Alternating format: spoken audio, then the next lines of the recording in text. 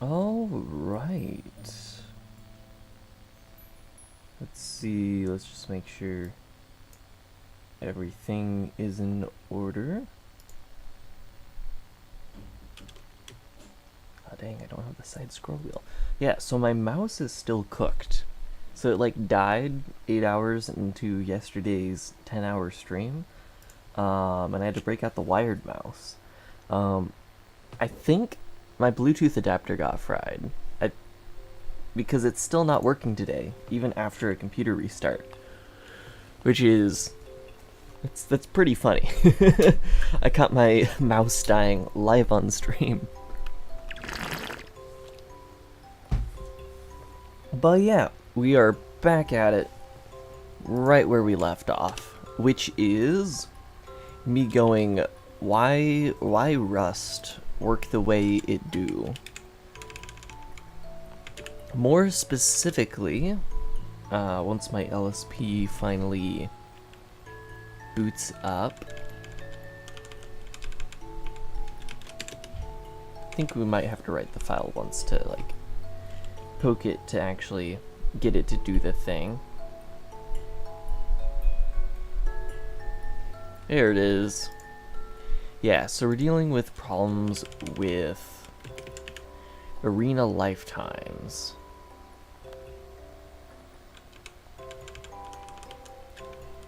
And specifically that it's kind of hard to return stuff, and I can't even like, you can't mem transmute lifetimes. Like, unsafe Rust doesn't turn off the borrow checker.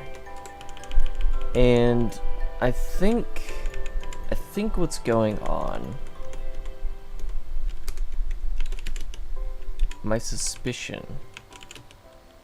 Hello. My suspicion of what's going on is this particular arena allocator. I don't know what that was about.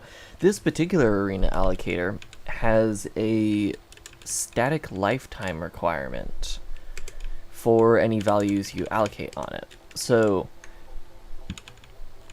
when we pass in the module has these references, and if this module has a static lifetime, that means this module lasts forever, which means these lifetimes also need to last forever. So when we try passing it into this function, that doesn't work out. I think that's what's going on. Now, the error is for this entire statement, and it seems to let me allocate it. It's just when I try to return from the function that kind of wigs out. So I'm not quite sure exactly if that is 100% definitely the problem. However, I think it's a very strong contender for it. So we're going to try to come up with a minimum example of, like, try to recreate this error with a minimum example, and yeah, see if we can use a couple other libraries that don't require a static lifetime.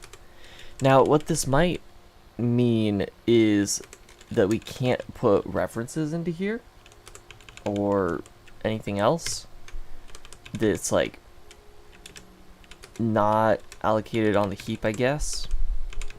But yeah.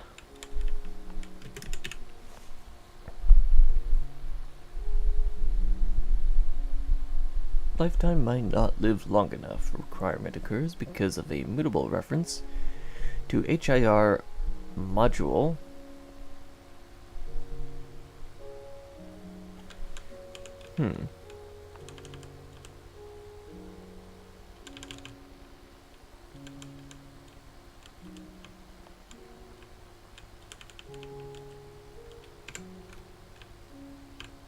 Wait a second. What's this modules?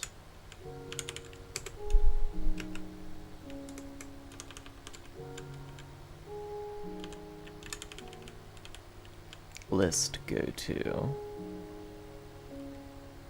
Because this is saying reference to module.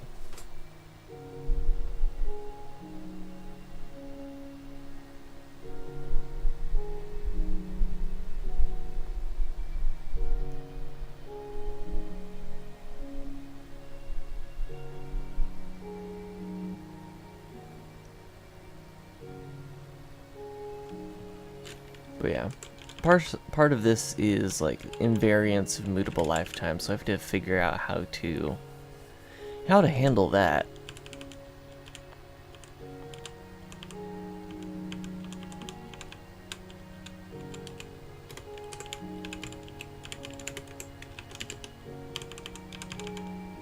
See, now I'm second guessing myself. I was all like, ah yes, I totally know the solution to this. It's the data structure. It's the arena data structure. But now I'm like, but the error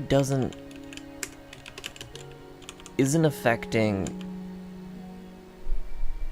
when we actually allocate the module. Like if I do let new mod equal this, and then pass in new mod here,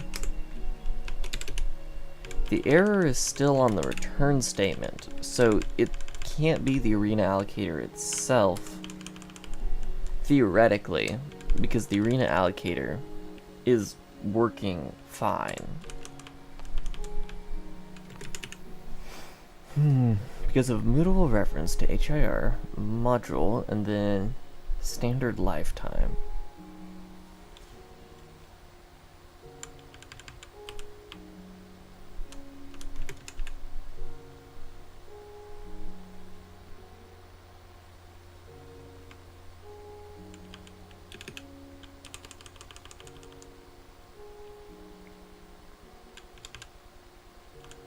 I wonder if it has something to do with this?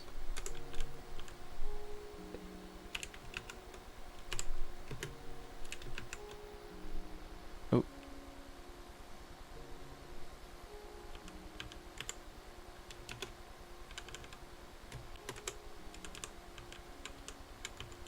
Yeah, I've just completely forgotten whatever keybind does comments. So it's not anything to do with that module.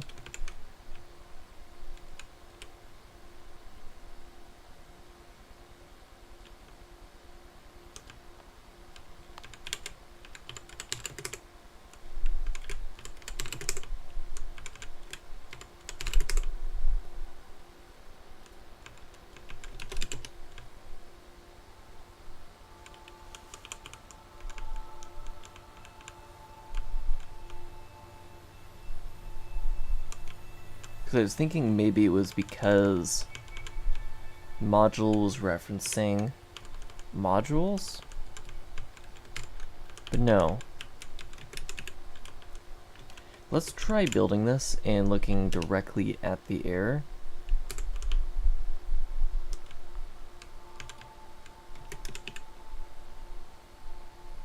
Or maybe it's complaining about the way that we're calling it. That's entirely possible.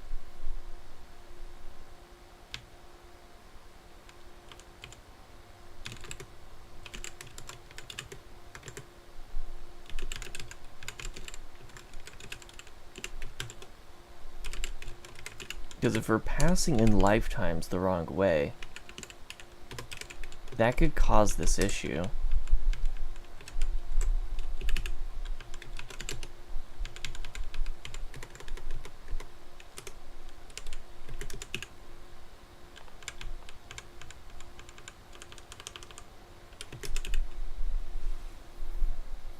Is already borrowed as mutable.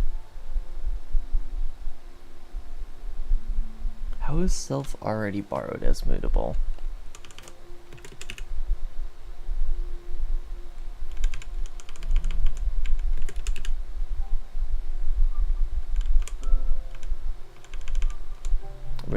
But none of the things we reference are part of self. Huh. Alright, we try build. So we get the full error.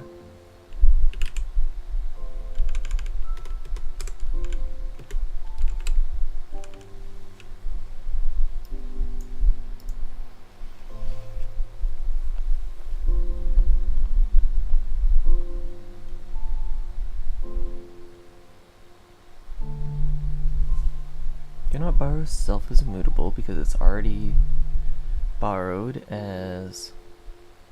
Okay. It's because it's part of the if statement.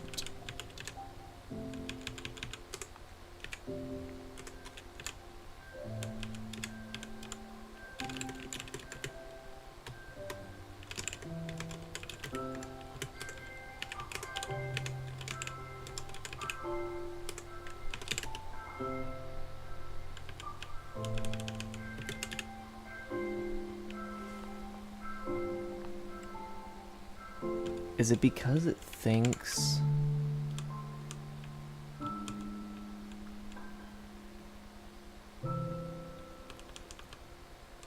that the result... Okay, where is the reference to self in here that's being returned?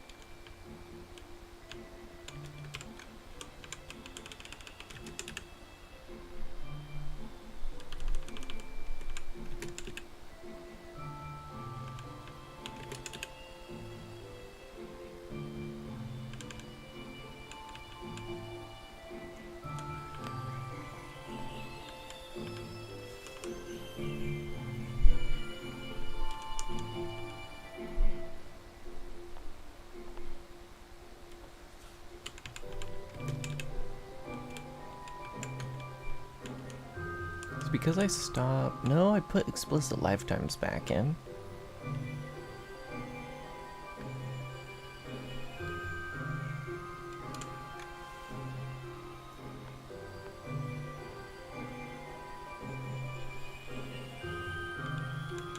Thing is, I've done stuff like this before and it's been fine.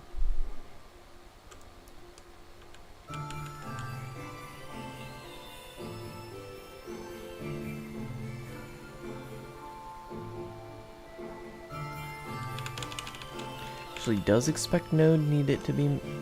Oh, expect node isn't mutable.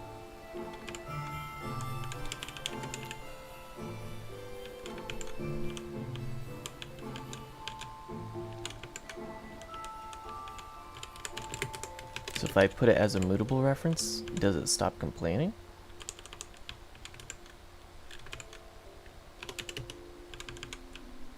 Or does it say cannot... Yeah.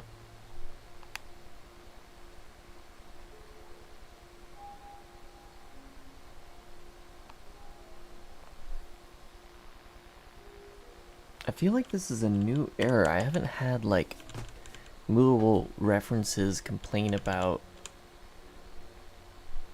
Wait, is it because root node...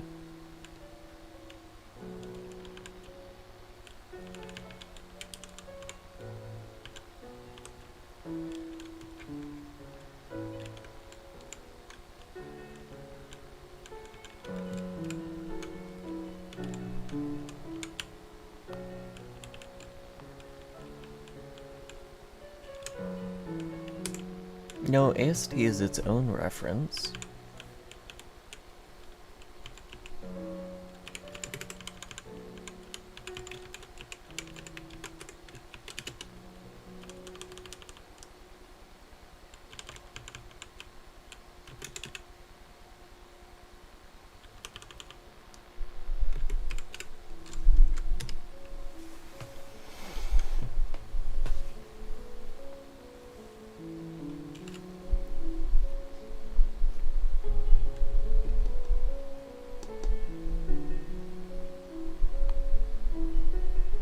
where does the first borrow happen?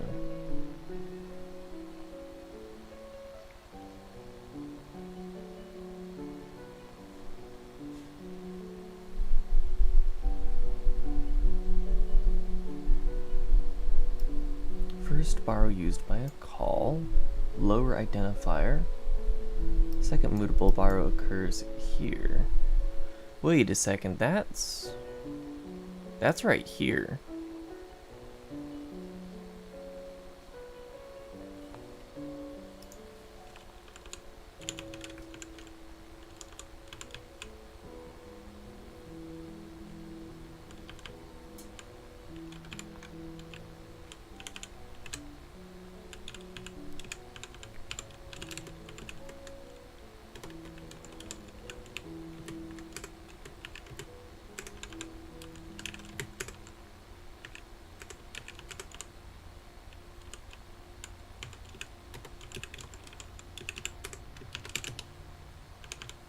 If I do that, the immutable references are in different lines.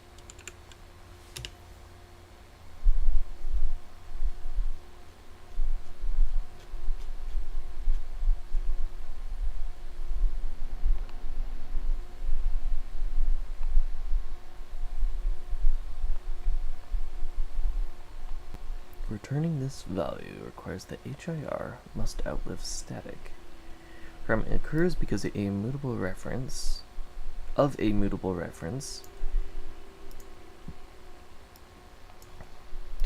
a module. Mutable references are invariant over their type parameter.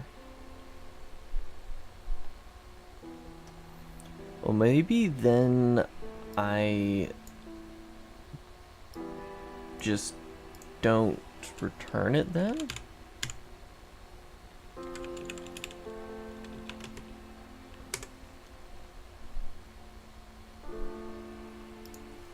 Because this seemed to work fine.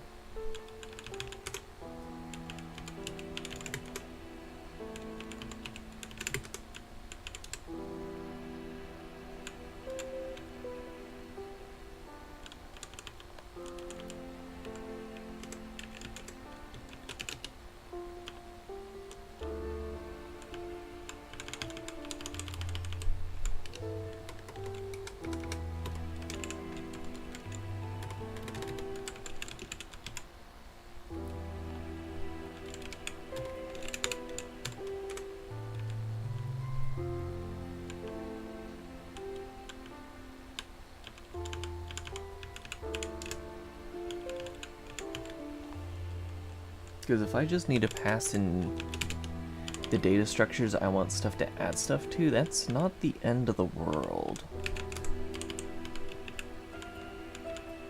Insert, and then identifier. References are copy, right? I could do identifier. Would this technically be two mutable references at once?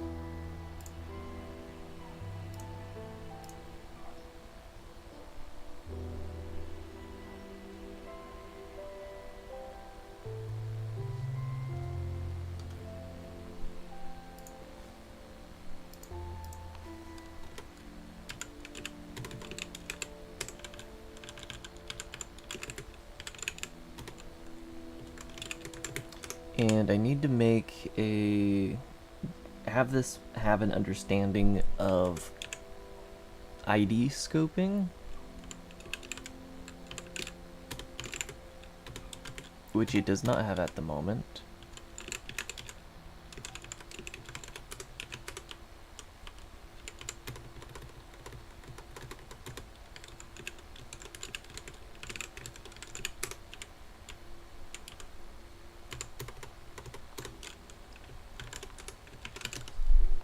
But if I do this,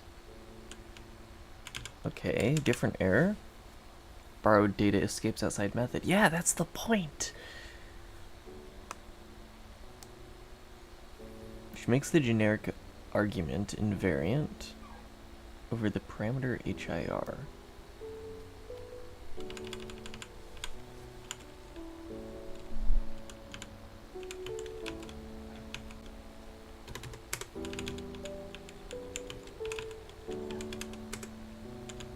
which parameter?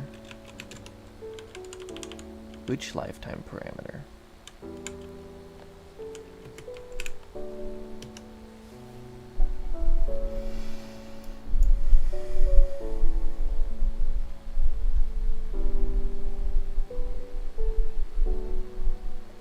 And it's not letting modules move out there either. Don't move out of modules because it is borrowed. Well, I don't need the lifetime of the hash map itself to be part of that.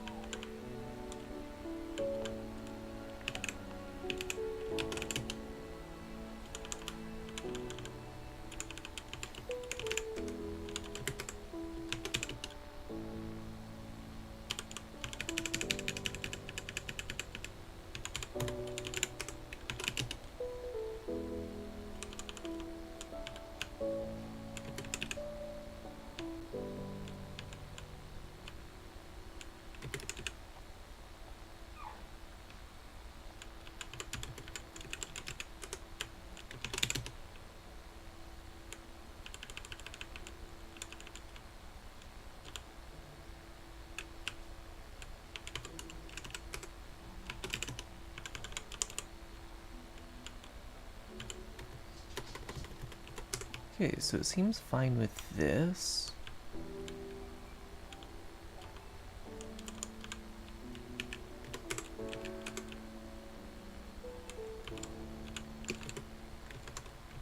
I'm gonna have to come up with a better way of actually handling results. So why is this complaining? The one must outlive static. It doesn't need to outlive static. Screw you.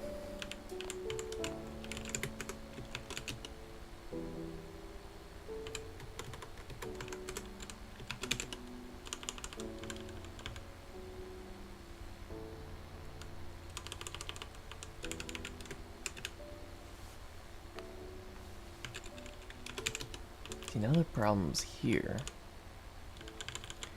What if I just didn't put any lifetimes on anything?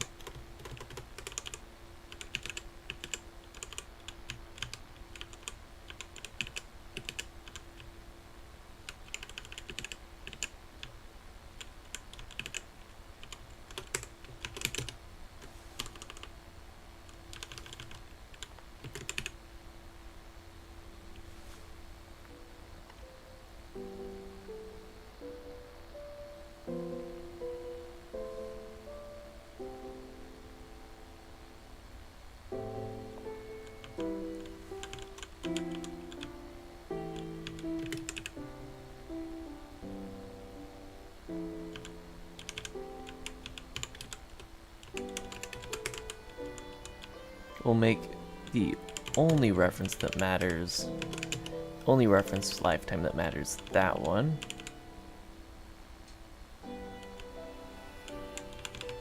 And that one, because they need to be the same lifetime there, but that is really the only lifetime that matters.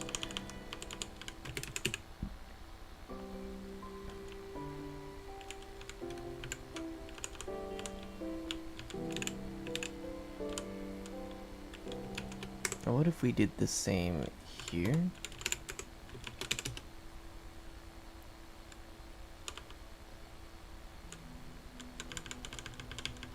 I really am just trying out random things and see if they work. And none of them are. I don't know how to prove to the borrow checker that what I'm doing is fine.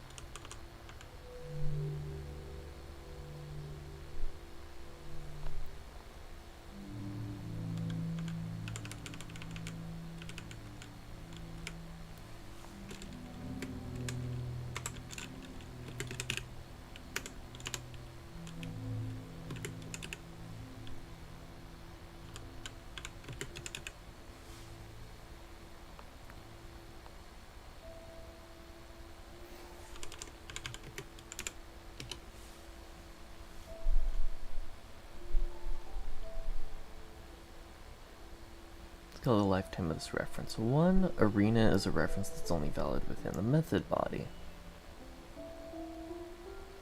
So when we call arena alloc,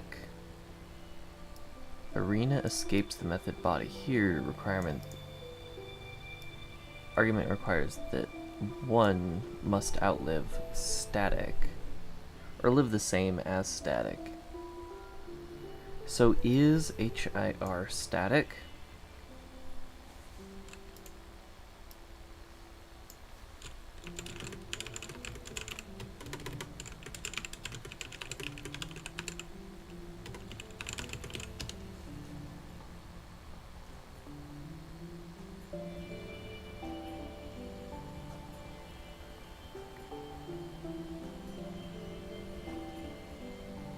Are there tools for this?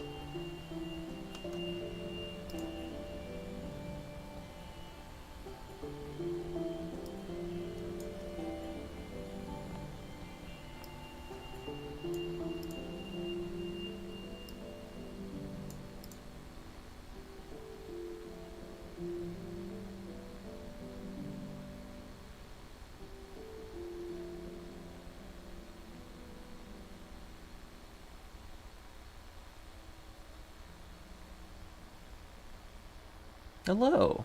It's been a bit. Right now we're fighting Rust lifetimes because I saw a pattern that's like, arena allocators, you can do references. And since it's arena allocator, you don't have to deal with Rust lifetimes. Like, it fixes that problem because all the lifetimes will be the same. And now I'm trying to do it, and yeah, it's not working that way.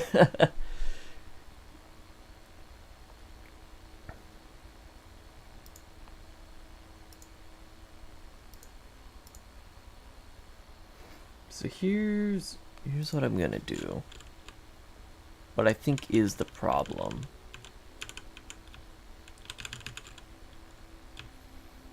Instead of having an HIR result, or here, we're gonna, for the moment, not do weird self-referencing stuff, because I think that's part of what's causing the problem here, is that the arena, since this struct is just being allocated on the heap, it's getting a static lifetime.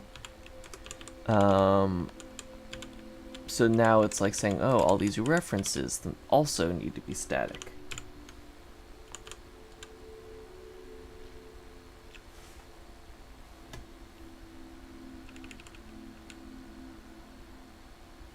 Or at least that's what I think is happening.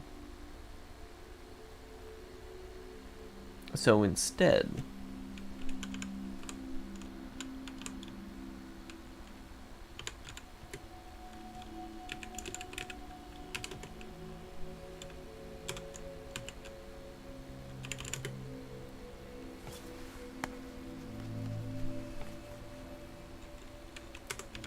we're just going to, oh right,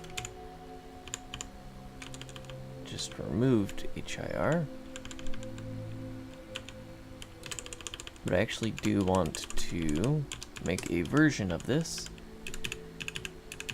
that's just this.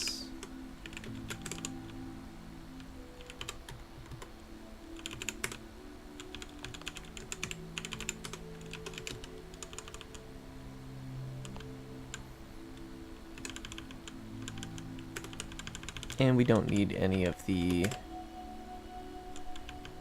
methods for this, since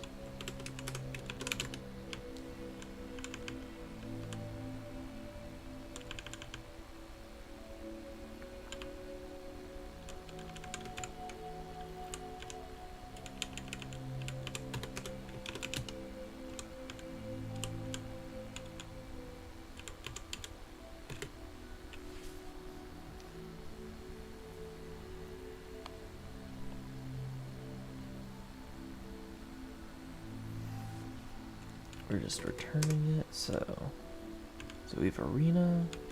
Why is this complaining? Expected type. Oh, right.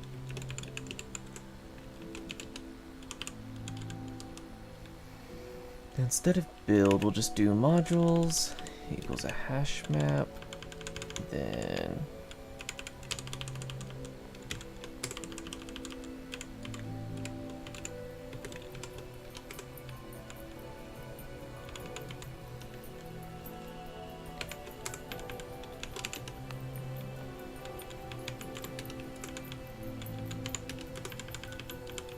I wonder if I have to do a mutable reference to Arena for this to work.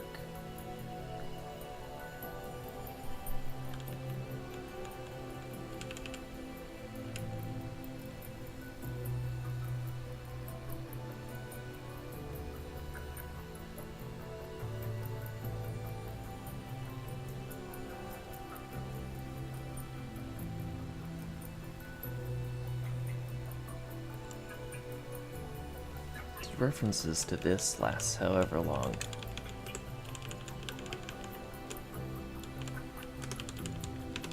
Oh well.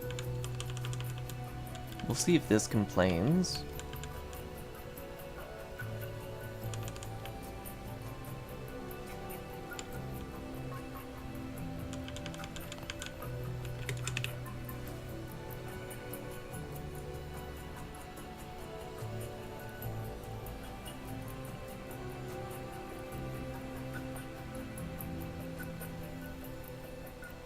Dang.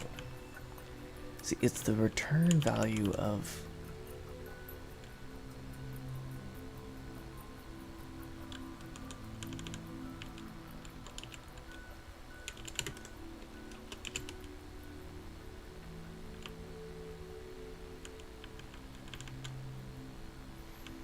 I think this error is within the function itself, not from any of the...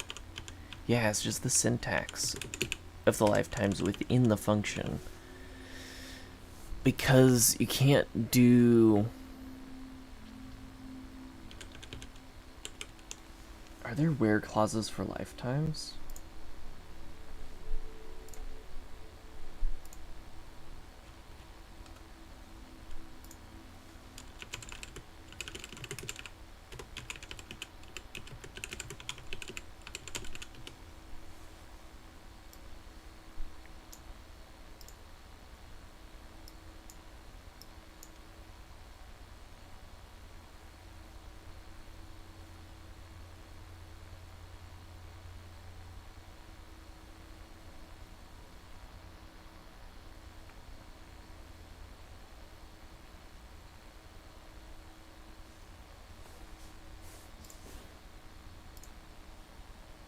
Hello.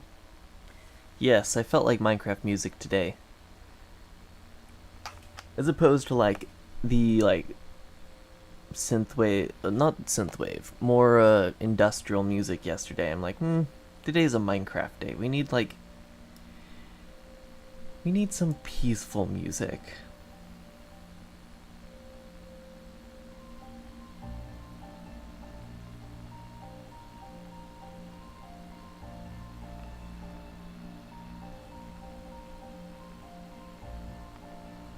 Where B is nested in A. Where B is nested in A.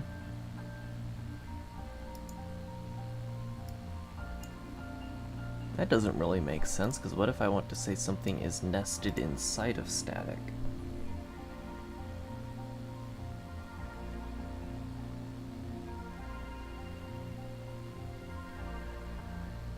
I probably won't be able to guess.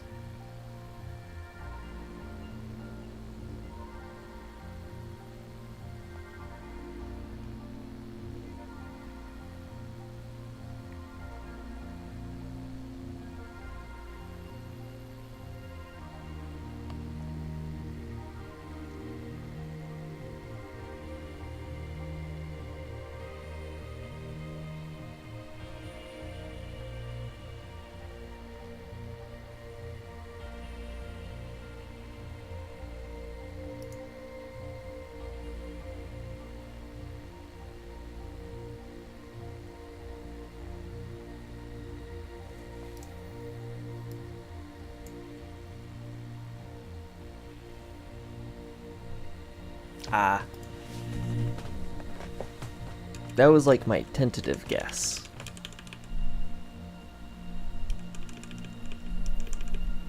Oh, weekends are just another weekday for me.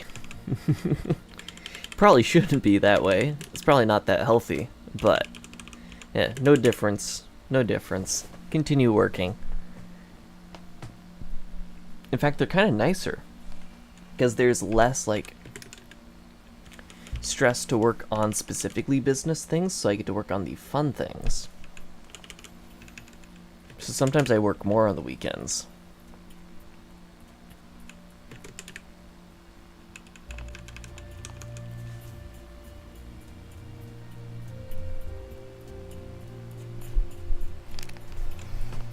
Okay, we need to figure out how to say...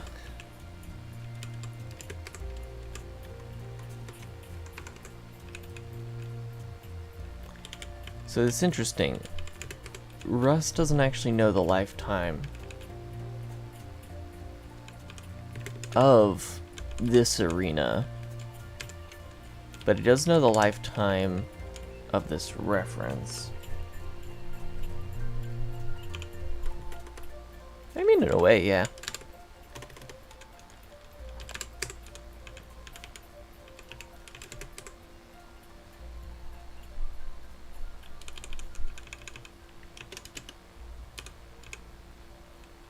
If I do a mutable reference, that will force it to... Well, actually, if we do this...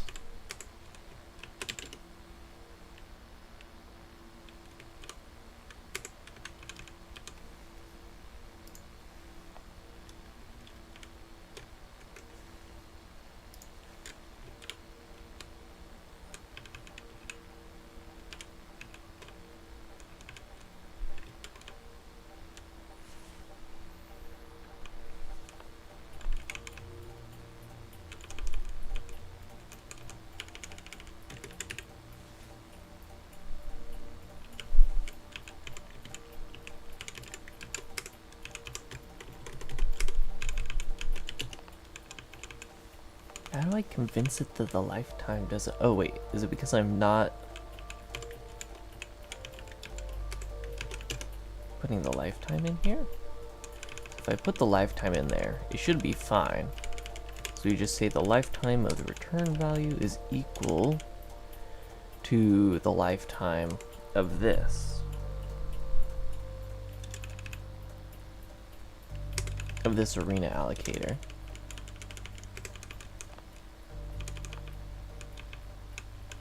Specifically this one reference to the arena allocator. And then that's fine with us returning references to references. So why isn't this fine with me returning references to references? Even though for the most part, doing stuff exactly the same.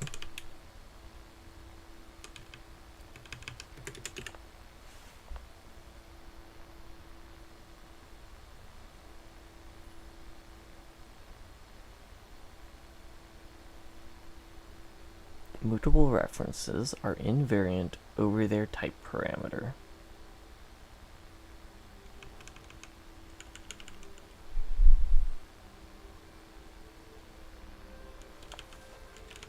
Didn't I just force all references to be the same?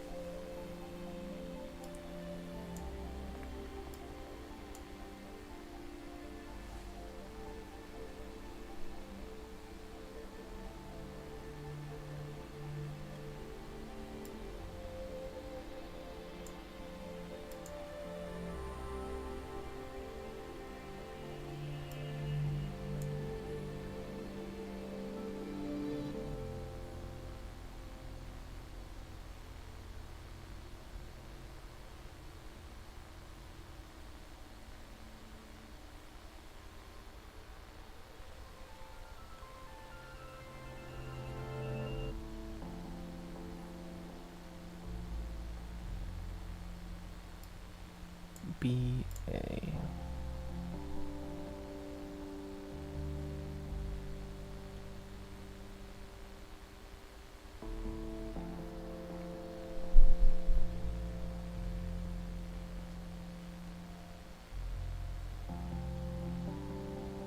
See, the entire point of arena allocators is so you don't have to deal with this. So why am I dealing with this?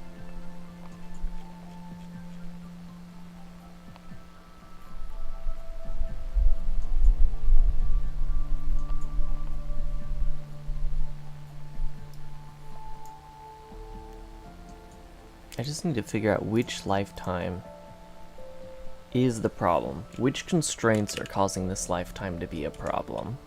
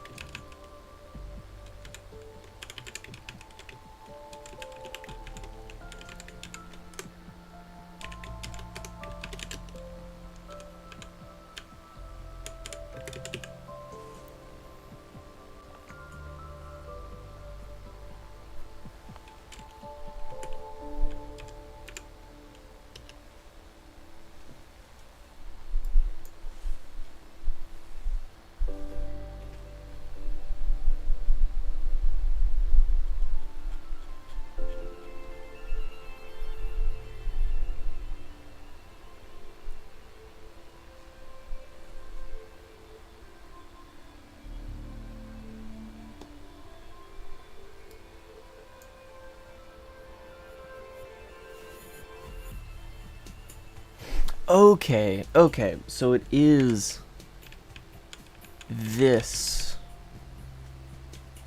This is the problem. So if I were to do that, I don't think I'm supposed to write directly to stuff like that. But if I did,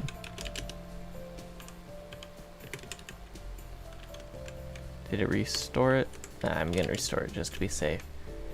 But I think that is the problem, is that our arena allocator can't deal with non-static lifetimes.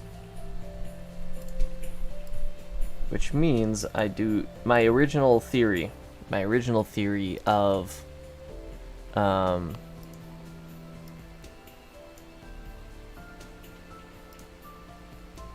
that's why I was claiming lifetimes aren't long enough, because it was auto-filling this as the type parameter, and that's where we were getting the auto lifetime thing. That was the problem. There we go, I finally found it. It is the data structure. Screw you. Screw you, data structure. You gave me hope. I could have spent so much more time if I had just used a different one. Alright, let's actually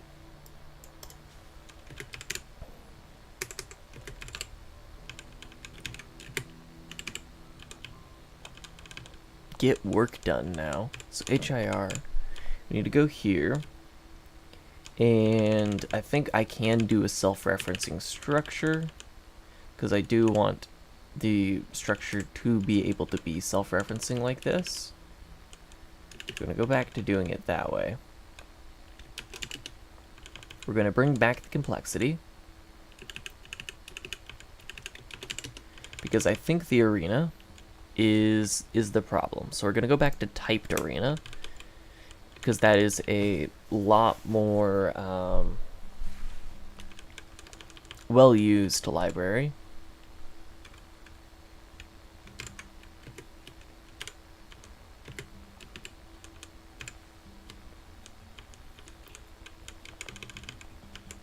Instead of rodeo, we're going to do typed arena. And then we're just going to do an enum for everything.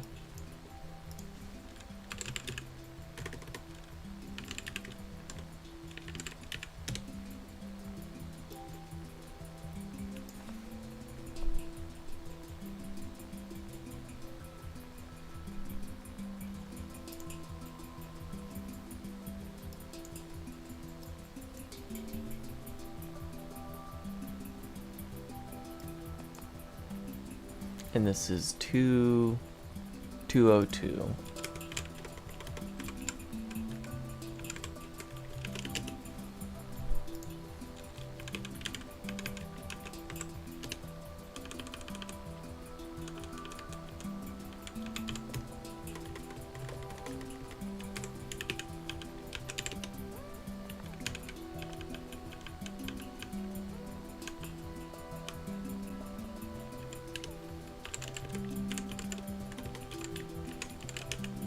We're going to create a new type called HIR arena,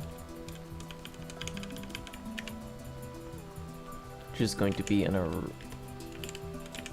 arena from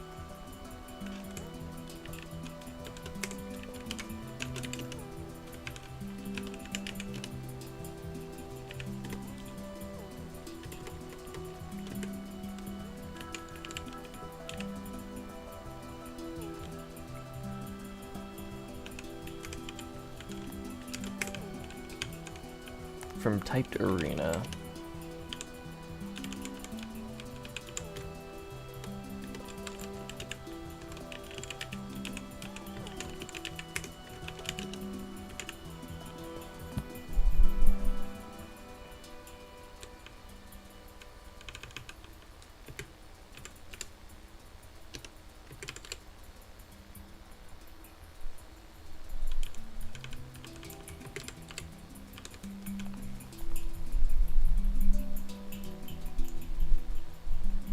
Oh, it's not an underscore.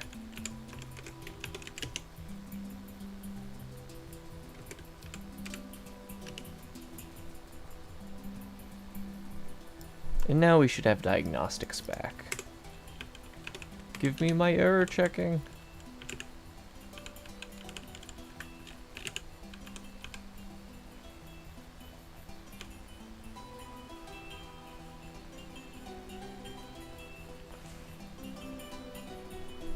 This is the best song in the OST.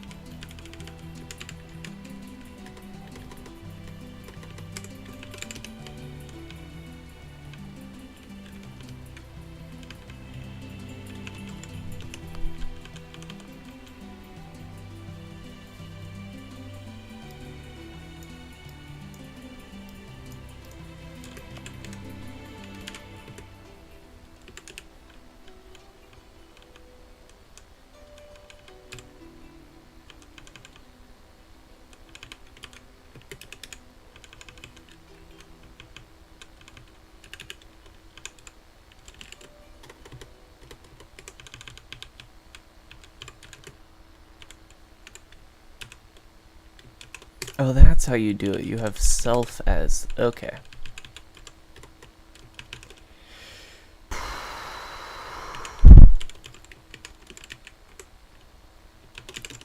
You have HIR arena. And this is going to be...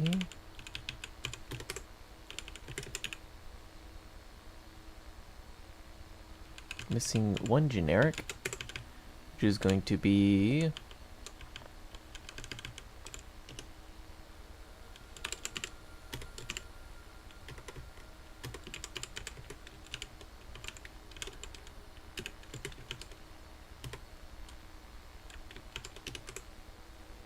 HIR kind.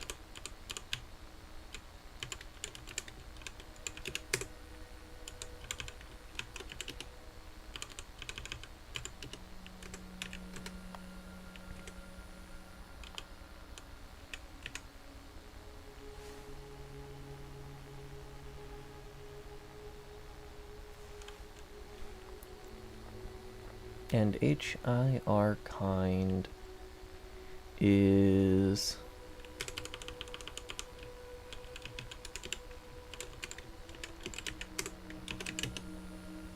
and does Arena require a mutable reference for anything, or is it all non-mutable references? Because I prefer to do non-mutable references.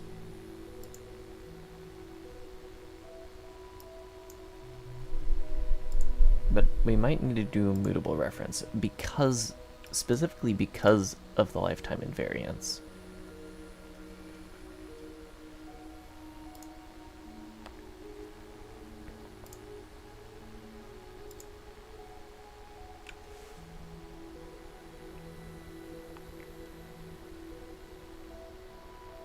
Okay.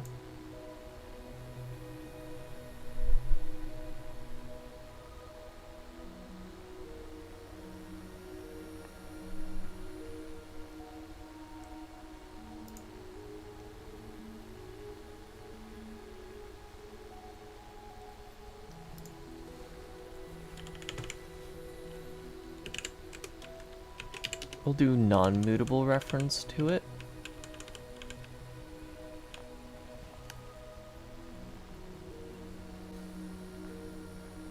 So it's technically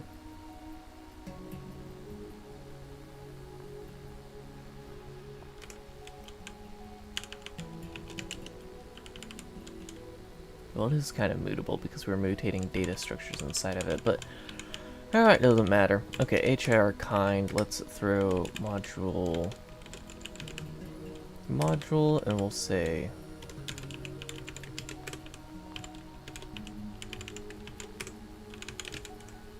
module identifier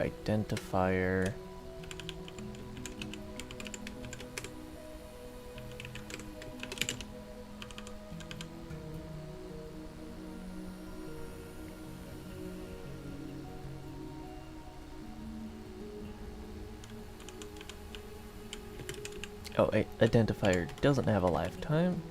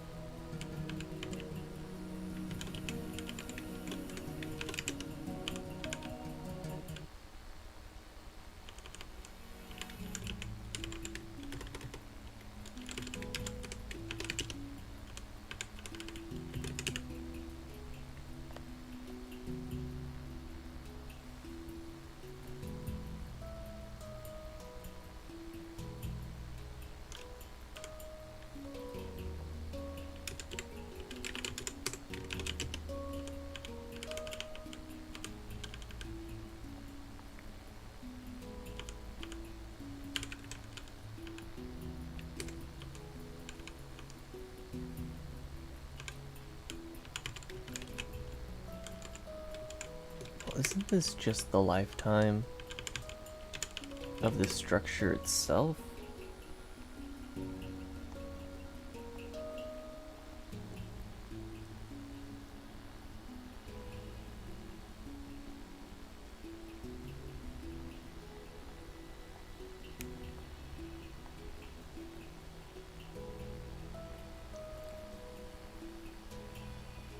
Okay, let's see the documentation, how do we do things that reference themselves?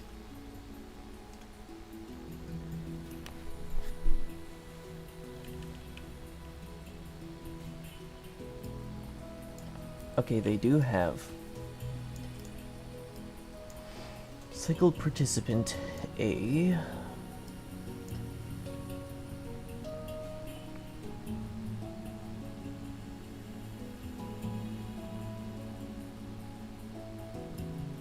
Then it has them reference each other after the fact. So where is it getting that lifetime from?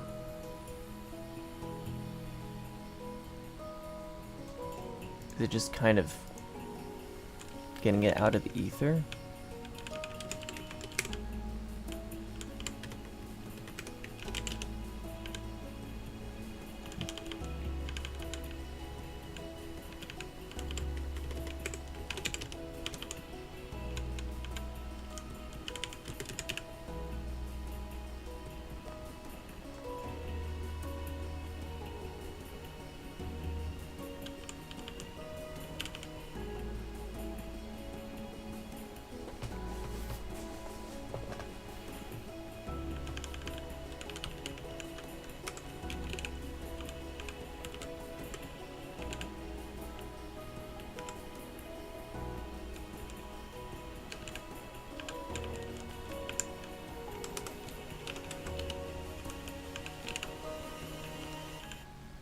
Come on, can I please look at the source?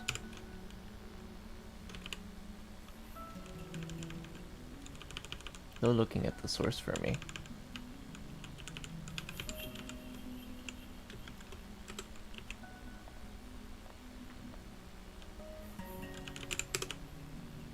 Okay, with Ouroboros, can I have...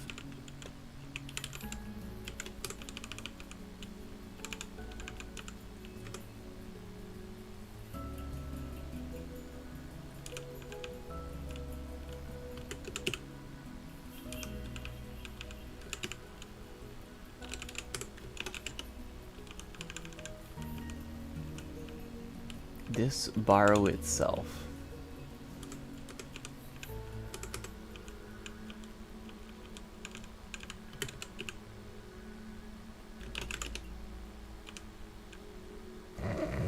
It can't have it borrow itself.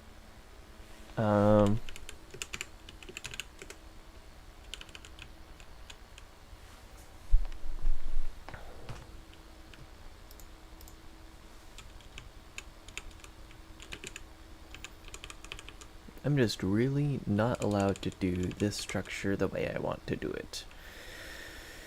Alright then.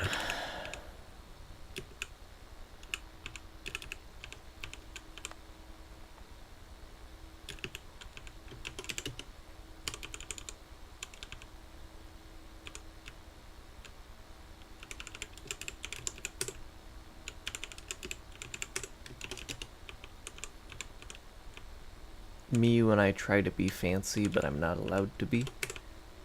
I spend more time trying to make it easier for me to use than actually having it successfully work.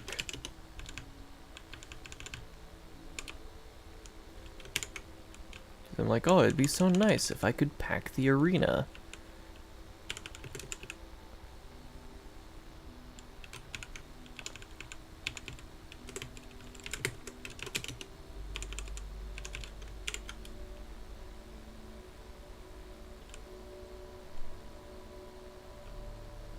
True. But like the point of the arena was to make it easier to... Oh, I guess. It's not necessarily... The point isn't necessarily to have the arena be easier.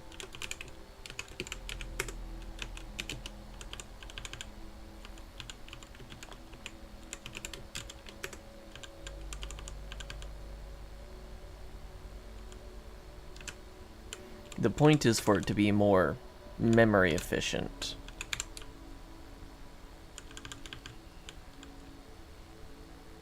Well, just more efficient in general. Not for the coder.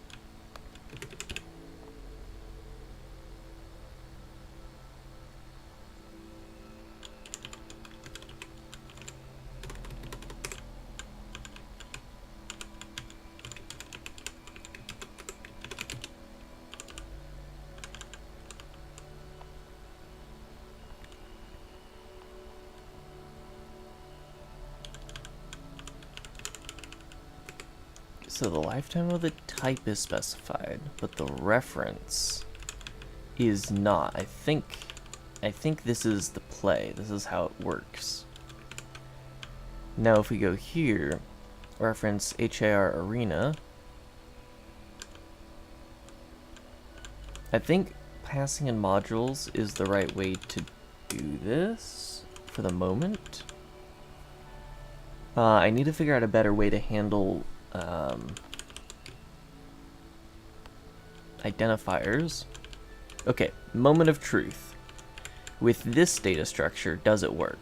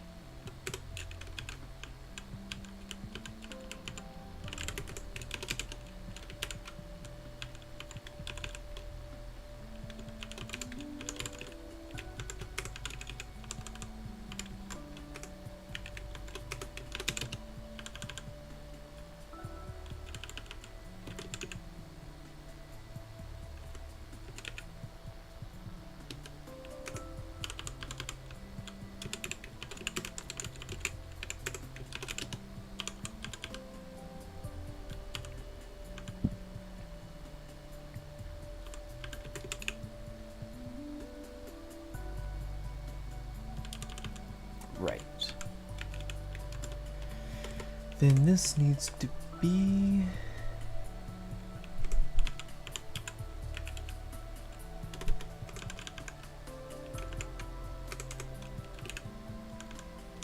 Come on. I don't want to have to look at the documentation. Okay, yeah, that returns a mutable type. Mut t. So this is now a HIR kind.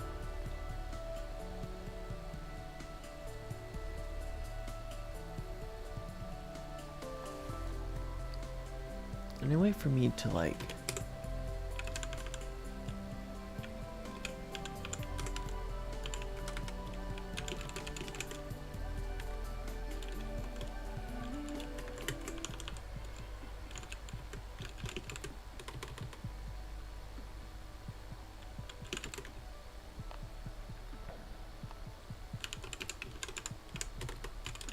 I need to come up with a simple way of doing this.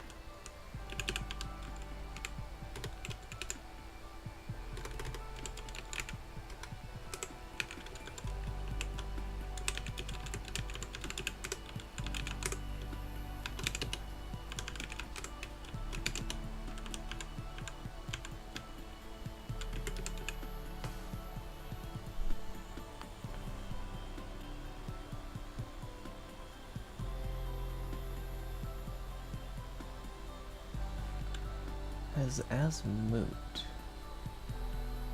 Oh wait. Huh? What do you mean the method as moot exists for that, but its trait bounds are not satisfied?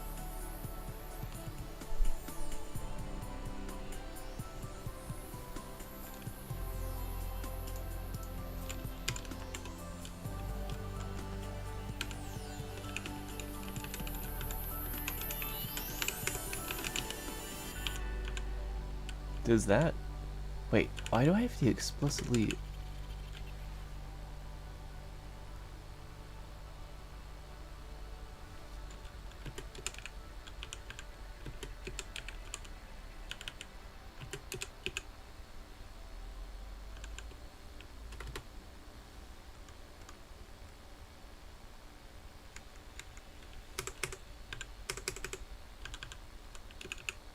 Why is as mutable not defined for that? That is super weird error.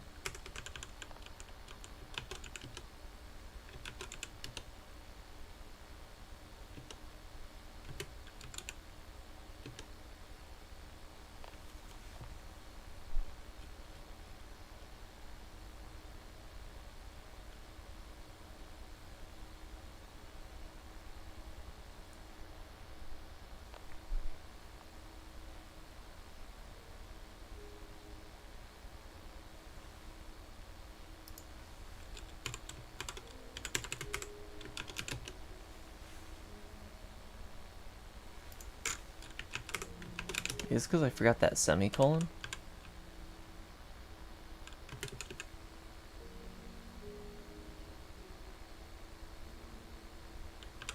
Oh, wait, it's because I didn't make this... It's because I didn't make the variable itself mutable. I think. Maybe. We'll see. But then again, you don't need to explicitly, like...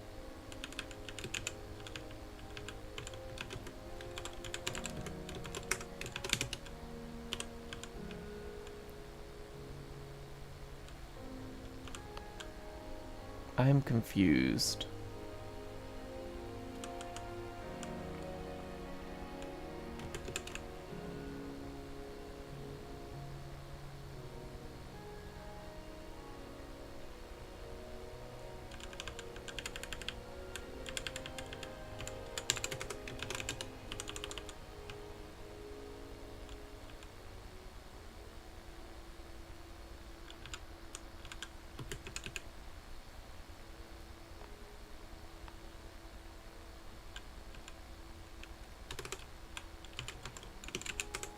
Maybe I want as moot ref, but no, it's as moot.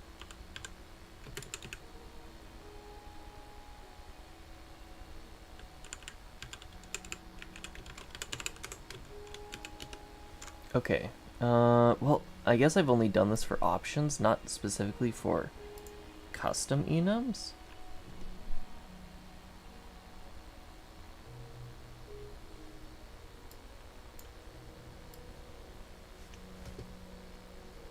Confused Roda.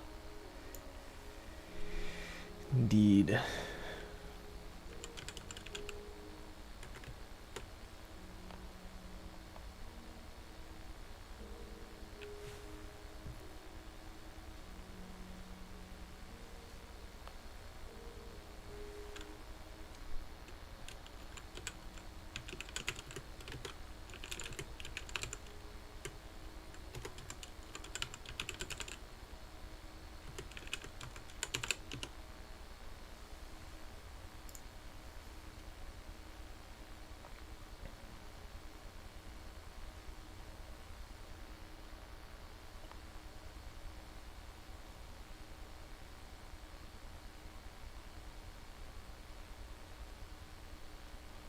Do I have to manually implement this?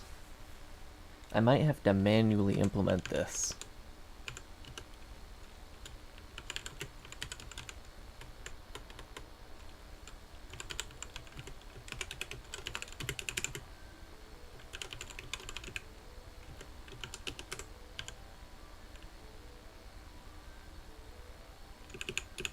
What is it? But it's saying that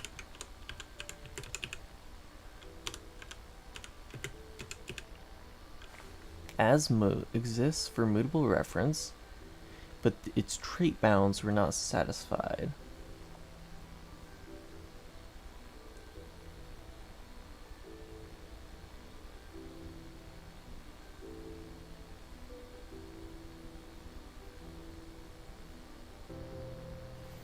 Oh, is it like a...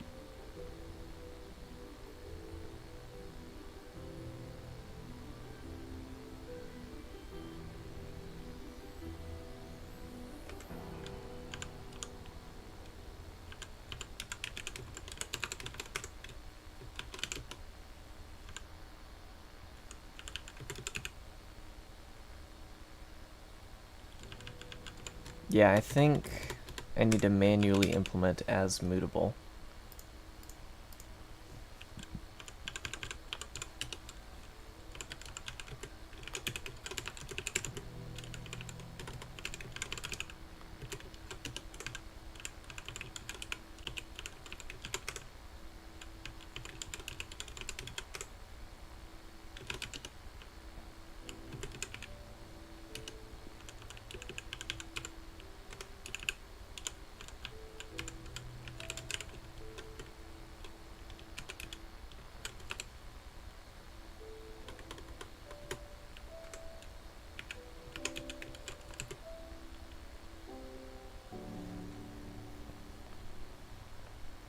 I wonder...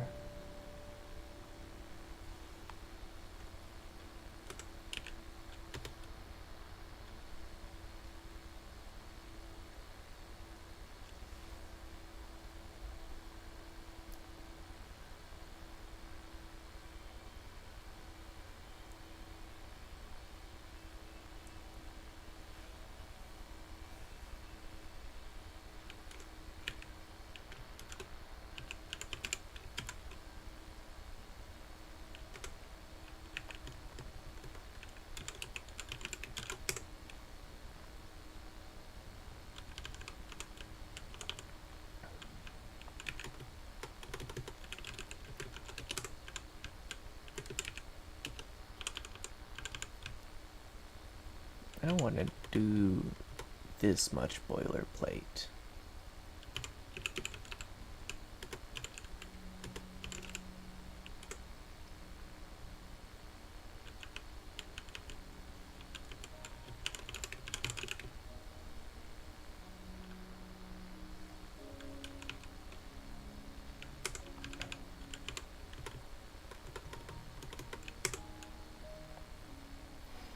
Oh, it doesn't have Asmoot because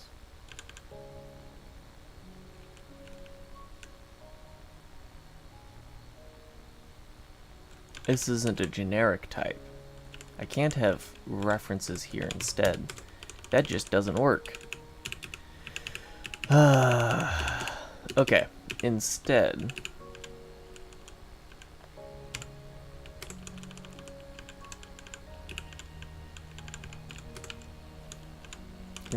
what we're going to try to do is just make an easy, easy allocation thing. That's all the boilerplate in one place.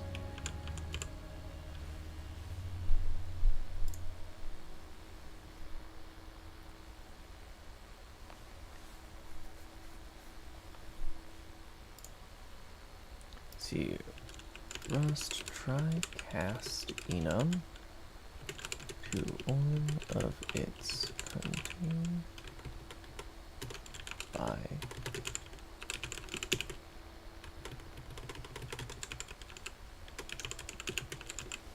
by contained type.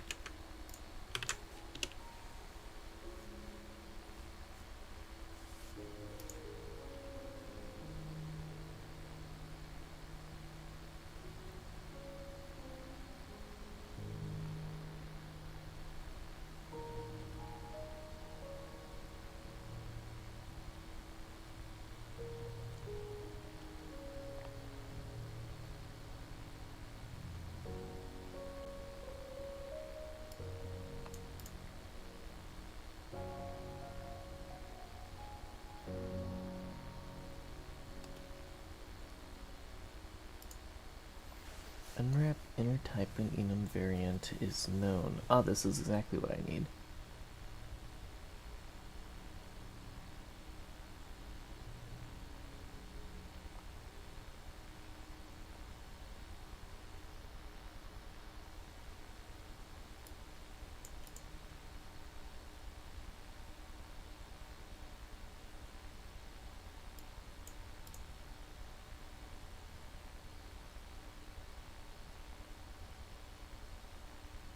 How long ago was this?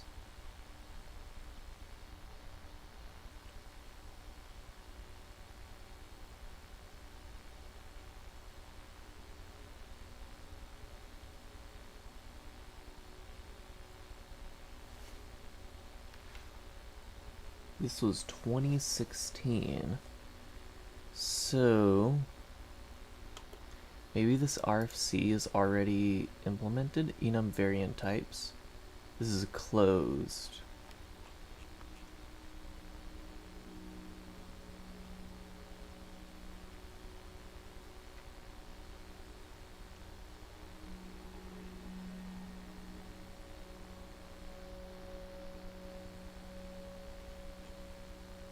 See where this ended up. There's tons of merged.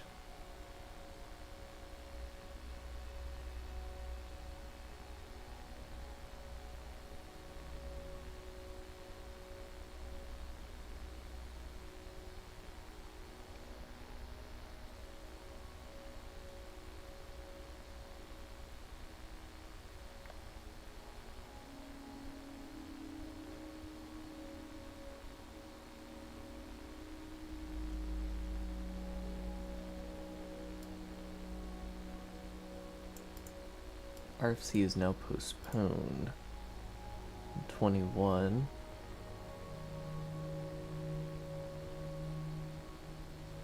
Try trait. So it looks like a lot of people have tried to solve this exact same problem.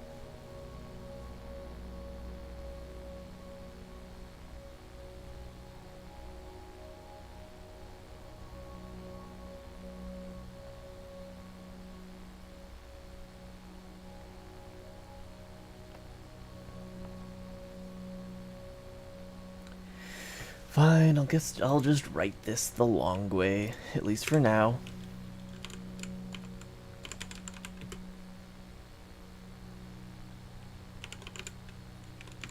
Can I add stuff to HIR Arena?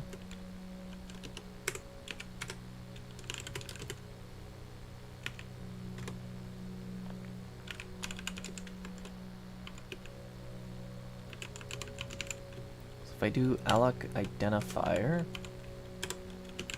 take in self and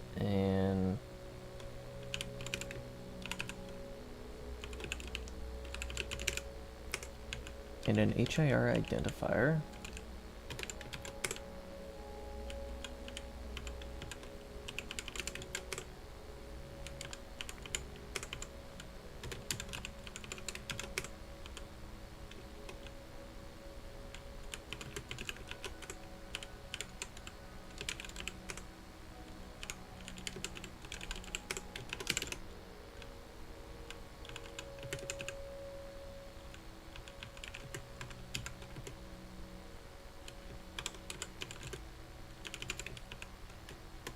Oh, I don't need to do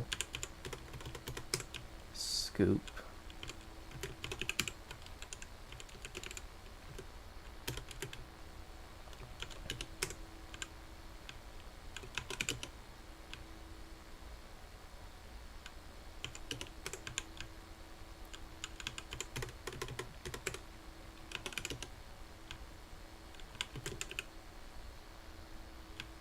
Oh, right, and identifiers don't take lifetime arguments.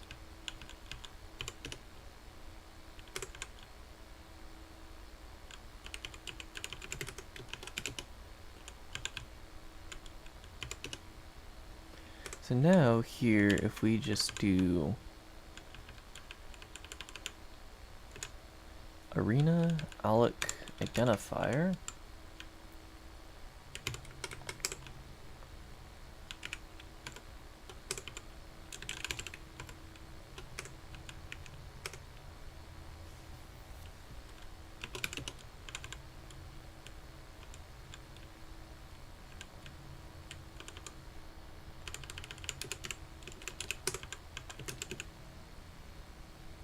types outside create where the type is defined, or a new type instead. What if I did this as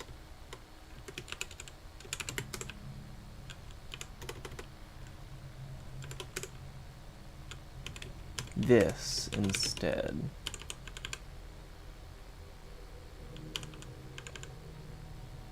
Yippee! That solves the problem.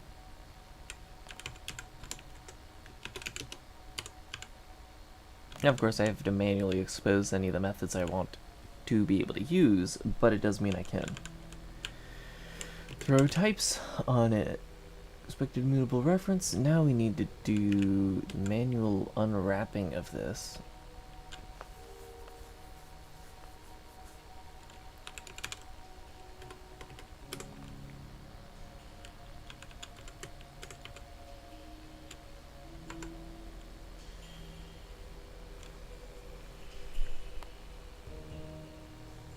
So how do I unwrap but on a enum type?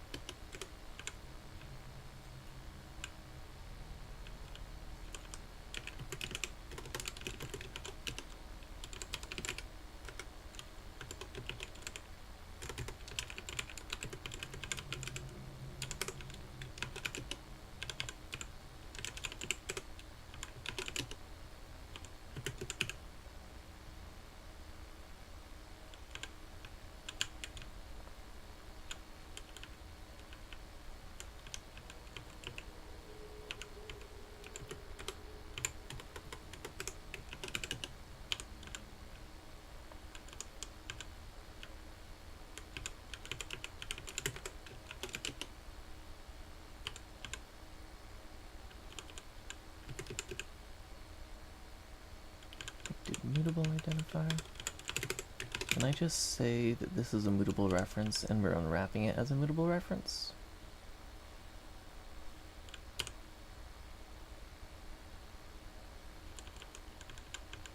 It's not complaining yet.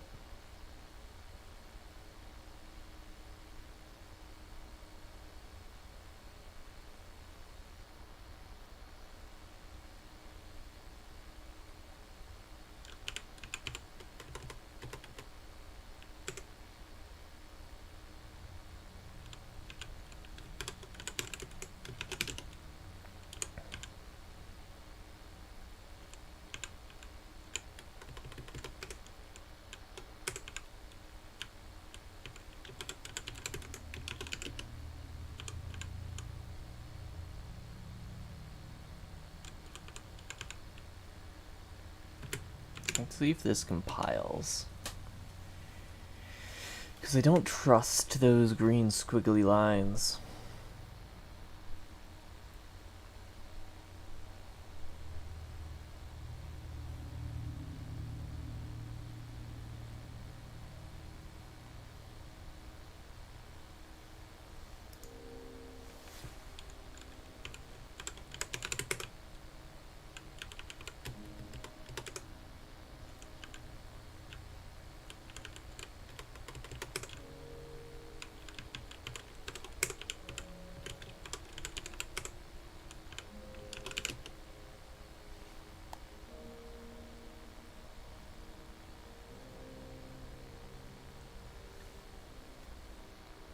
Okay, how do I get a move? I haven't had this much trouble with Rust lifetimes in a long time.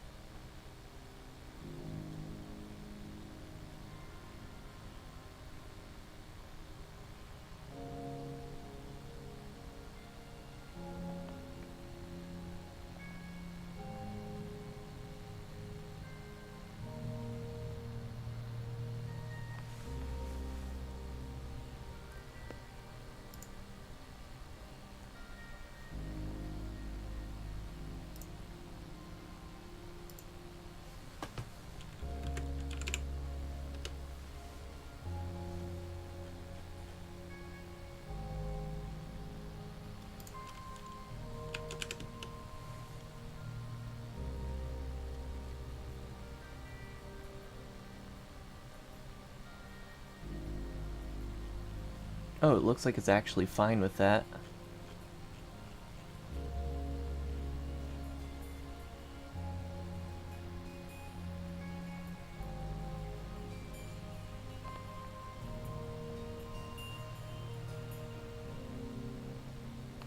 So here, instead of doing this, we'll do identifier.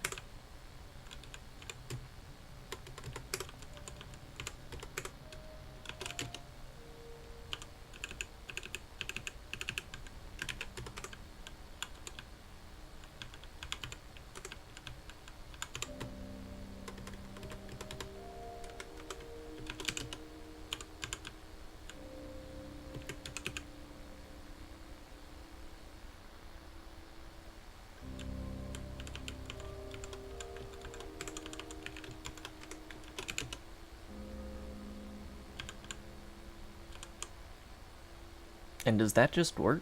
No, it doesn't. Lifetime required in the type of arena. Lifetime HIR required.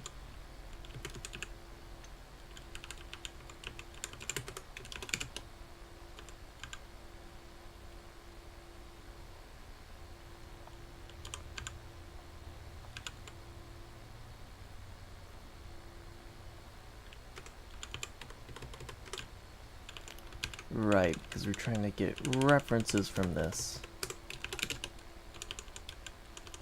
The last, as long as the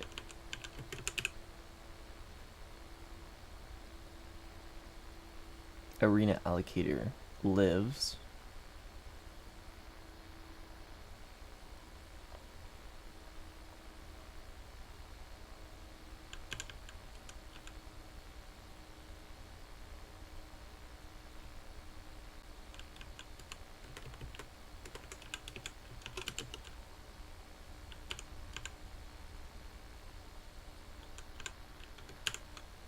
if I do that, it will move the problem over to here, right?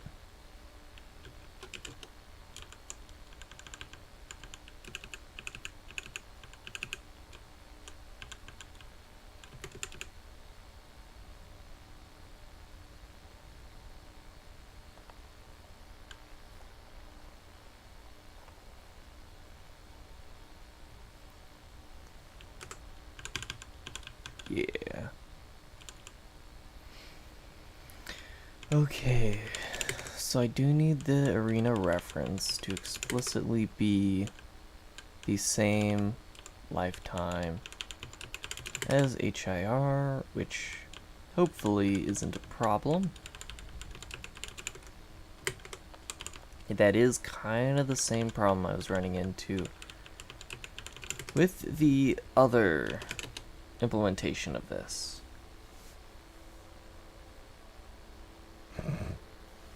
Indeed. Very rusty.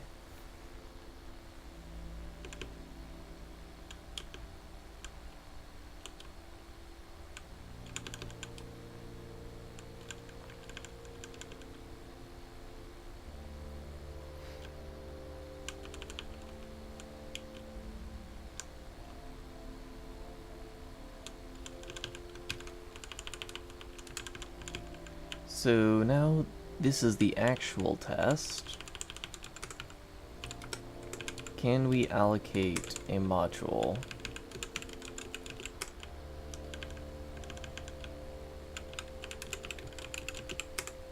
I shouldn't have switched to arena allocators. This is supposed to like solve lifetime issues, and by solve lifetime issues, I mean make my life easier.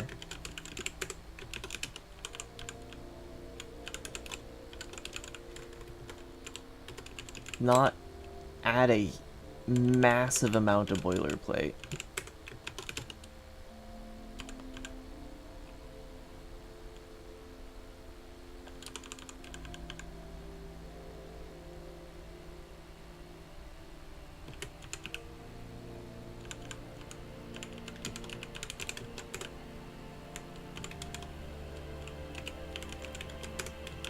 Would be super satisfying to get working though.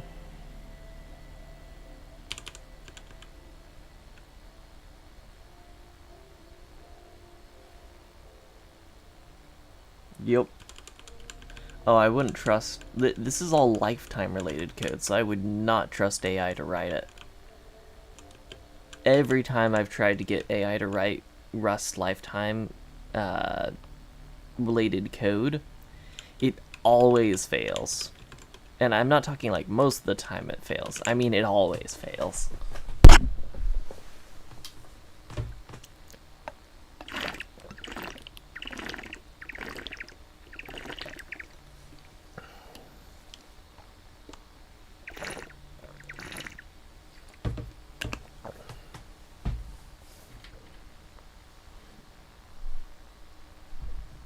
Yup. Well, it's just not smart enough. It's gonna get better, right? Because that's what AI does. It gets better. And it will take your job once it's better. But it's not better yet.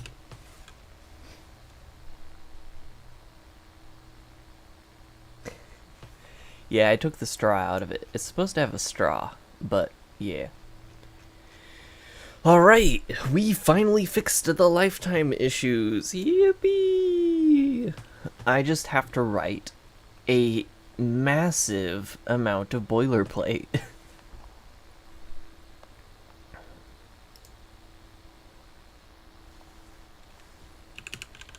So here, I'm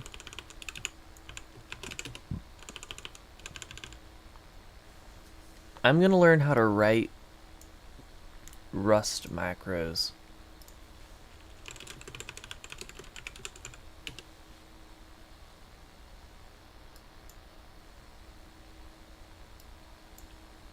So I've done procedural macros.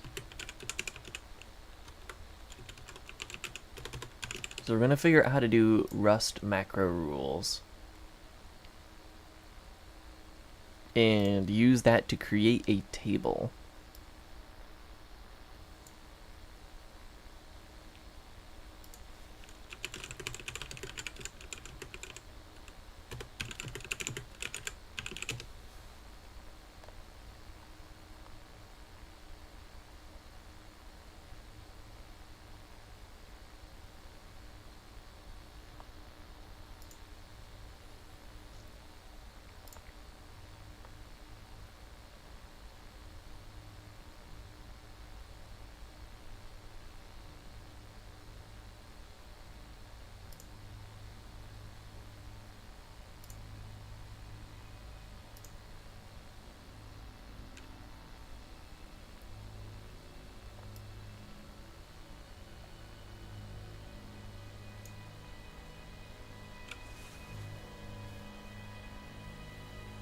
Oh, can I only do...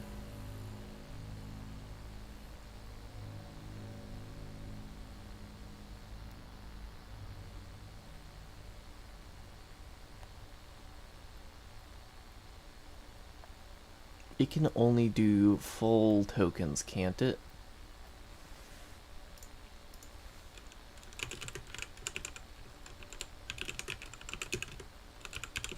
Can I do append tokens?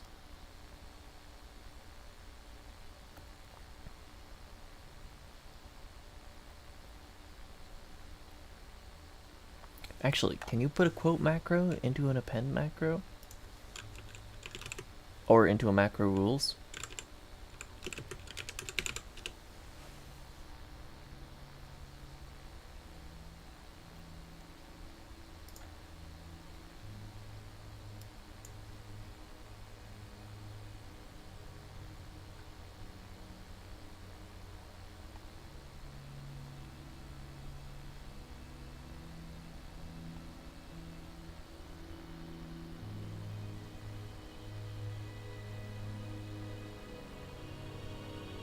Ah, but I still can't append tokens.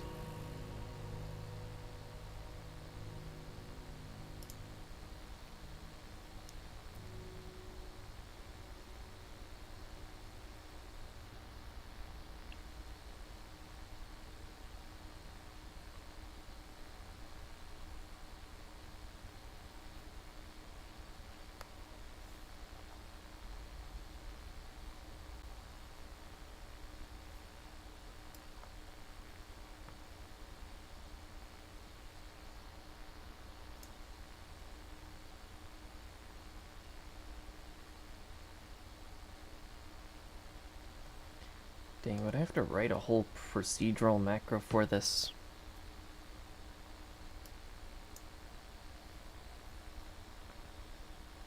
Not necessarily.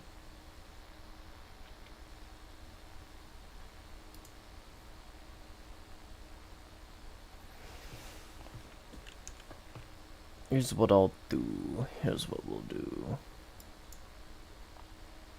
Or...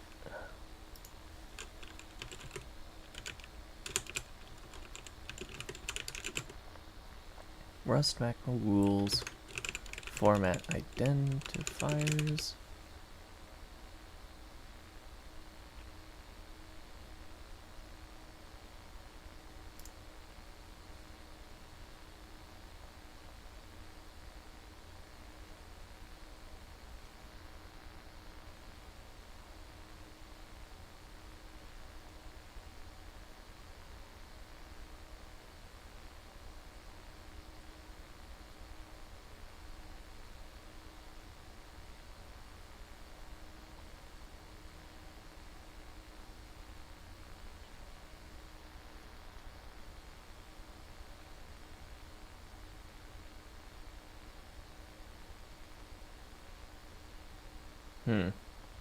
See, this is why, one of the things I'm going to do for Brane Engine, or Brane Script, is I am going to do Rust-style, like, procedural macros.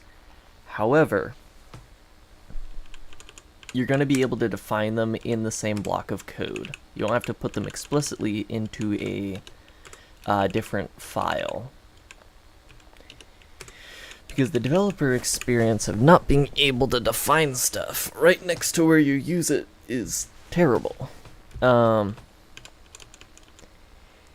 Yeah.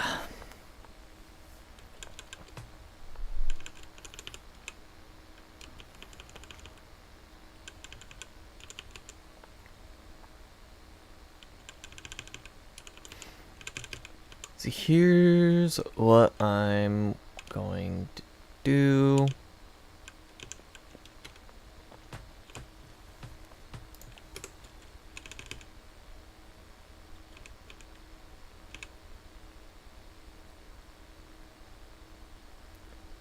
You have to make a...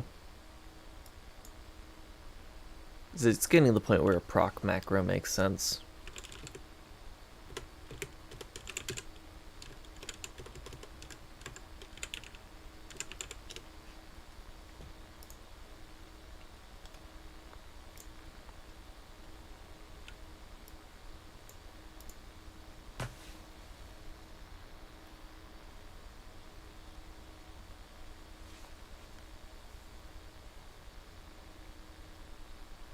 So I need to make a new crate.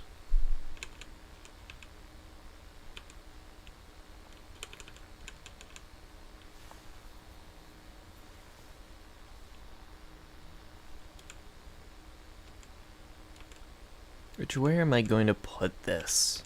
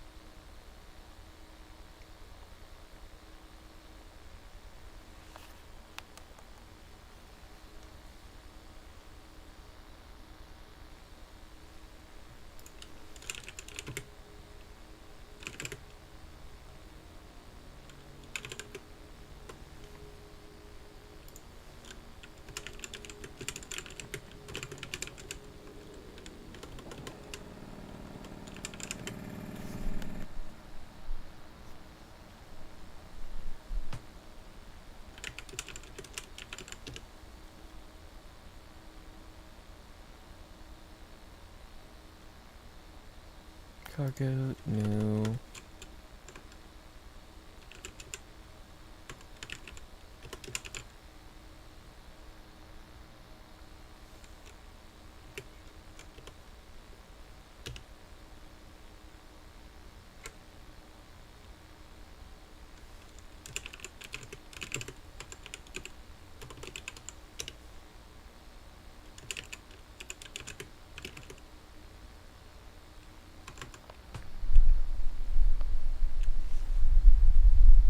I guess I'll just do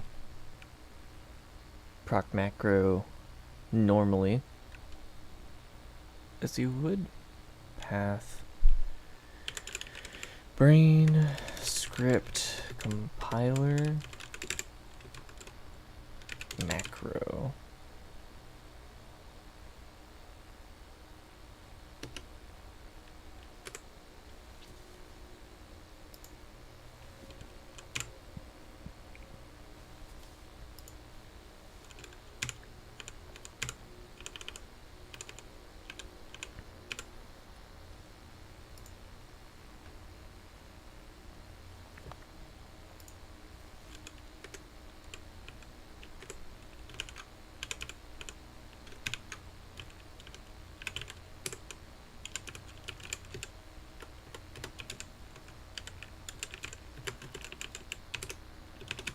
And real quickly, I am going to see how I did similar things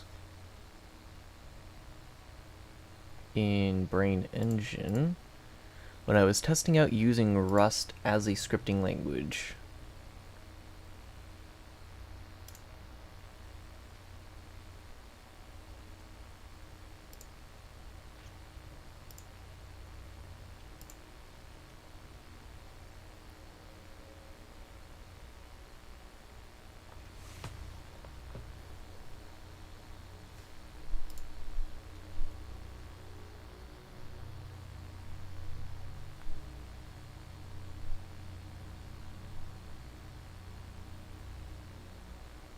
Yeah, maybe in the restaurant have one of those birds that dip into some water, but it's shaped like with his avatar. I don't necessarily like it, but I won't disallow it.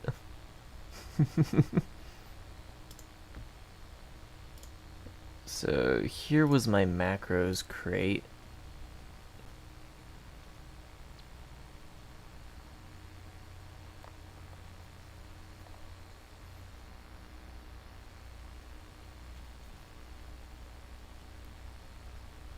And I don't necessarily need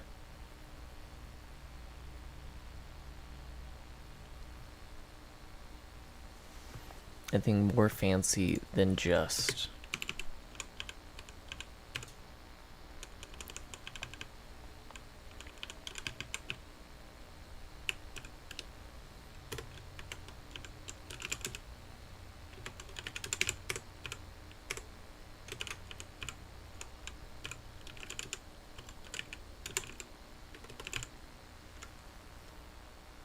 see what my include looked like. Dependencies. I don't think I need to parse anything, so we'll just have that be as it is. But I do need quote. I don't need proc macro error.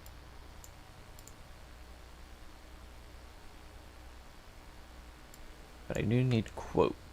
And really only quote, I guess.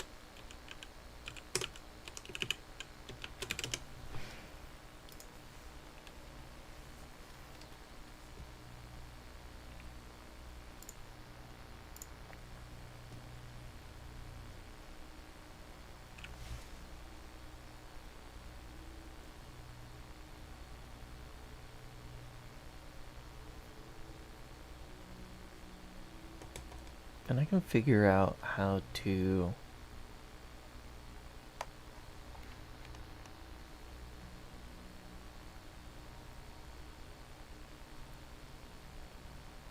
handle it from here, I think.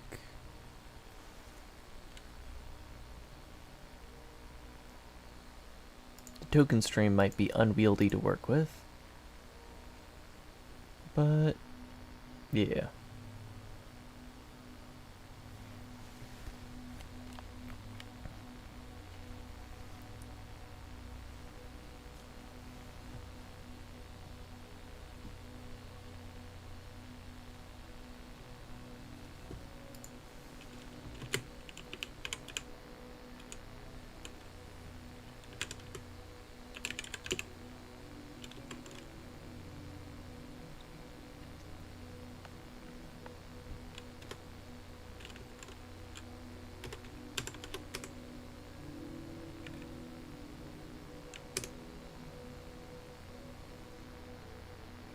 What would be really nice if I could define a actually, I wonder if there's already a crate for that.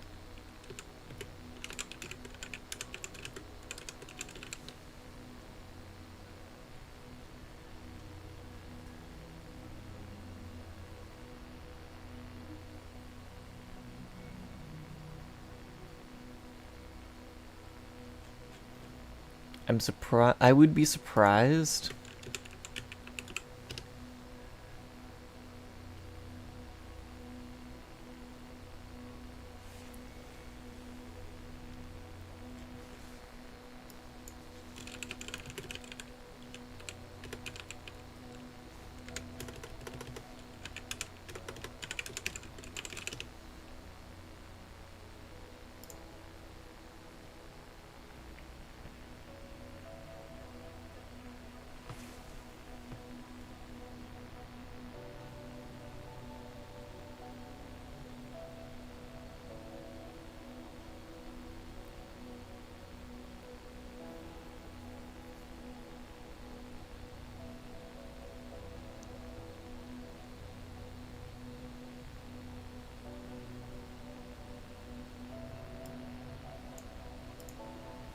Okay, we'll just call this a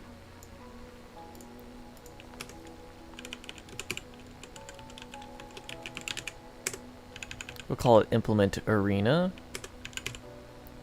and then we'll pass in a list of types.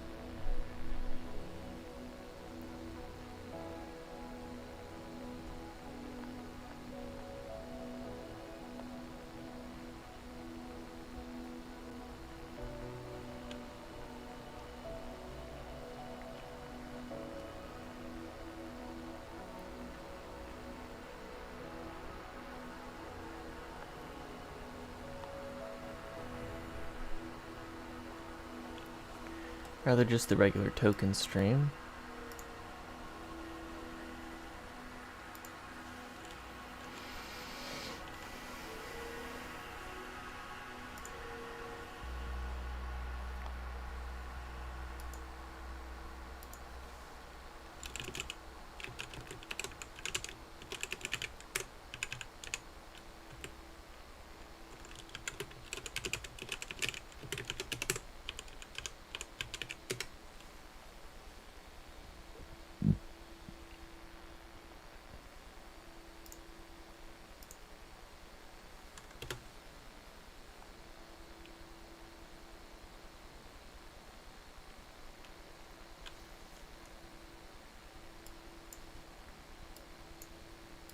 Then I need a way to parse this like a list.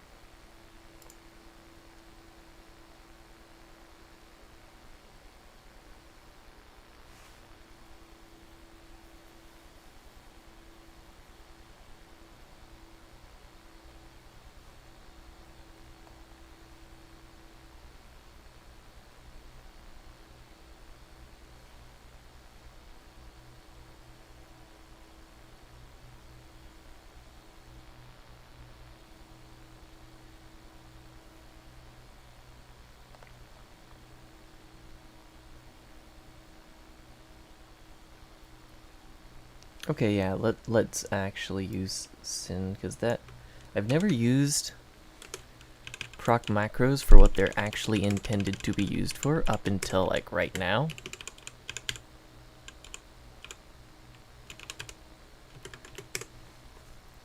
Here, look up. Or we'll even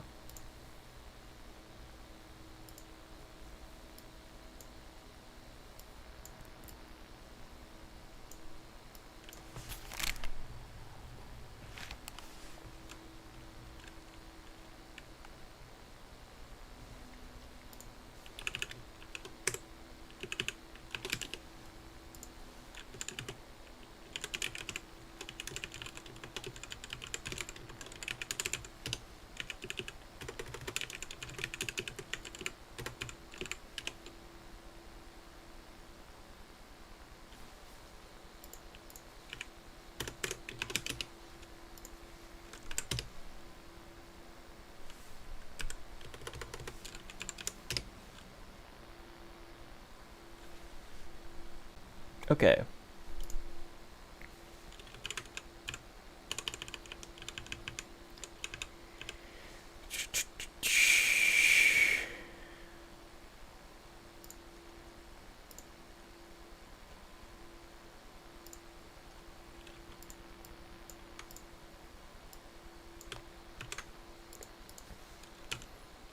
Spend an hour so I don't have to spend 30 minutes writing stuff.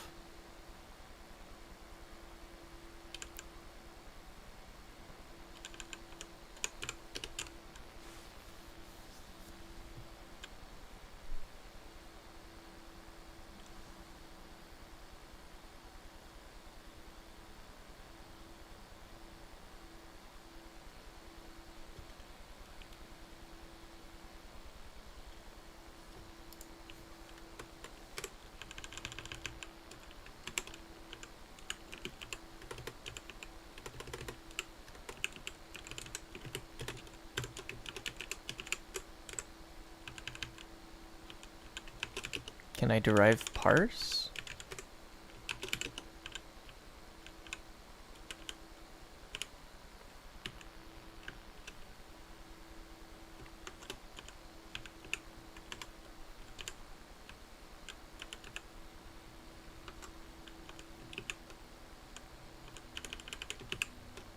Oh, that's actually super useful.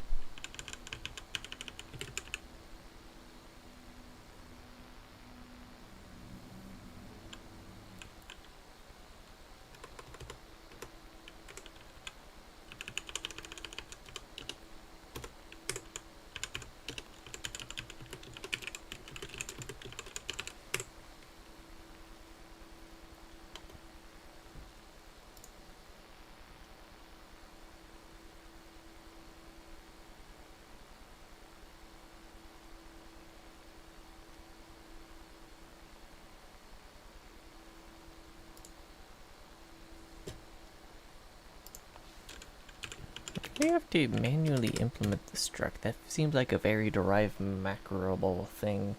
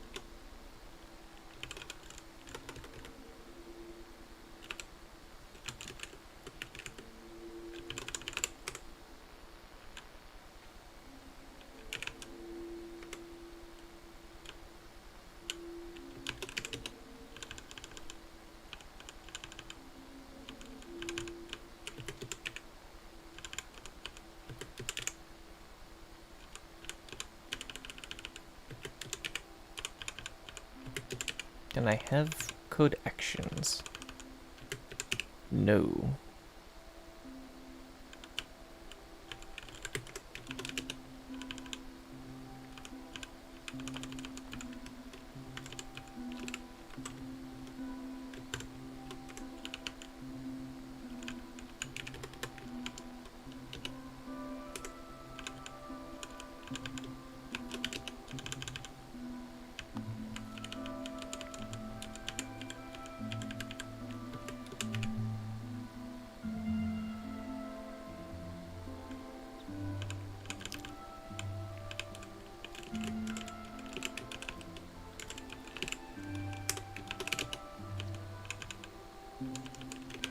I wonder if this isn't in the project.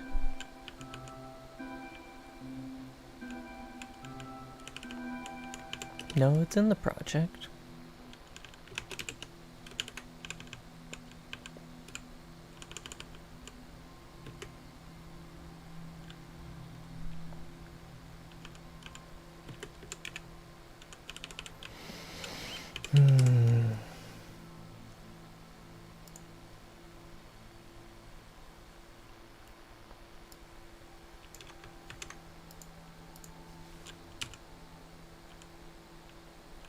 Oh wait, but I want this to be a list. Dang it.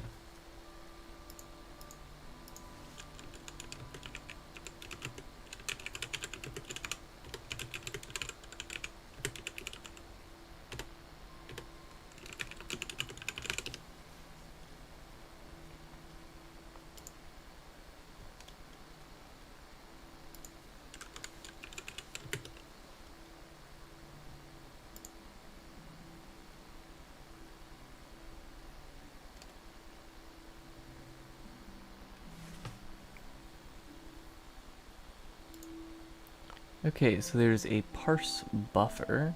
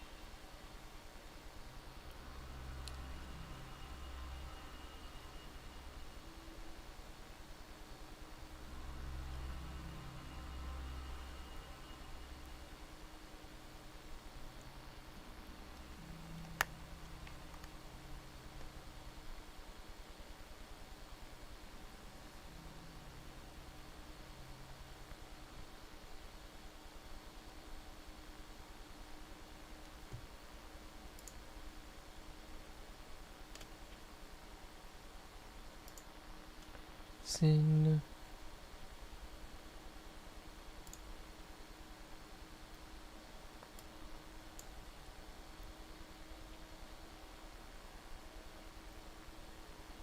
Can I do as a vector?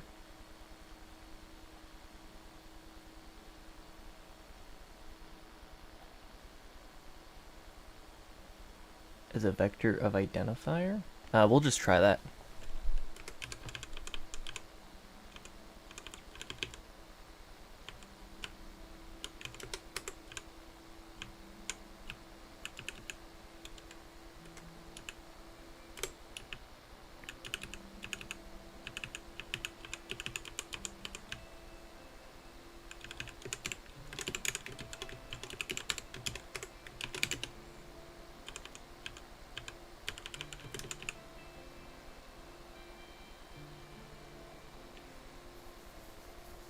Okay.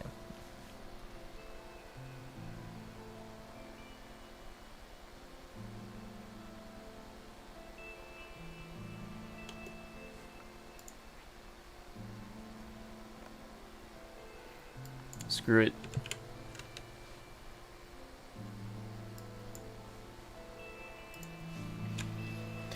No documentation.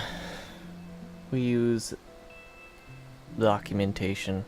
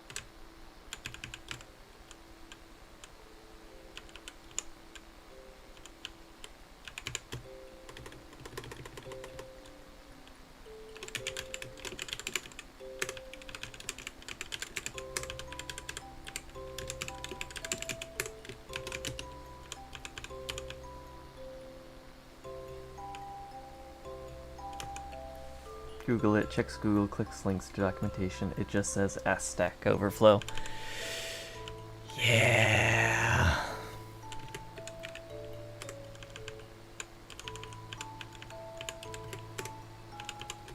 If I don't properly document all of this stuff, it's your guys' job to complain incessantly about it. Don't let me get off the hook until I document it.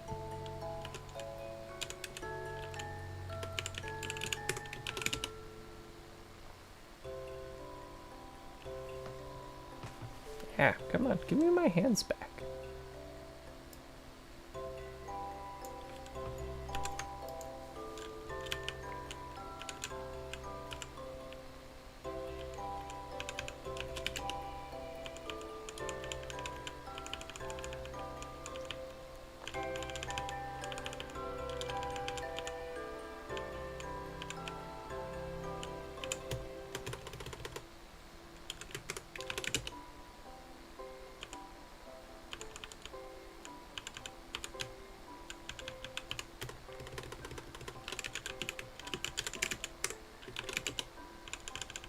Okay, cool. Now, I actually have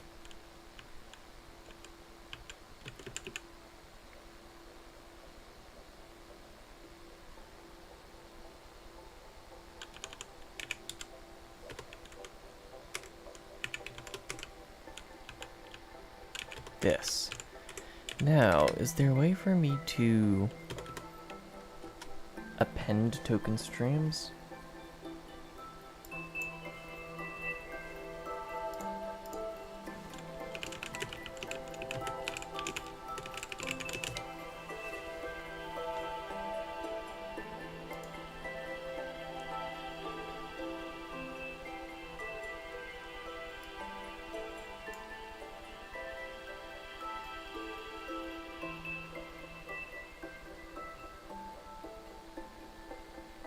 Okay, so it can extend.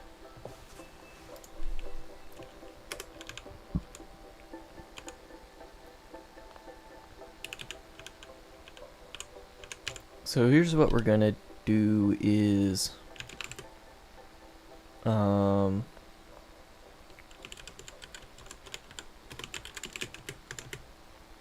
members is going to be equal to input members, and then an iterator. It's not a vector, it's punctuated.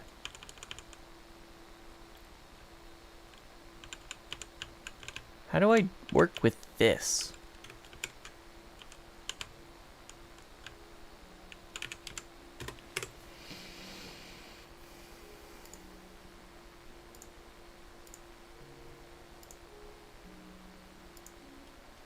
Alright, explain yourself.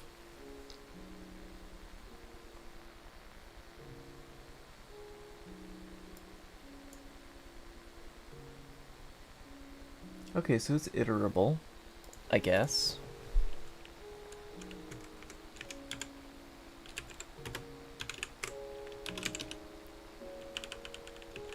I just wish I had any error checking whatsoever. But it appears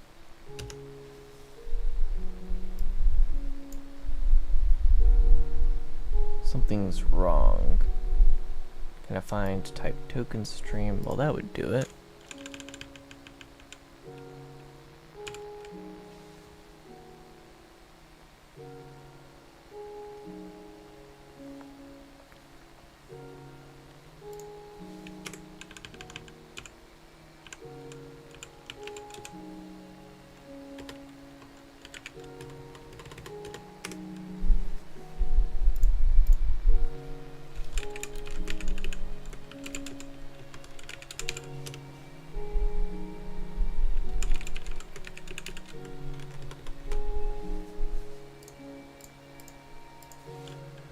Okay, what's the thing? I added the thing to make it a thing.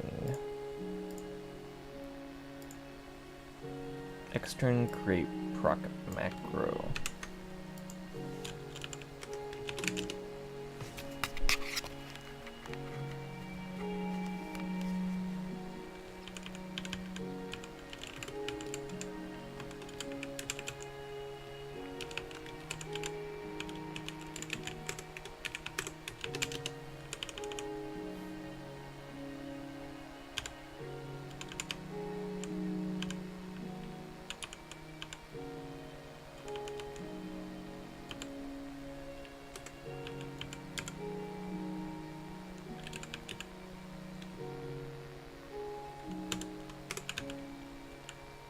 Gonna do fold, and we're gonna have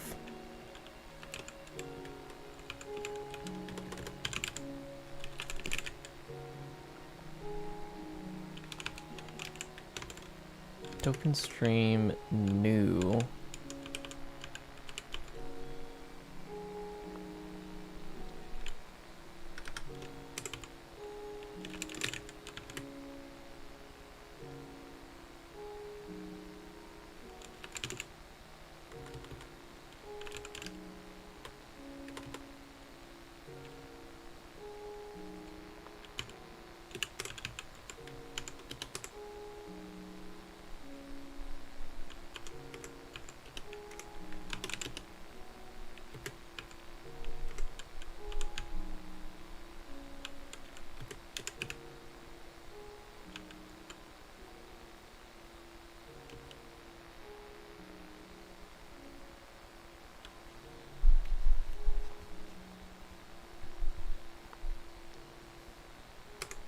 I wonder if this is getting so slow because I have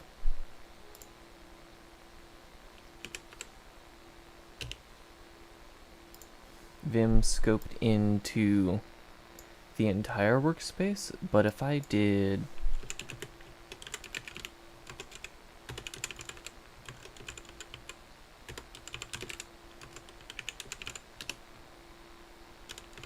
and only scoped in here,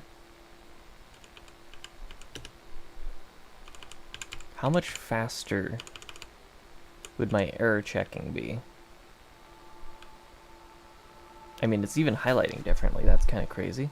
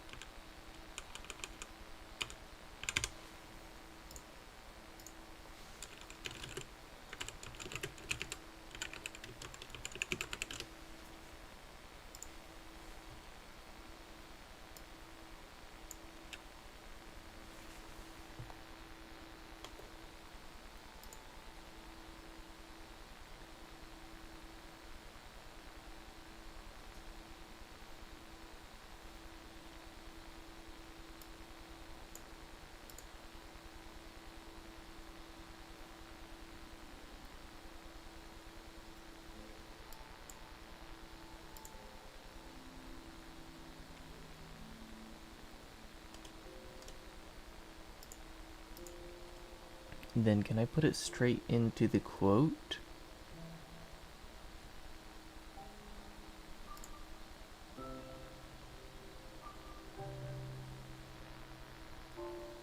Like if you nest proc macros, the proc macros in arguments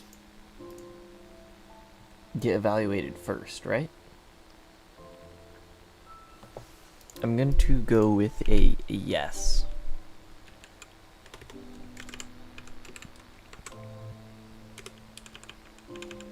Oh. Wrong editor.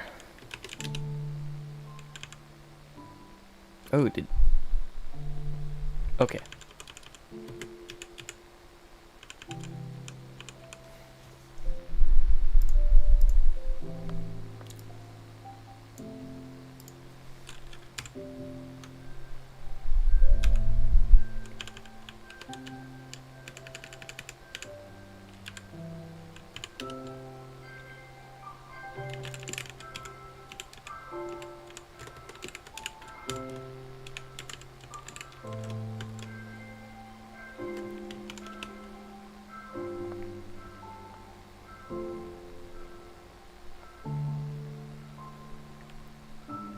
So stream extend quote, then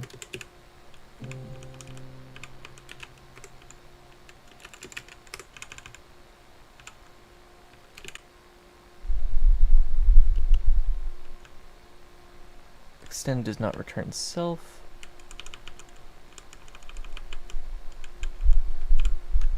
So we do need to do that.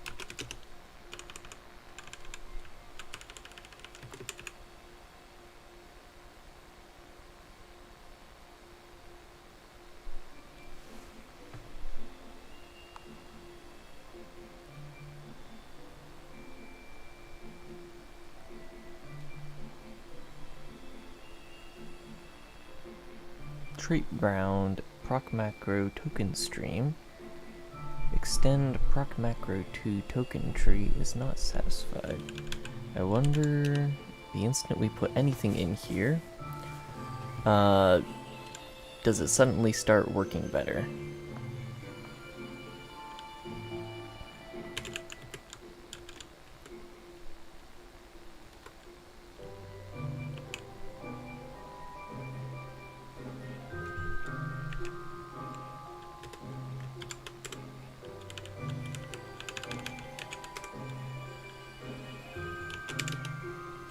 If I do that,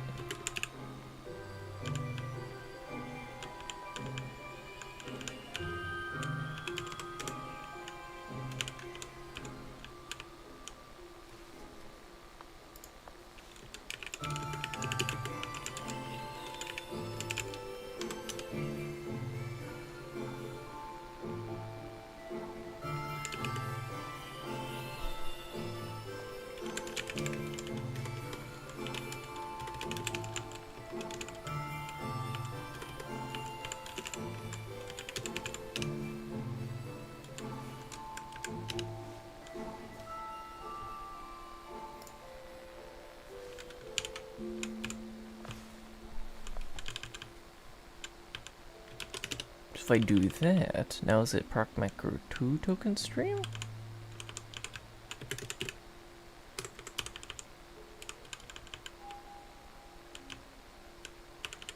No.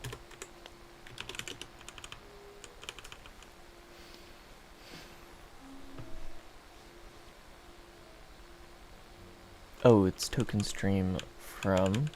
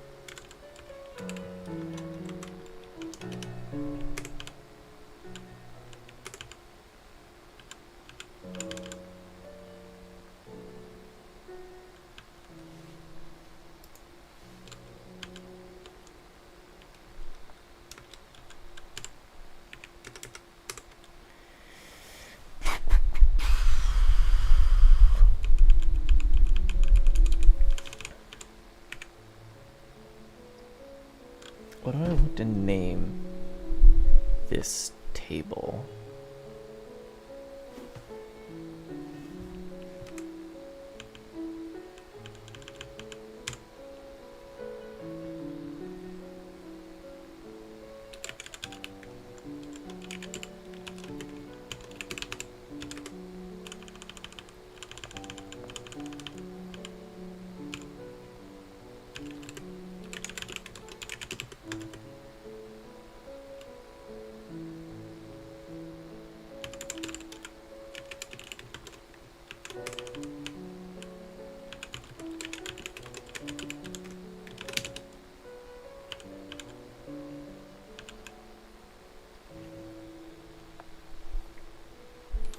So now we'll have a table name and then all of the table members.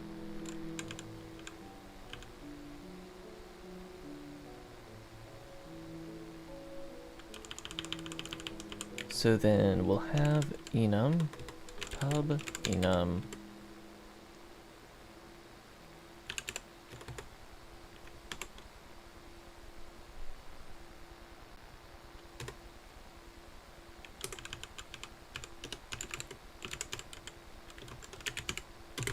enum name is going to be, or I guess table name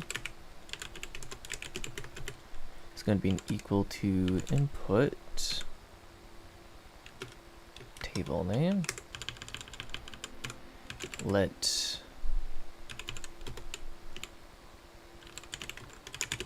say let lifetime name be equal to the table name.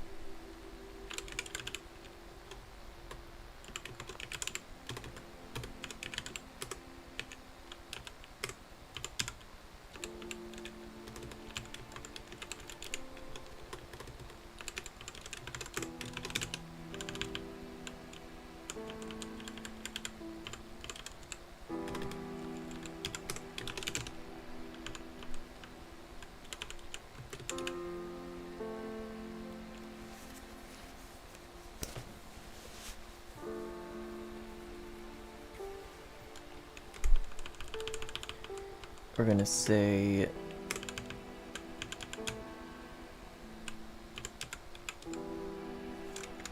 do 2 lowercase.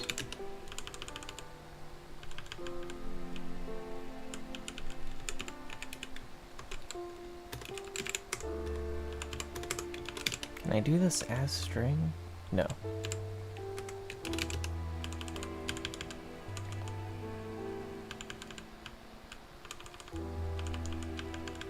Then in here, I'll do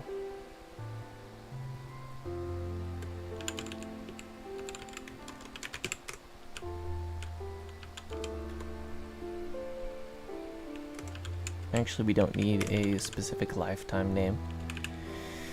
Though that would be fun.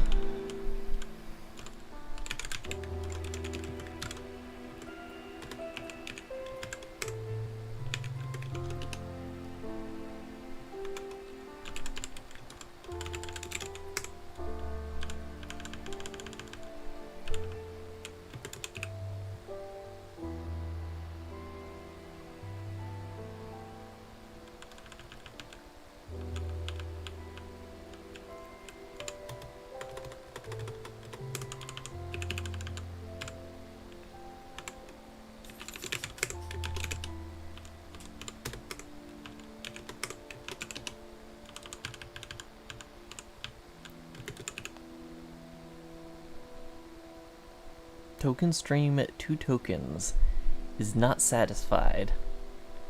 What do you mean?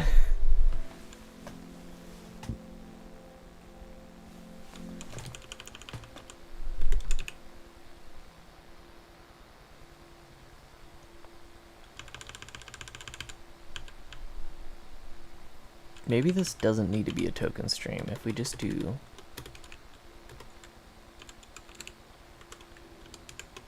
quote with nothing.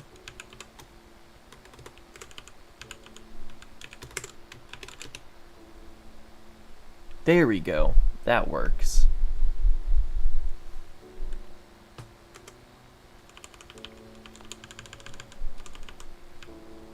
So then we do table name here.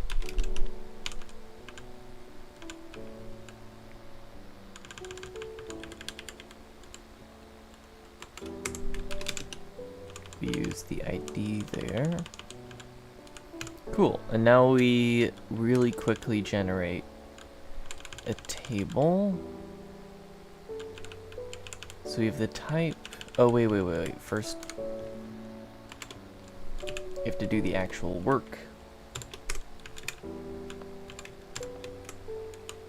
So this is the name of the type. We want the enum member to be the same name as the type.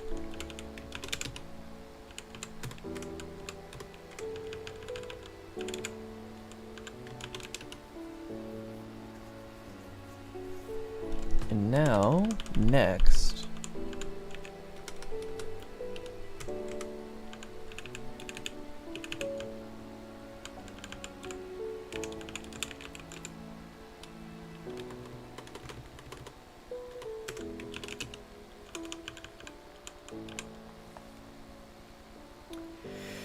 should I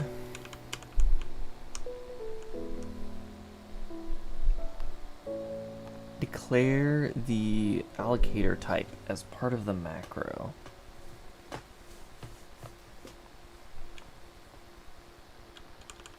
I'm kind of tempted to. Pub struct let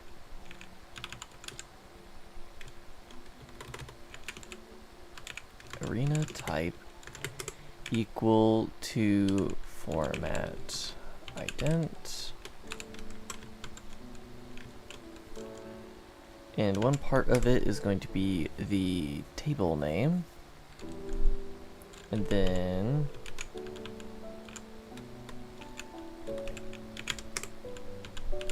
arena.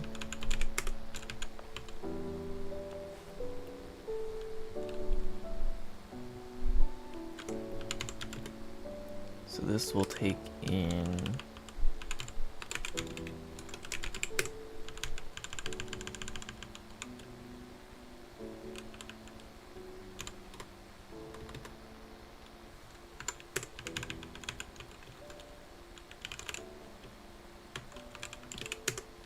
call this arena with types.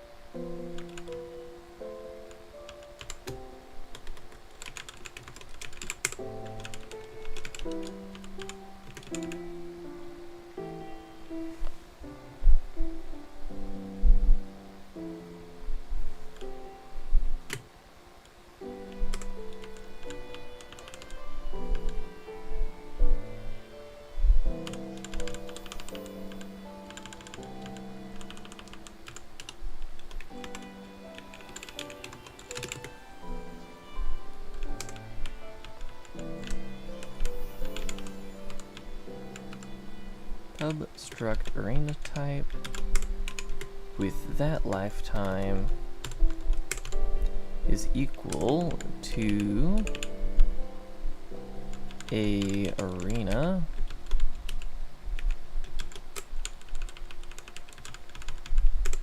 with data of type table name, like that.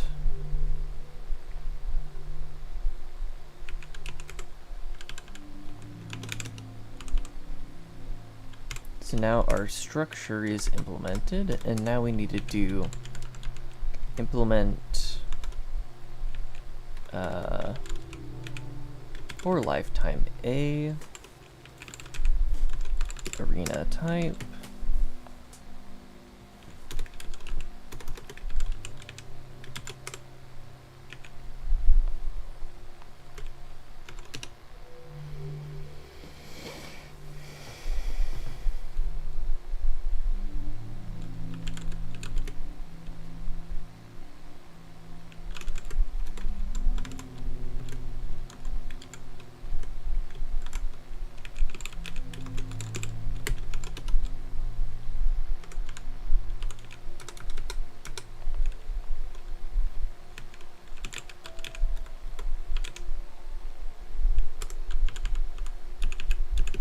that's fine. It will be able to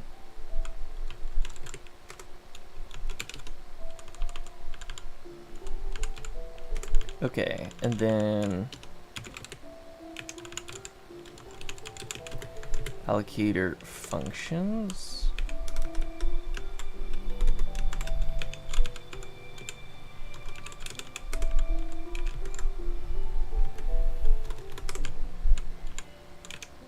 We're going to do the exact same fold operation that we did with members, where we do pub function alloc, and here we actually need to do format ident.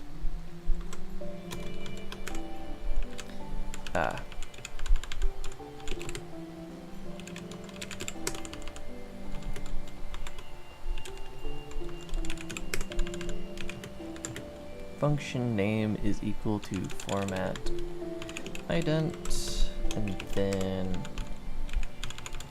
alloc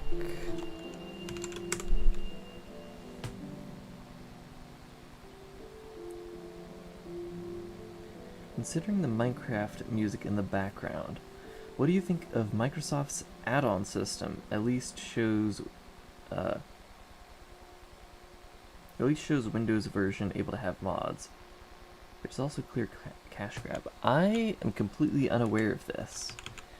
I basically only ever really used unmodded Bedrock or modded JavaScript, or the Java version. I never messed around with trying to mod Bedrock.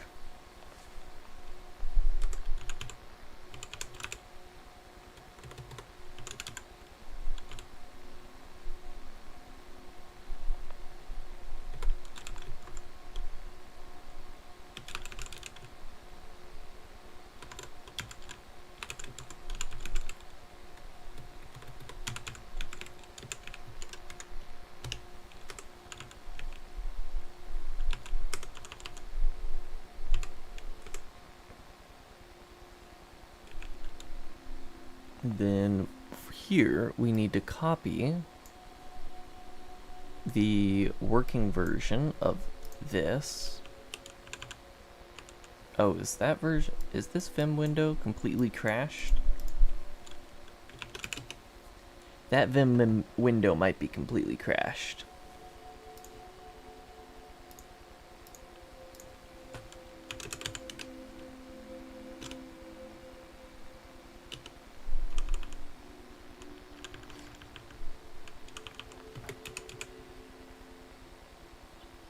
There's no add-ons in the marketplace. I remember when it was just resource packs. You're saying they're going beyond that now? That's kind of cool. But it is still weird that there's two versions of the game. I'm very much a just have one version. for everything sort of person. Like, why are you spending the dev effort to have both of them?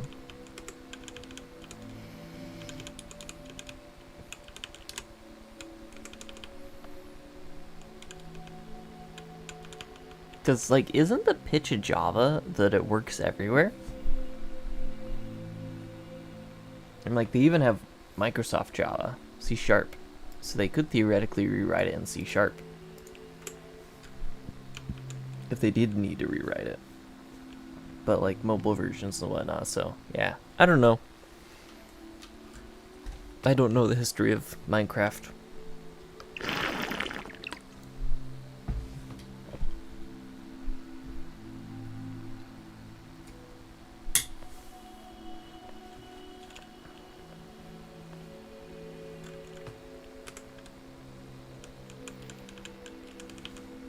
Kind of seems like the end of an era. As end of an era vibes. Like, now everything's paid now.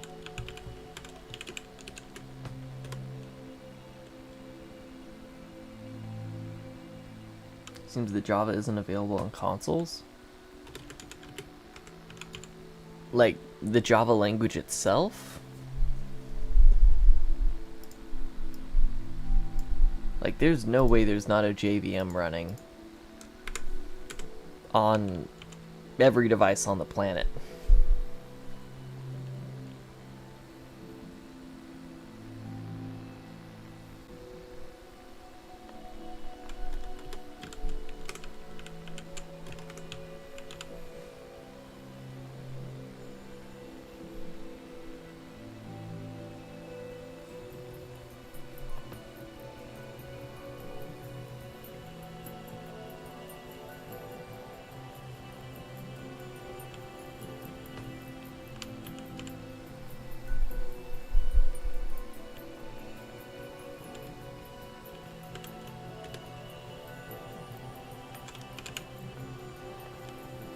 Put ID in there, and then we need same arena name.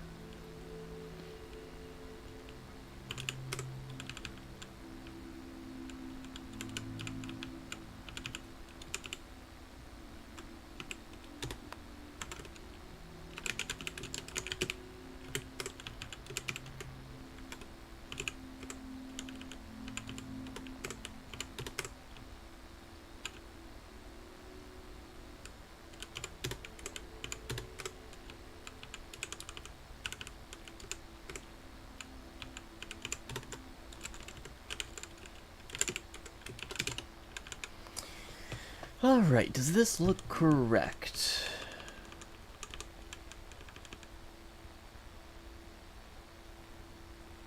For the most part. For the most part, it looks correct.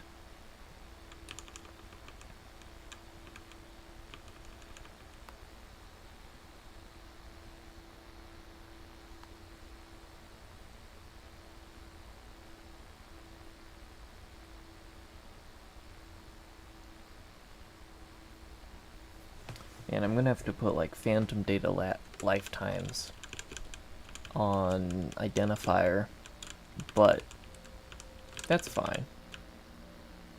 Then again, we could just have identifier be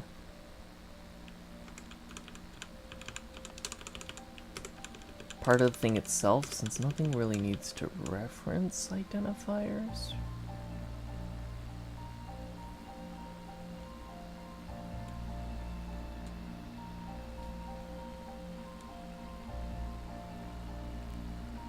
Why not have the entire tree be a tree?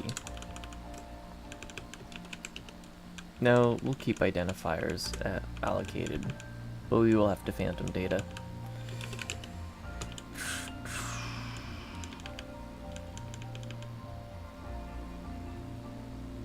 And I think just like that, we now have... This might work. This might work.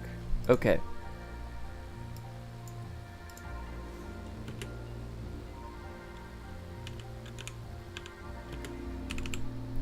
Feature, what feature would you add to the Rust language, assuming the implementation was perfect?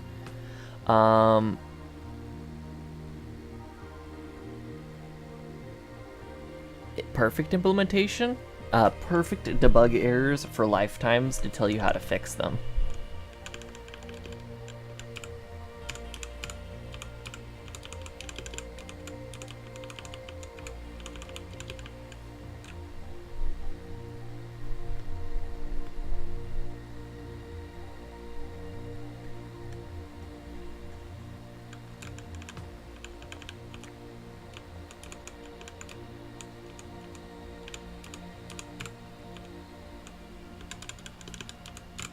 Let's see, we need the dependency of Brane script compiler macro.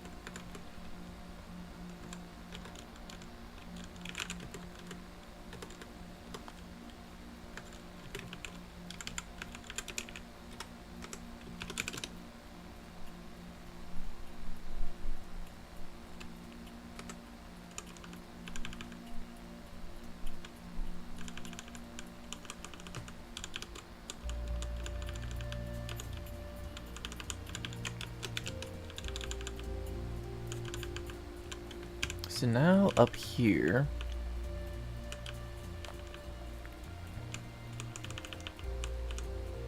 instead of all of this,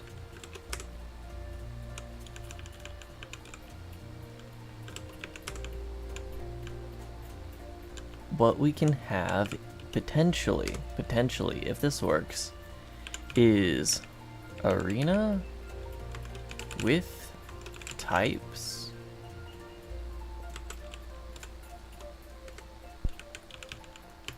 HIR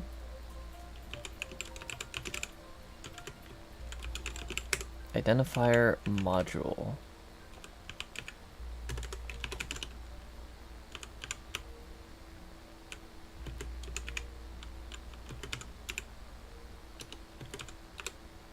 Let's figure out why things are broken.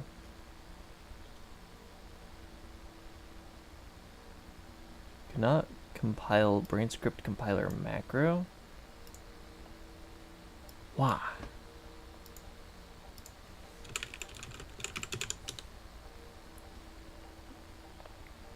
Oh.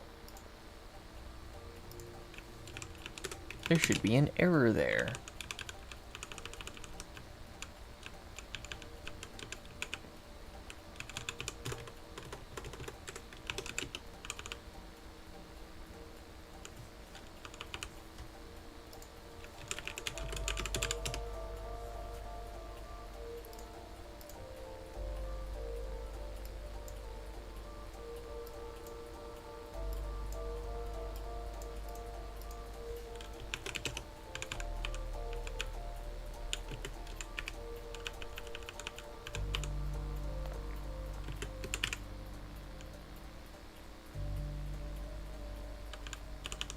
There are no code actions available.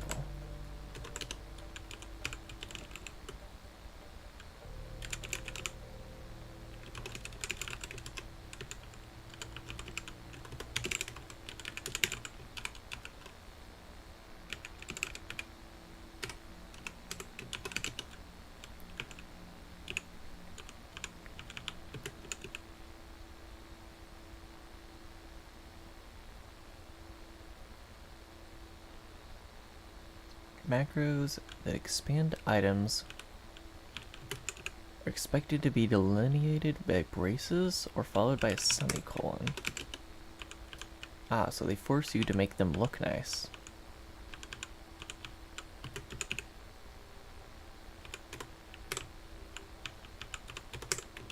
Was I lied to?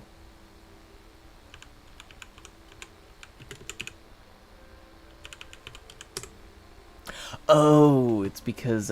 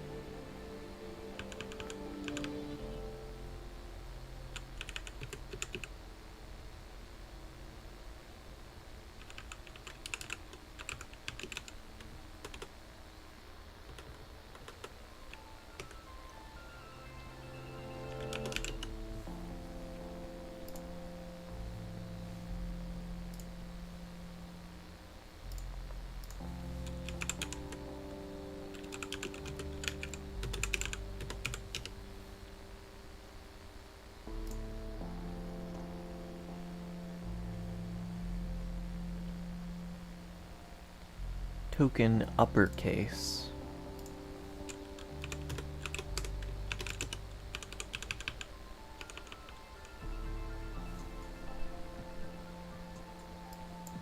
Uppercase macro? What is this?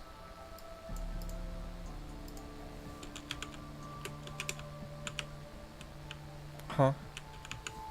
Hold on, I resized the window.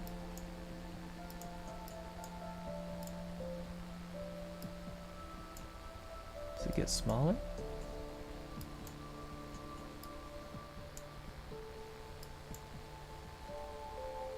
What the?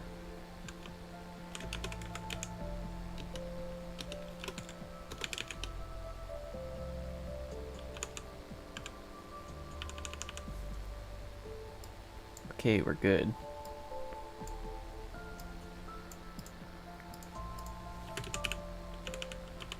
And now the syntax is correct for arena with types.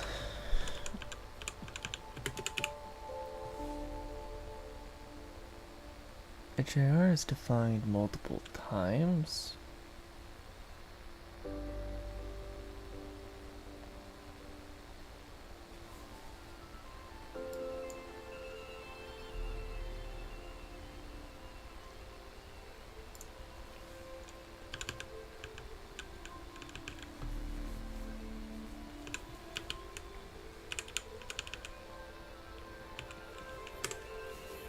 I'm gonna rename this so it's not table name.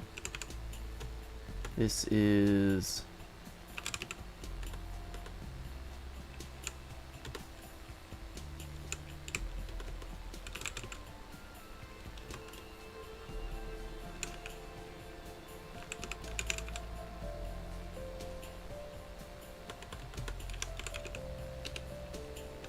I'm gonna just call it type kind for consistency.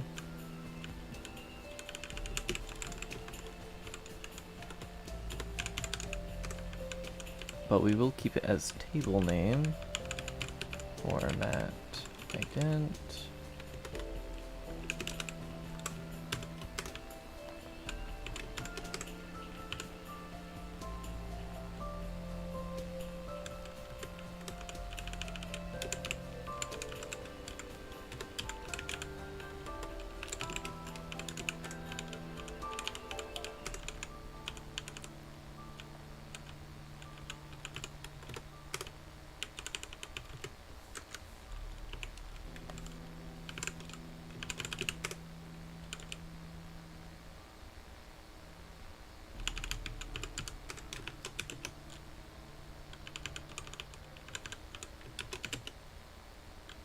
Okay.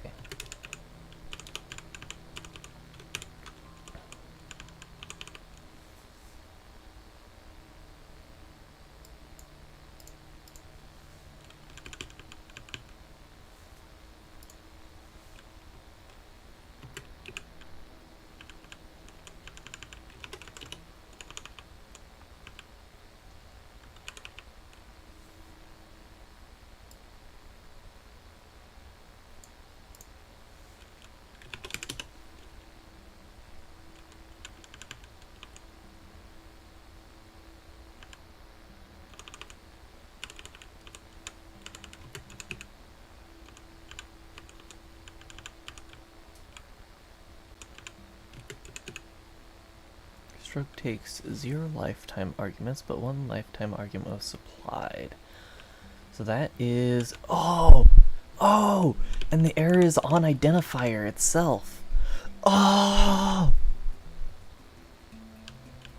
Amazing.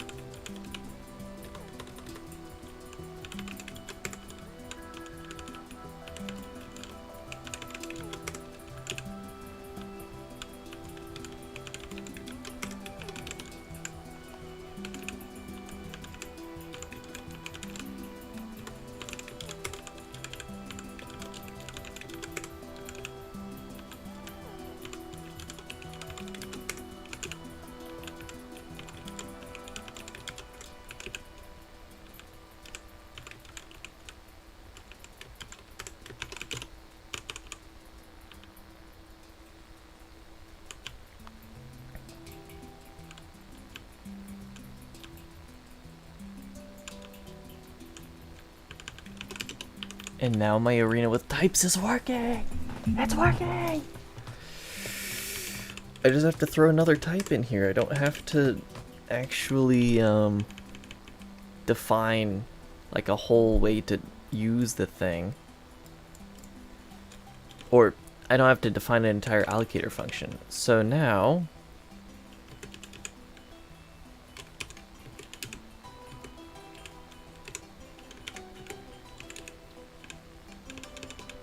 if I go back to lowering,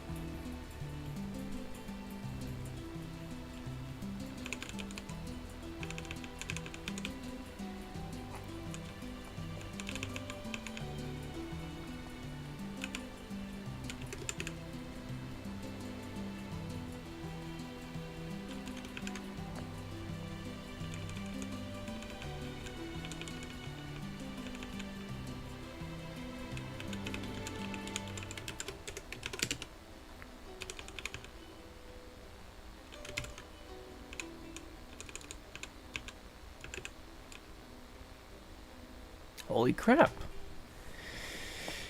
Is the stuff finally working?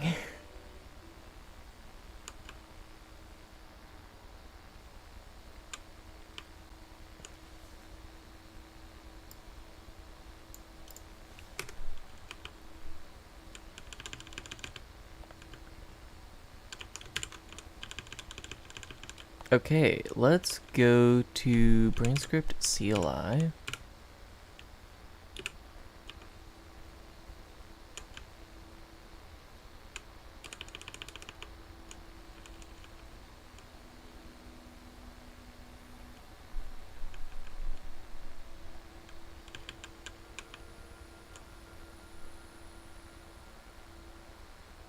Oof.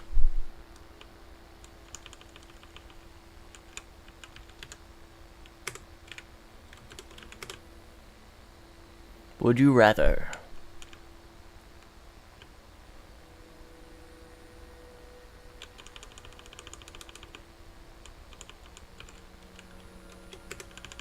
And then nothing else. Okay, so we need to do some slight refactoring to main. We're gonna say let cm equal context manager new.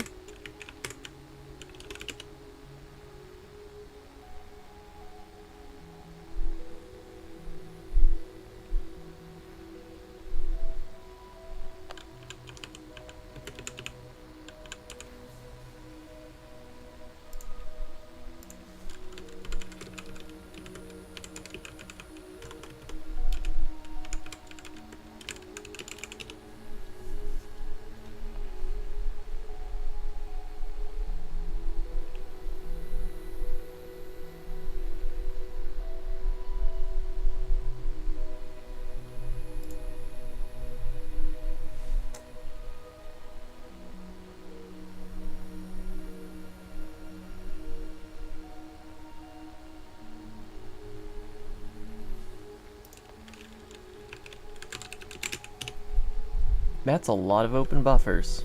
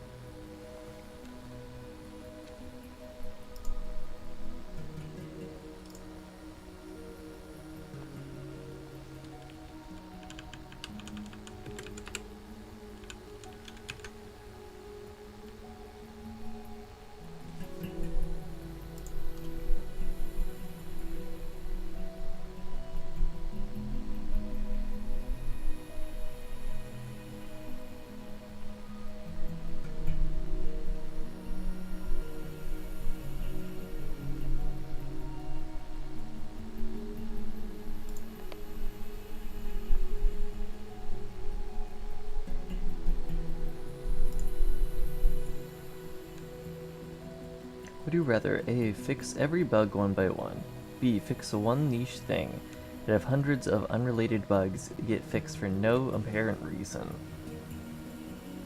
Definitely the niche thing, because the niche thing is generally what I tend to do, tend to want to do, set out to do, and then everything breaks along the way, so I end up fixing stuff that wasn't broken to begin with.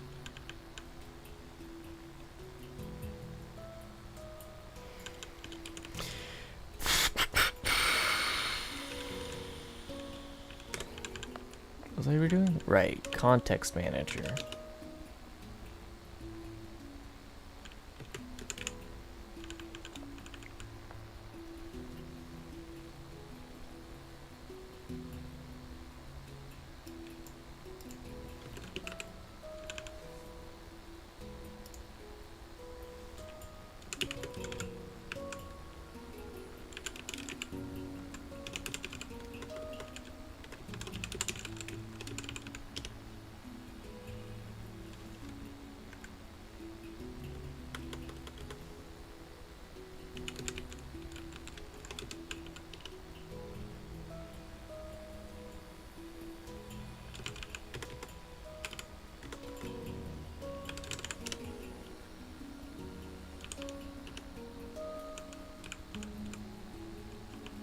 Oh, wait.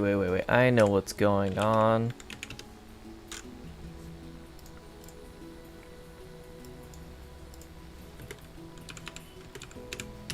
I have so many dependencies in this whole project. And you don't get error checking unless all your dependencies compile. So the problem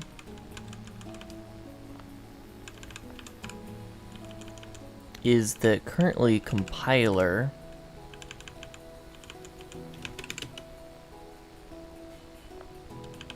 the compiler module of the Brane script compiler module is not currently compiling.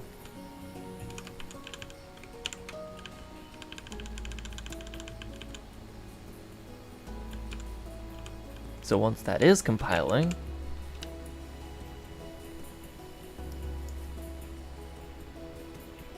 phantom data.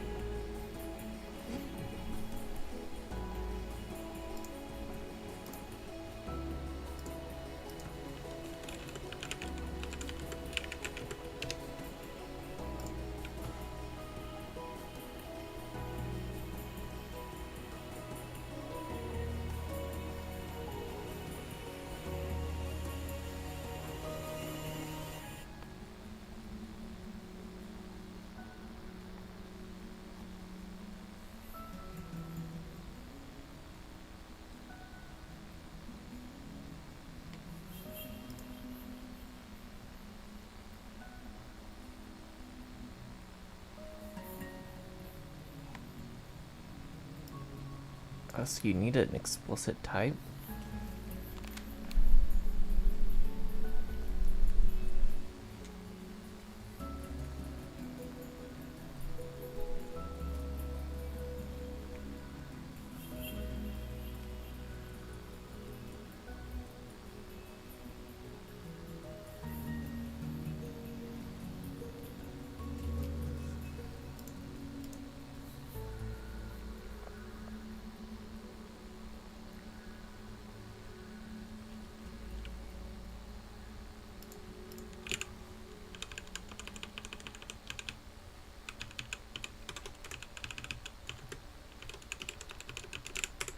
We'll see if that works.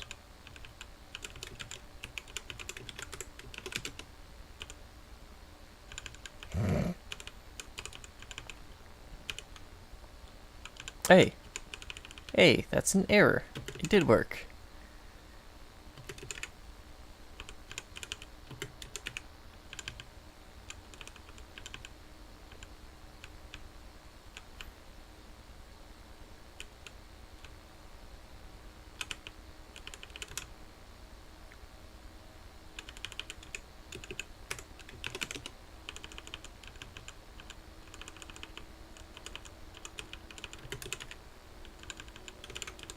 Let me make sure that source manager is public, pub mod source, so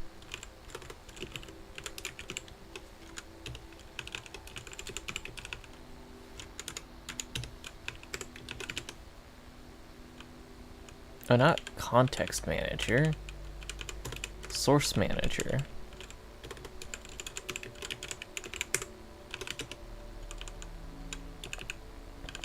And then we don't have, well, we will have contexts. Say ASTs is new vec.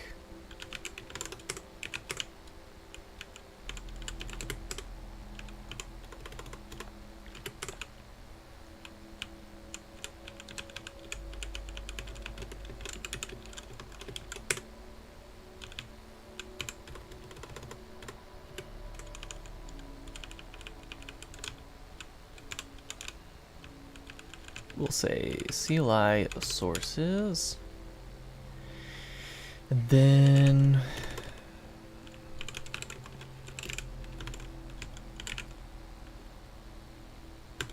into iterator map source, and then for every single one of these,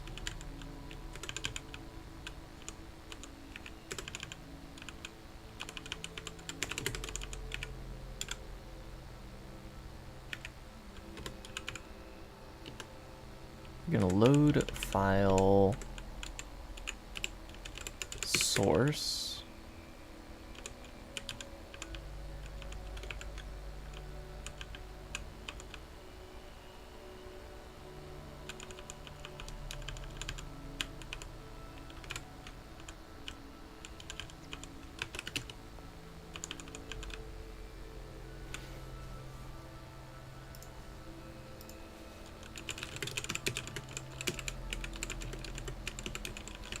I feel like I've done this before. Iterating over results.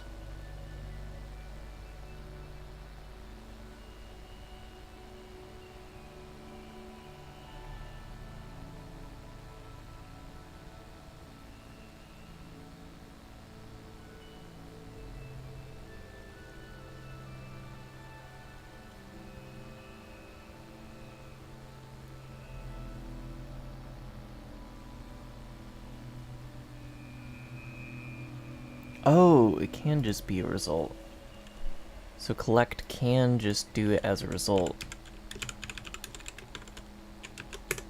That's how that had worked for me before in the past.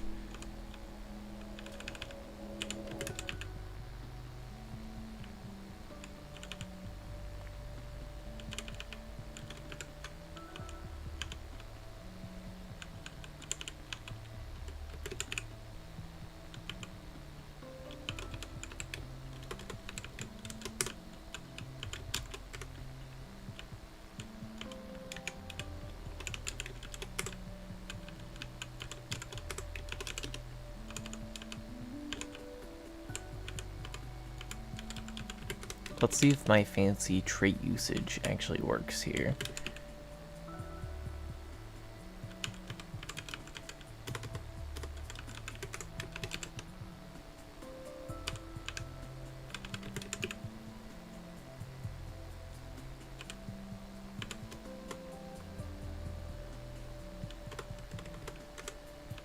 We'll do into path buff then.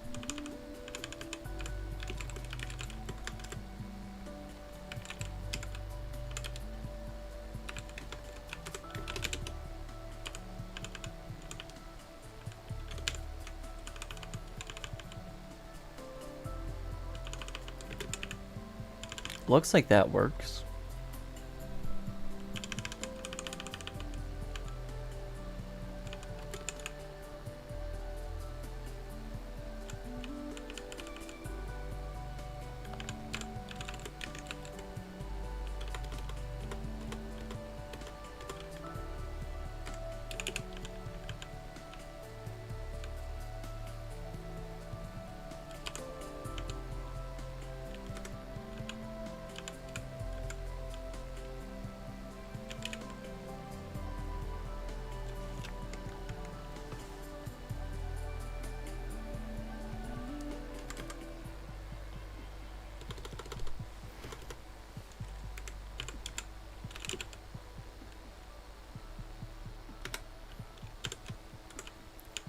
Say load from file,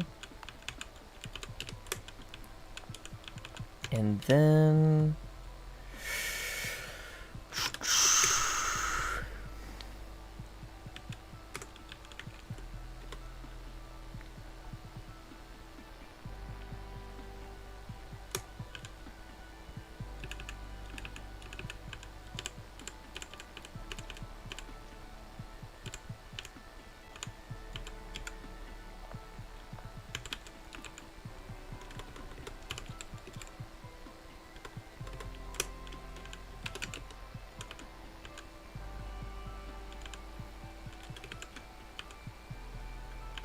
does load from file.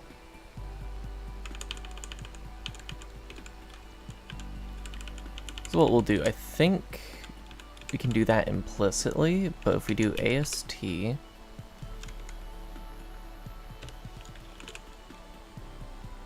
new, and this takes in a URI. Let's say file.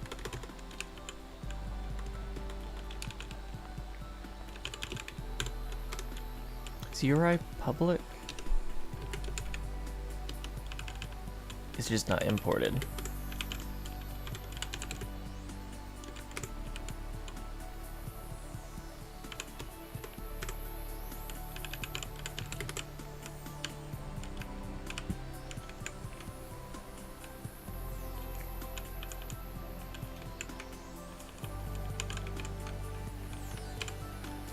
Dang. So the source does already need to be loaded.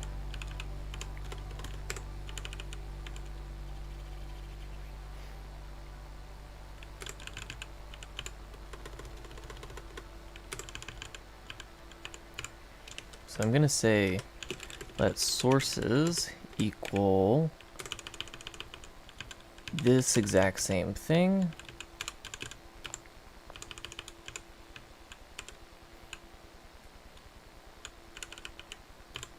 And then instead of this, we're gonna say source manager load from file source.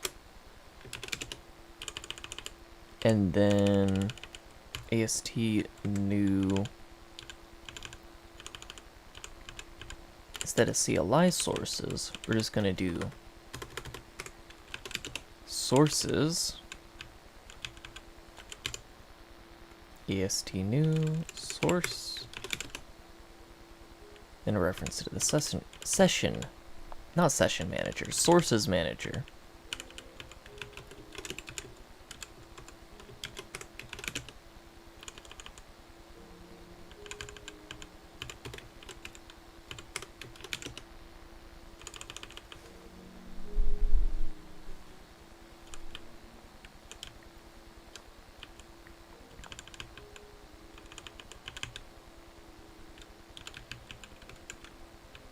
And now we have a bunch of ASTs.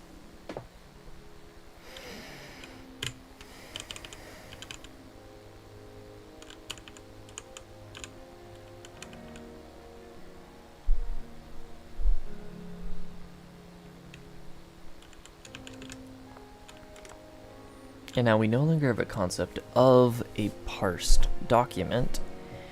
Instead, what we do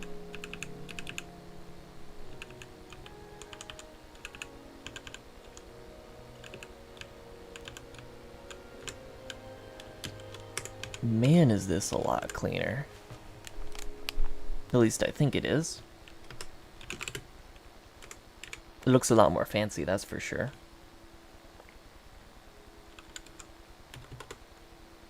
I'm gonna say HIR is equal to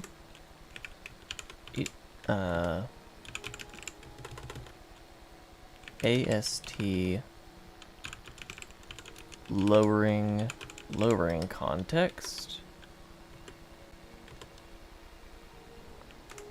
And I don't have a way to generate this context yet.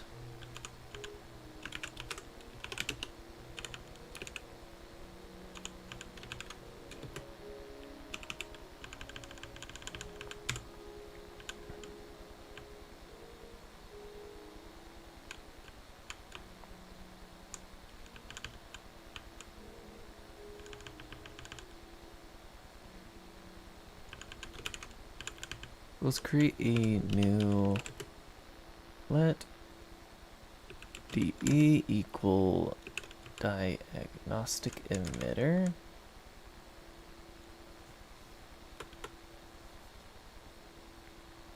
Specifically a console emitter.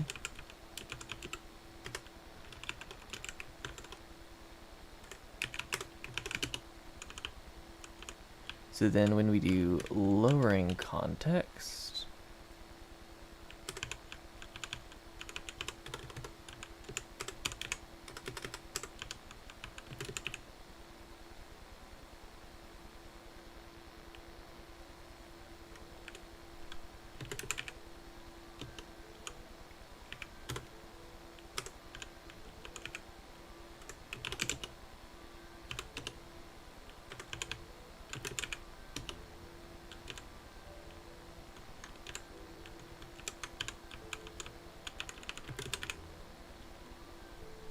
Oh, it's not public? Well, it should be.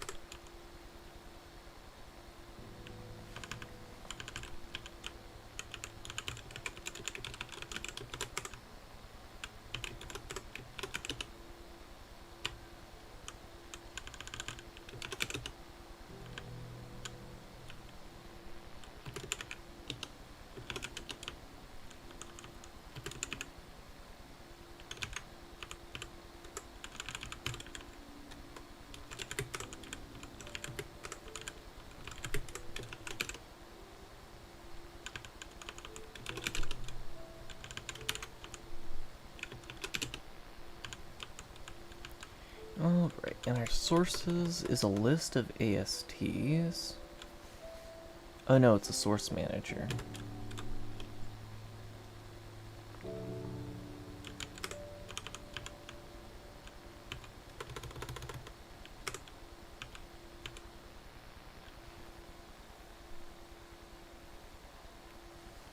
I need a cleaner way to do this pattern.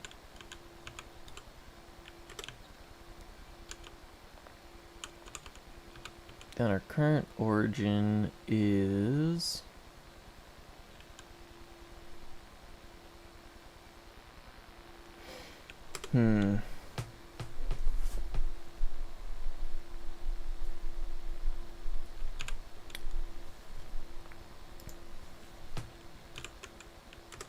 actually an option.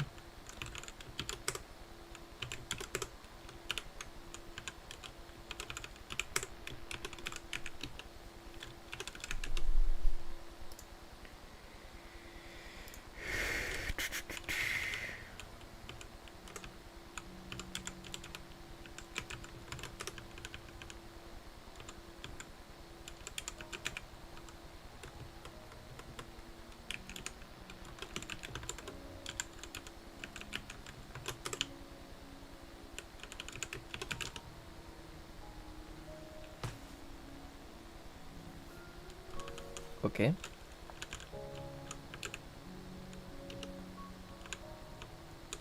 Current origin.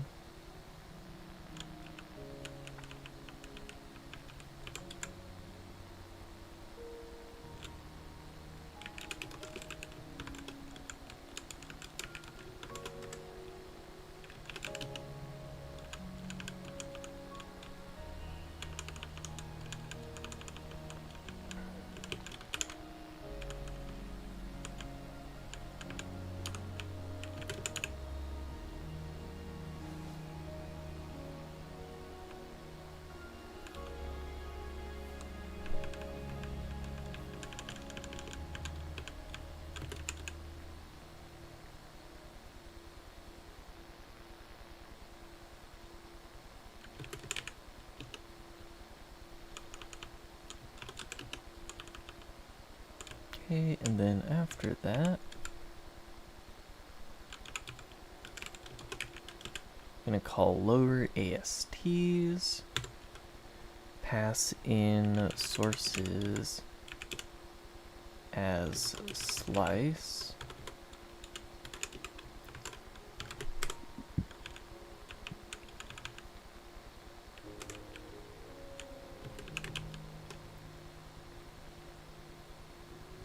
And then an arena.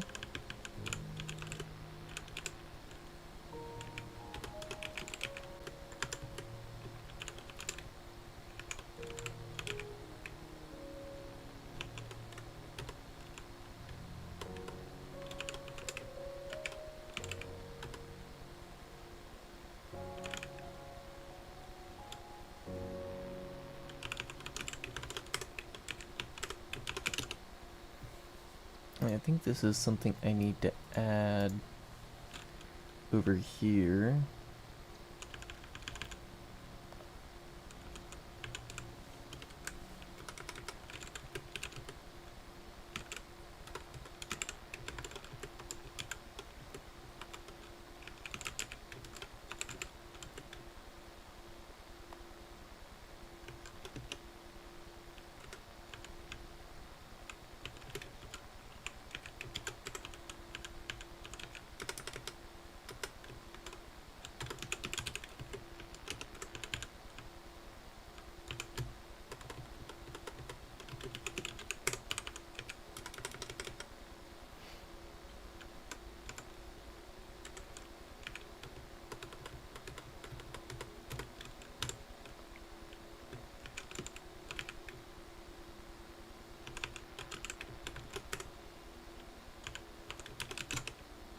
Bet that just works.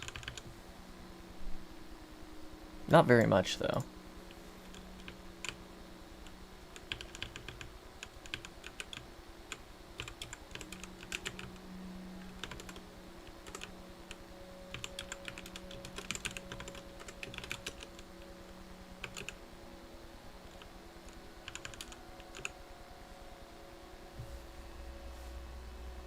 Done, but...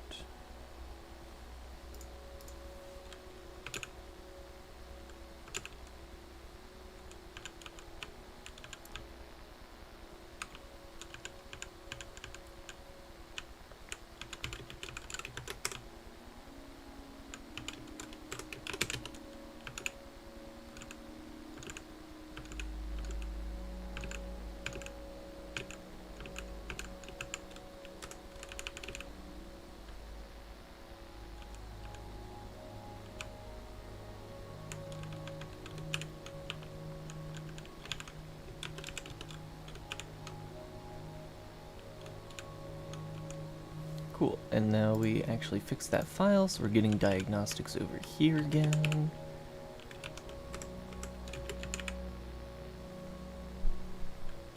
Very slowly we're getting diagnostics over here.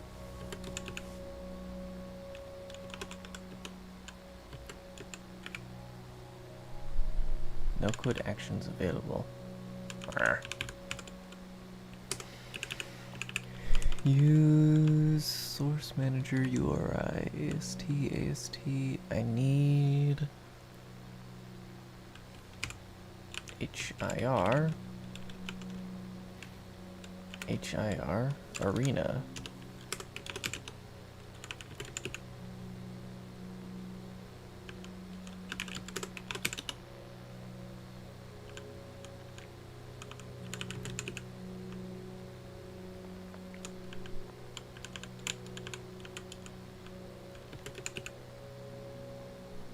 And then the second argument we need here is an arena.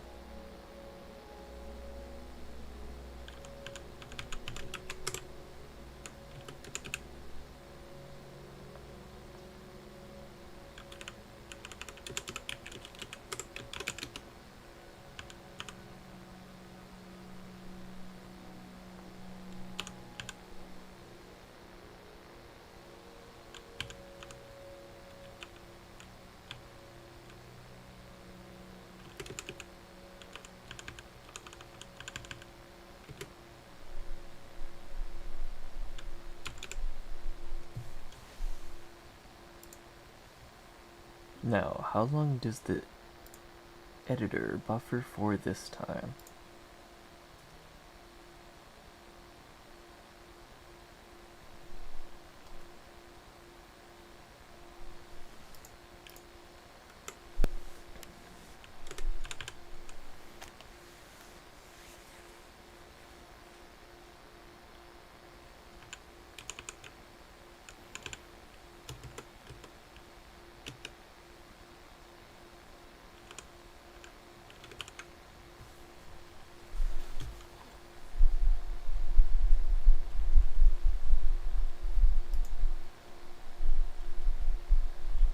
Okay, that is the error. Everything else is working. Potentially.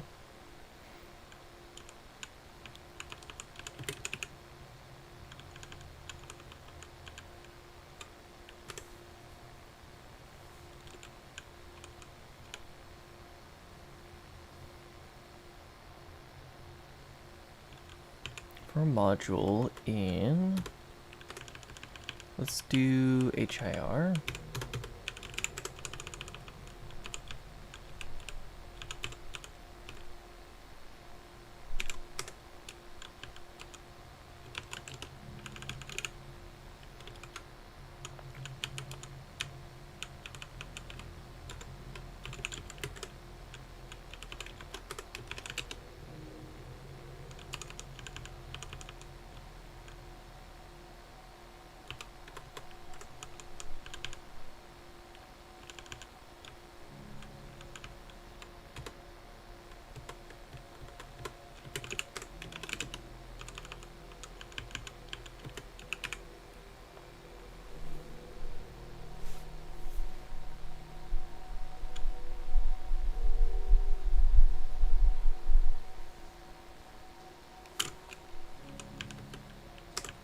Oh, now it's finding other errors.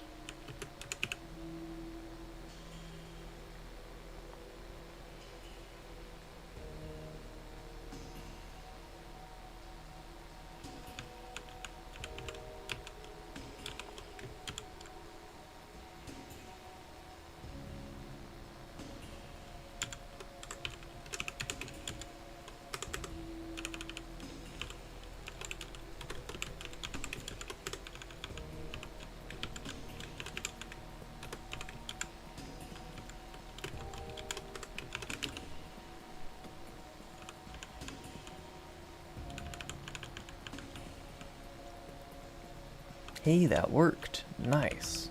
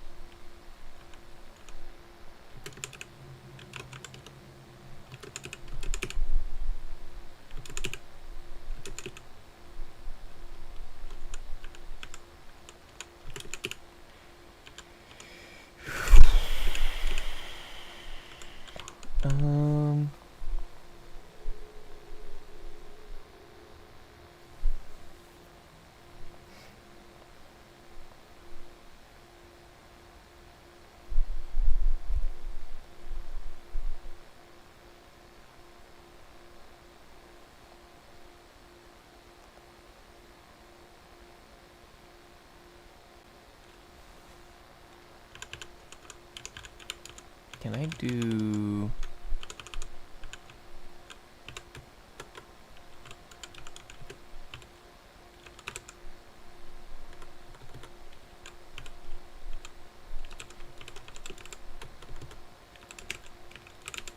into iterator?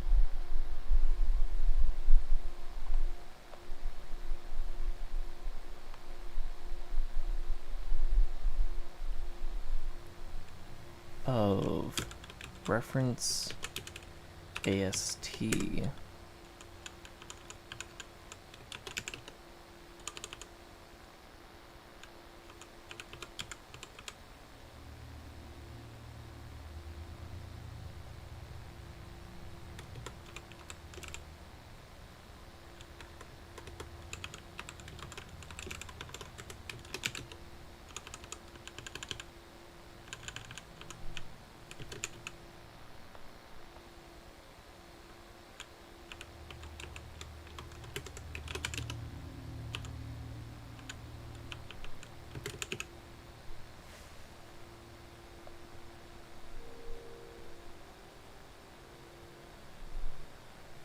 Is it worth it?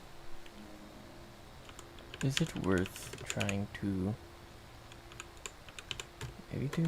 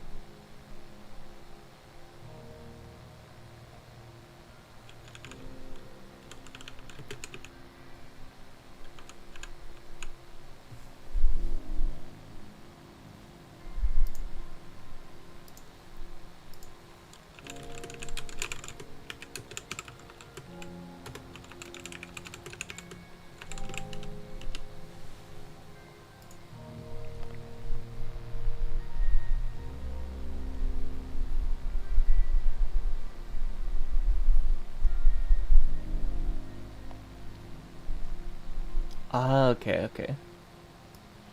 If you explicitly state the item, or type.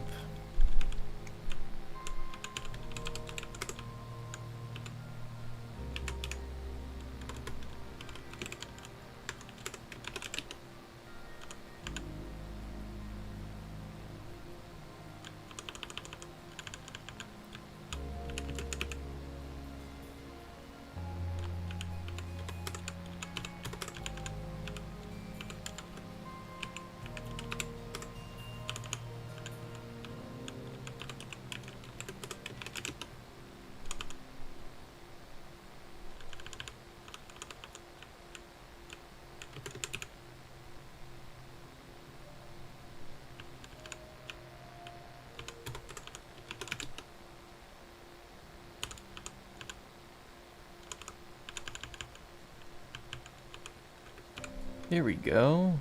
So if we do that,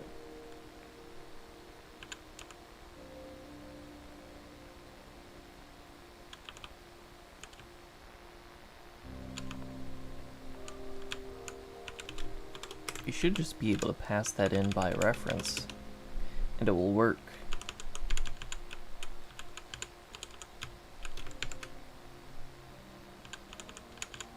Ah, that is the generic way to do that. I've been trying to figure out the generic way to do that for a while.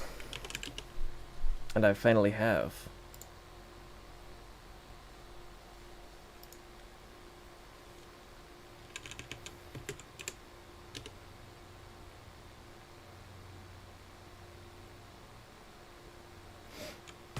Okay, it builds.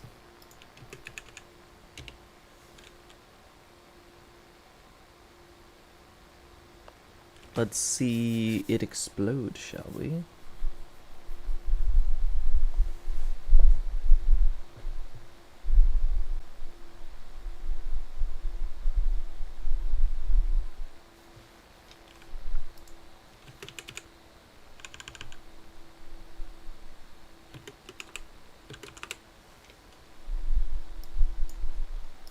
Found module test with pipelines.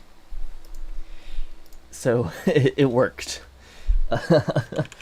That's all I can say is it worked. Now let's see it fail working, or work while failing. Yeah.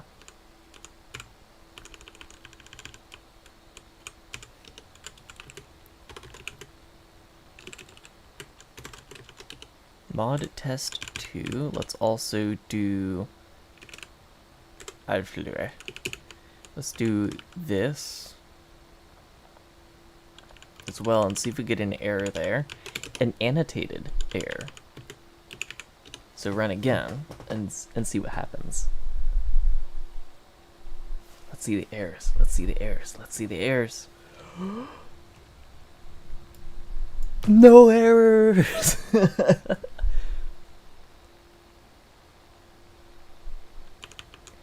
That should be an error.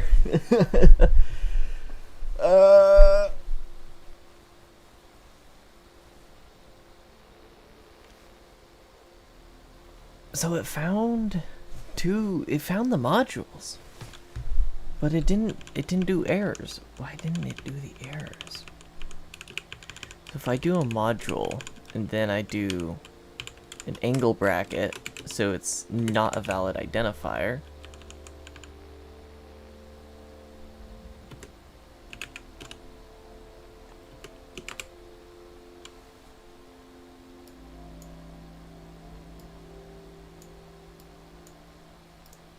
What happens?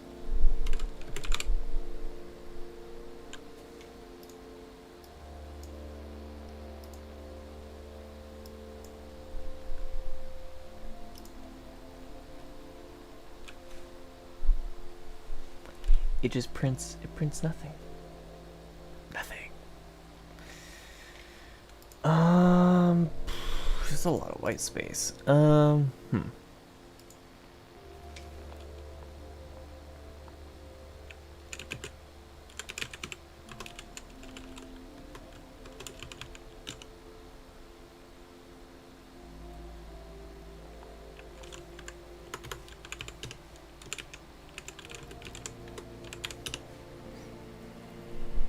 What if I run it raw in the terminal?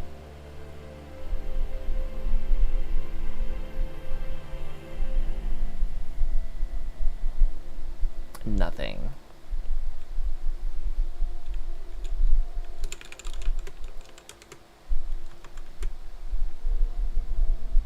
Right, because I didn't pass it any actual like data to work on. So let's do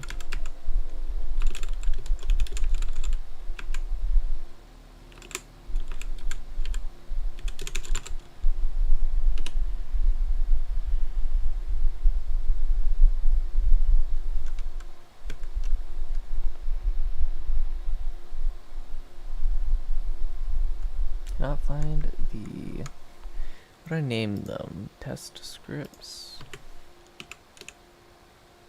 Example scripts.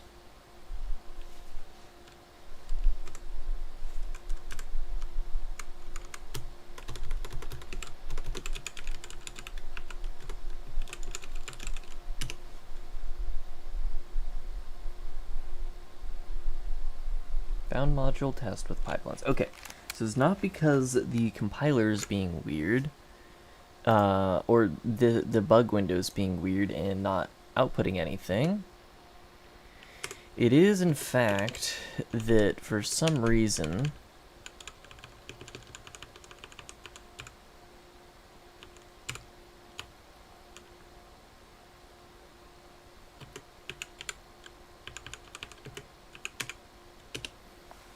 we're not emitting messages.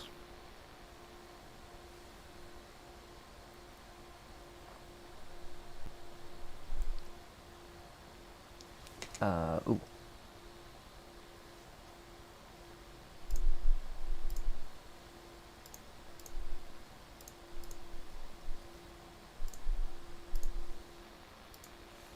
Thrust, force, result, the,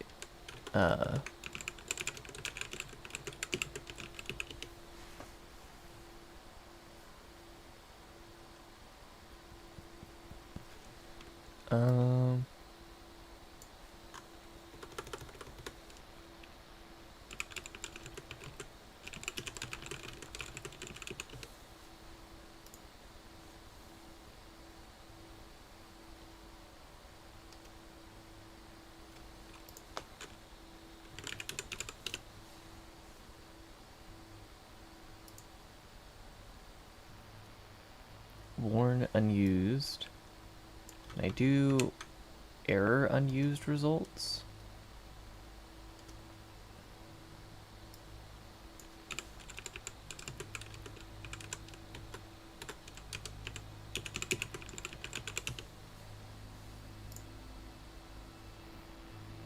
Unused result, which must be used. Let's just look at the result type then. Okay, and that ran successfully, which means this emitter is not getting called.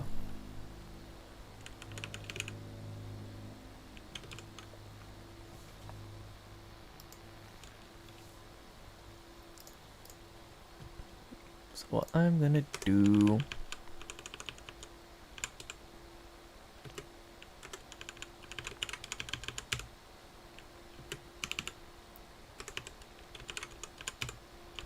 let's go over here to somewhere with a result.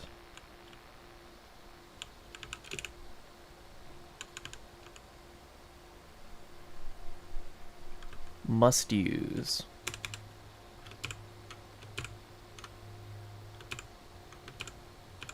Perfect.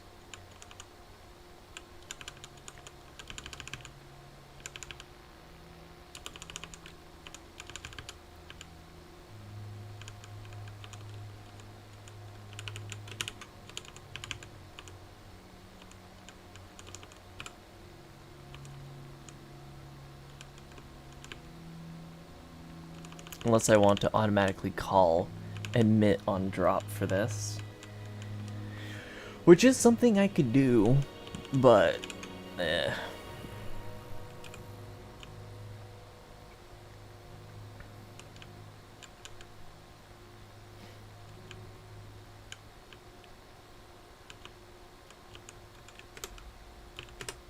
must use.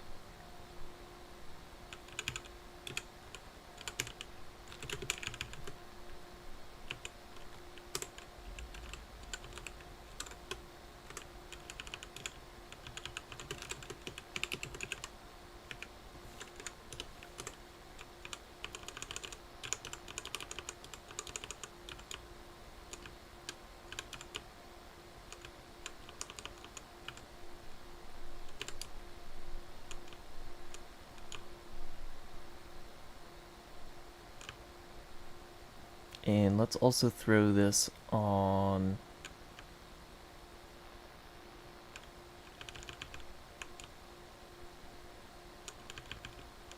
where is the actual, am I blind? Ah, there it is. On this.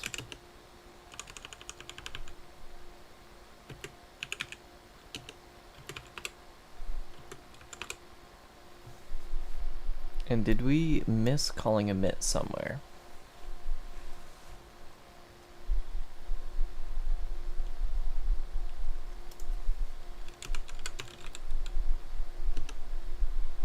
Aha, here we go. Diagnostic emitter error. That must be used. See, now I'm getting a warning. Yippee!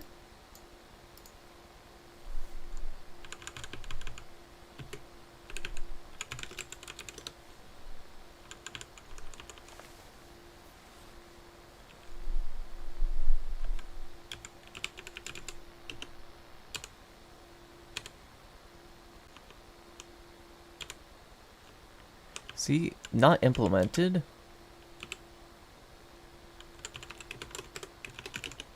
Was not being emitted.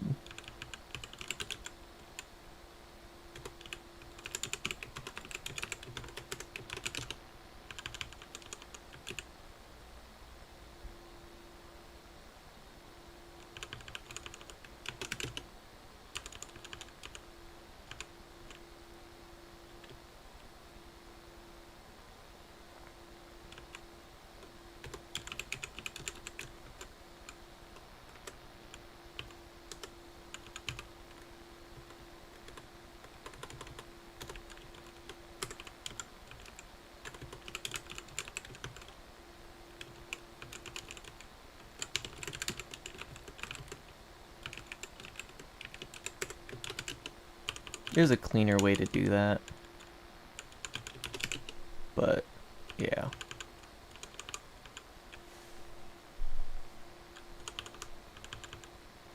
Like having a different lowering context for singular ASTs instead of multiple ASTs that take a common context. That way you know all of the variables are always valid, because when you call them, yeah. Or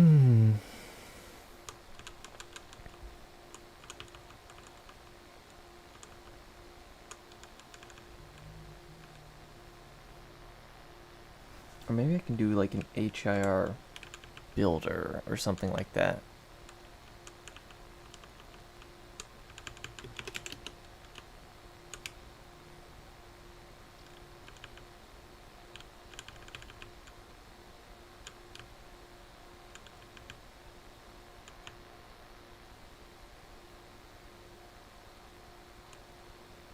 For the moment, though, I'm wondering why... See, that was only not implemented. It wasn't, expect node. And see, expect node was failing. We know that it was failing because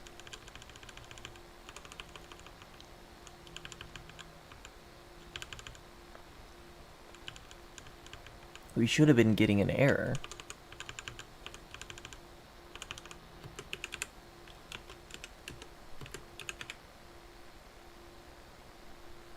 We explicitly made it not a valid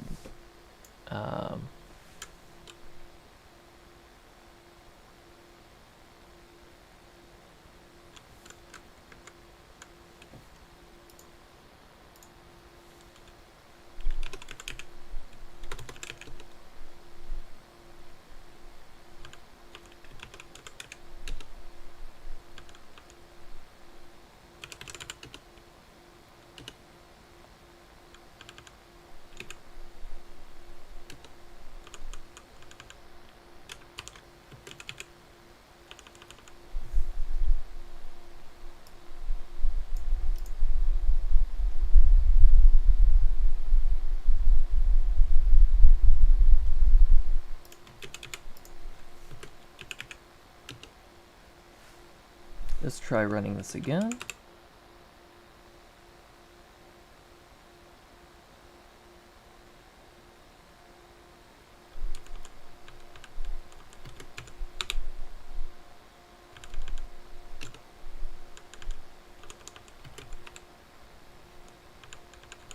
Why is Overseer not popping up? I want to see my list of tasks.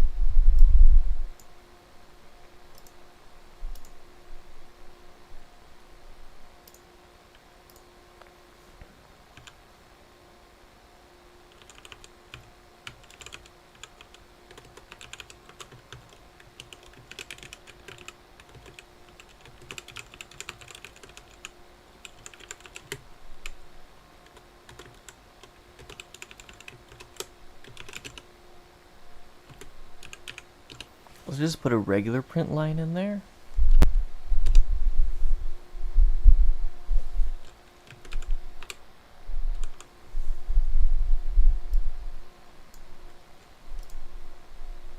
Oh, I forgot a semicolon.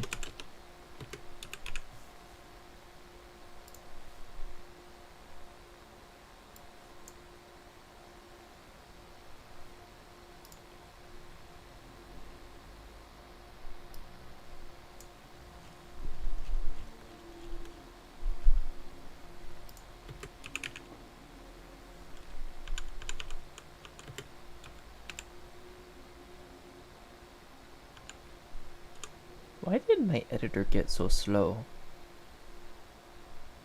Is the project just that big?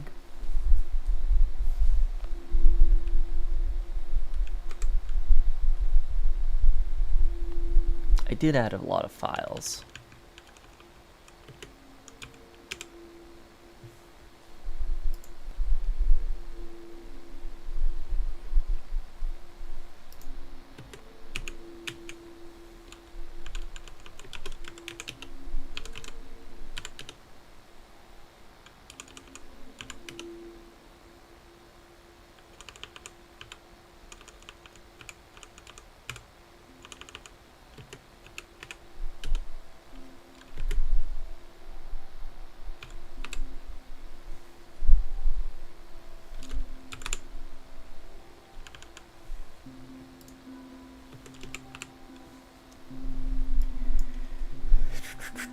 Found module test with pipelines, but didn't find anything else. Okay.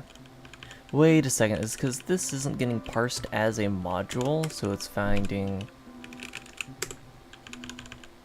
something else. Dang. Well, time to figure out how to handle error checking better.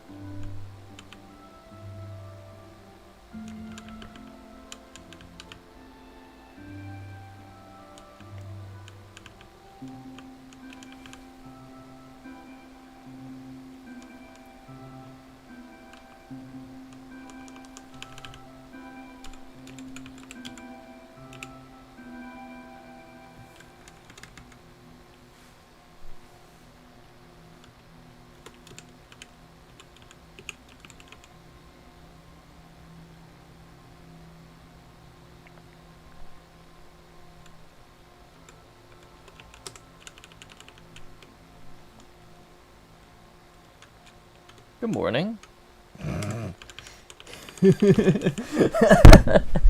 Indeed, it is a good morning.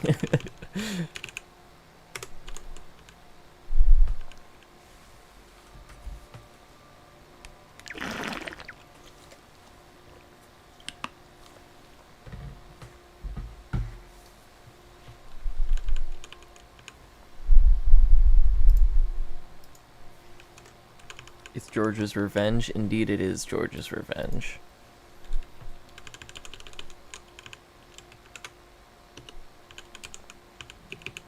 So now I just need to figure out... I don't want to have to also refactor my parser to get this working. I would much prefer for me to just... yeah, not have to deal with parser errors right now. So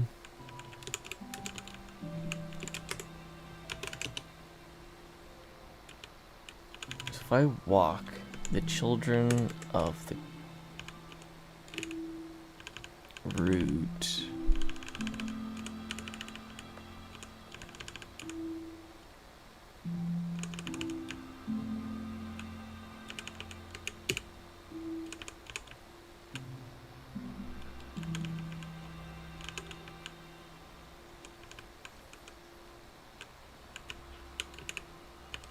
here's the tree root node.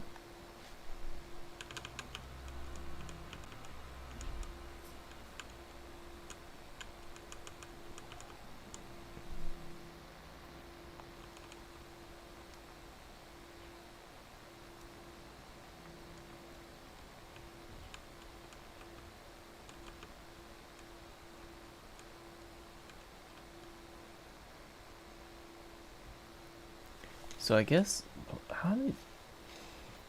See, the problem is, tree sitter is supposed to be like super error resistant, right? Super fast and error resistant. It's too error resistant.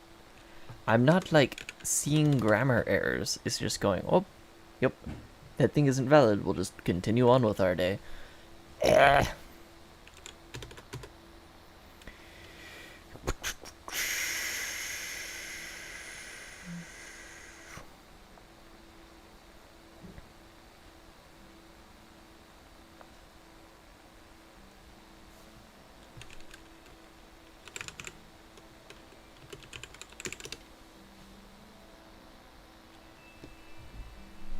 I guess we're doing bad grammar now. Pretty much. And I want to be like, ooh, bad grammar, how queer.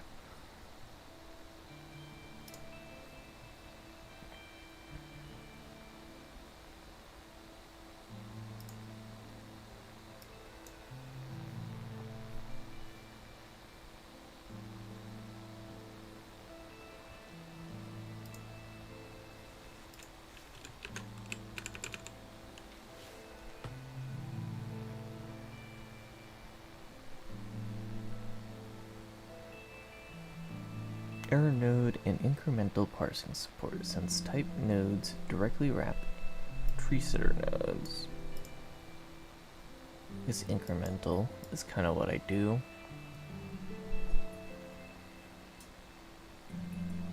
Less verbosity, since extra and error nodes are implicitly handled.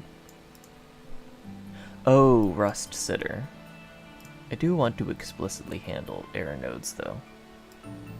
See, my problem is it's working too well now. I'm not spent so much time on error messages. I want to see error messages.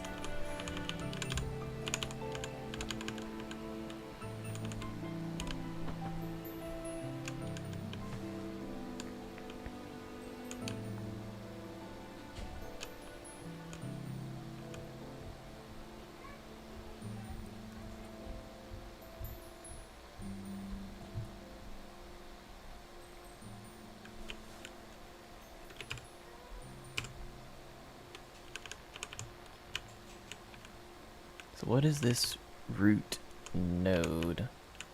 If I go to tree source file, there it is. I was looking at the wrong place. So this is modules. And has children is implemented. Node is implemented. Try from unchecked, all that stuff.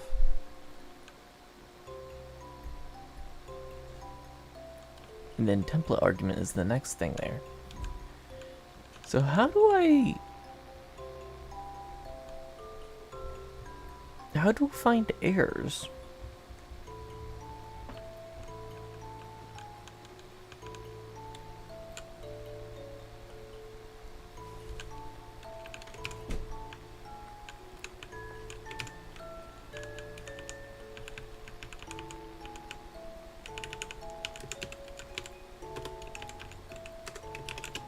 We have these modules, and then we expect node. The neat part, you don't. I don't think that's how I want this to work.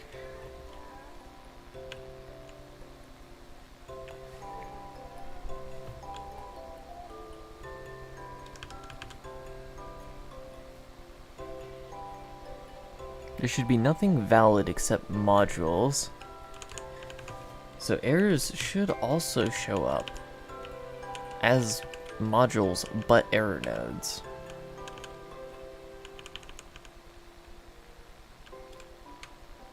Right?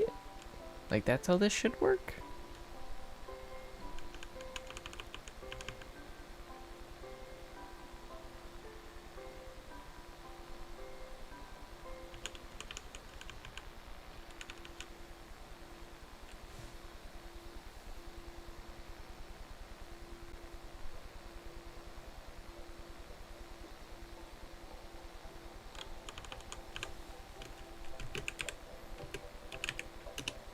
Are breakpoints even working?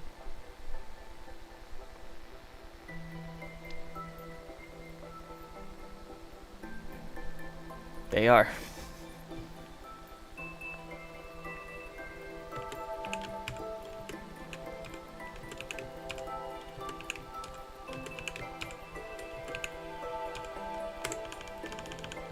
Okay, yeah.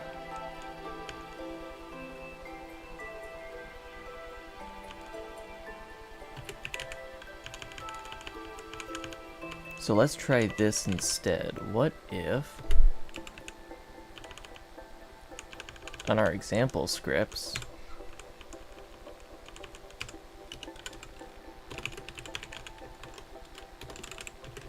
we have a final test?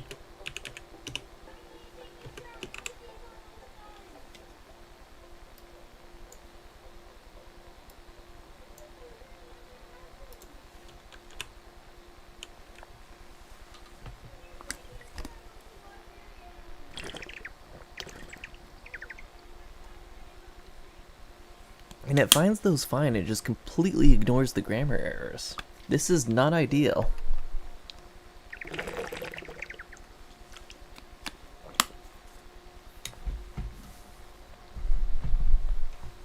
I don't want to have to refactor the parser now.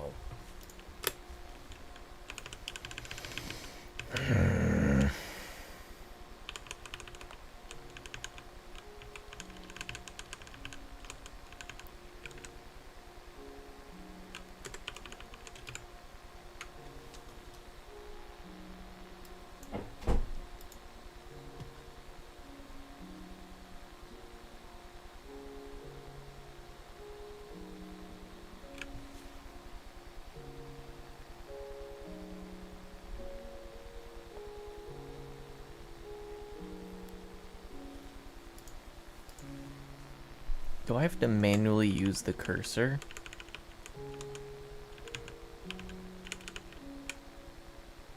In this particular... Yeah, I'm gonna replace tree setter. It's not...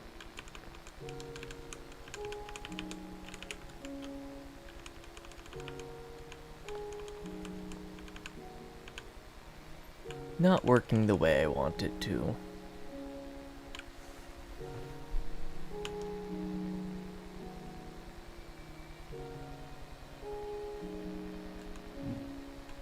filter, not as extra.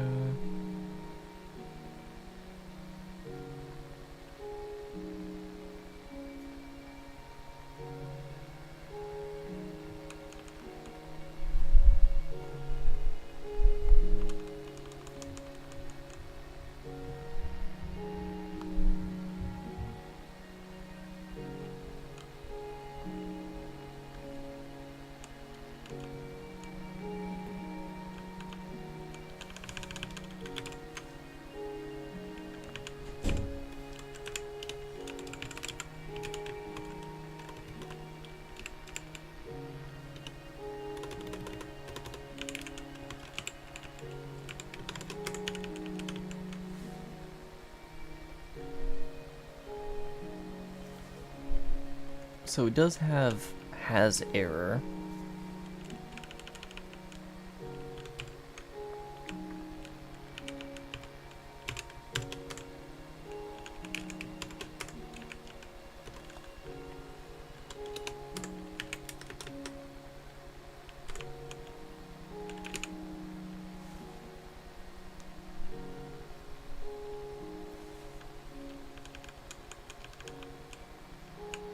What's this use the cursor for?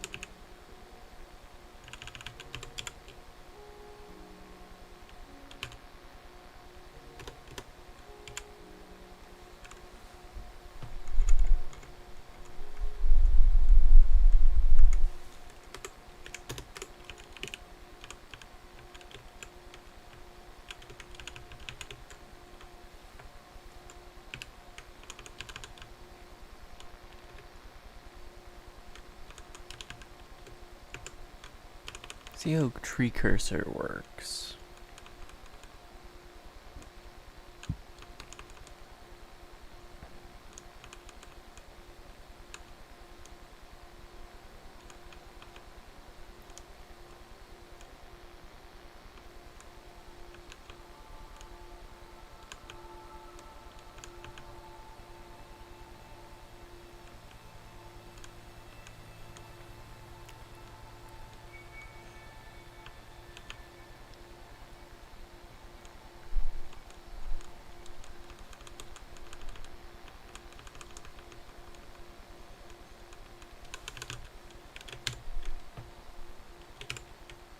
So we'll do this.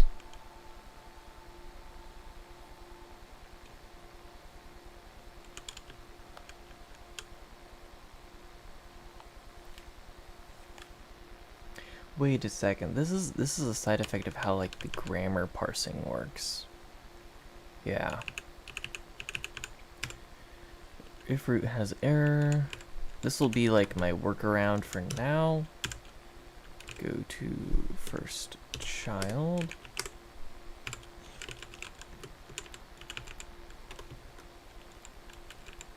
While cursor, go to next sibling.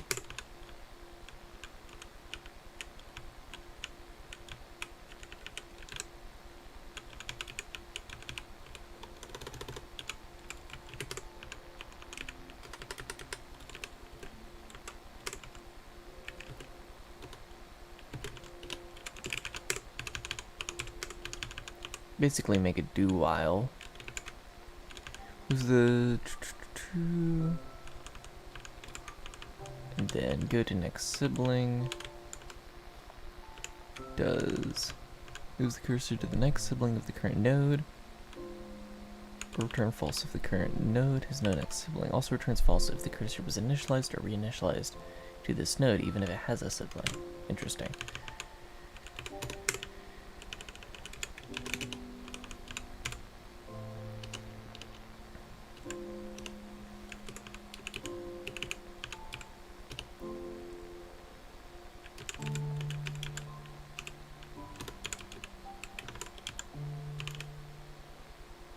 And we'll do a cursor node is error.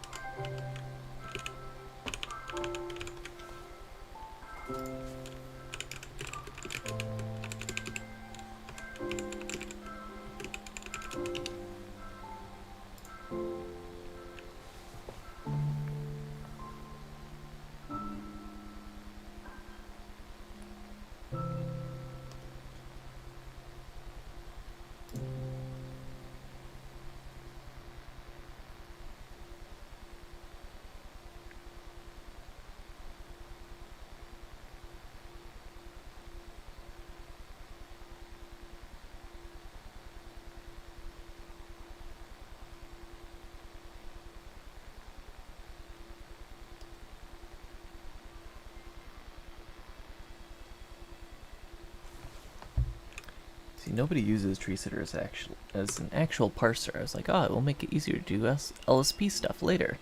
This is a great idea. Several months later.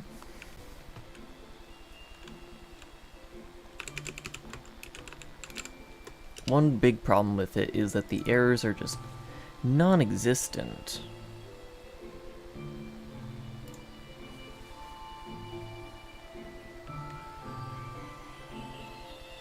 If there is an error, oh, that's a query.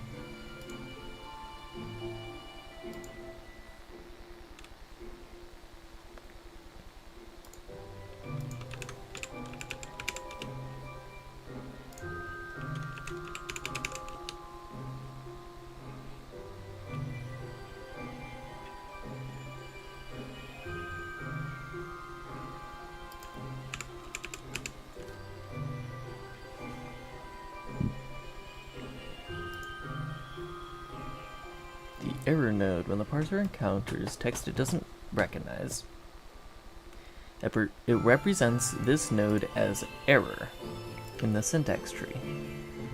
These error nodes can be queried just like normal nodes.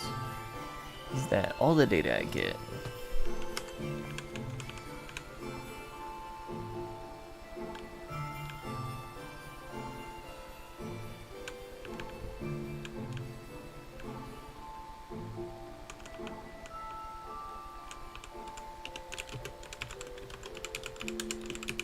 I'm going to just do a not expected for now.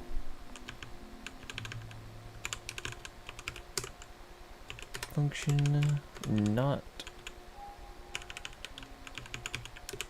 expected.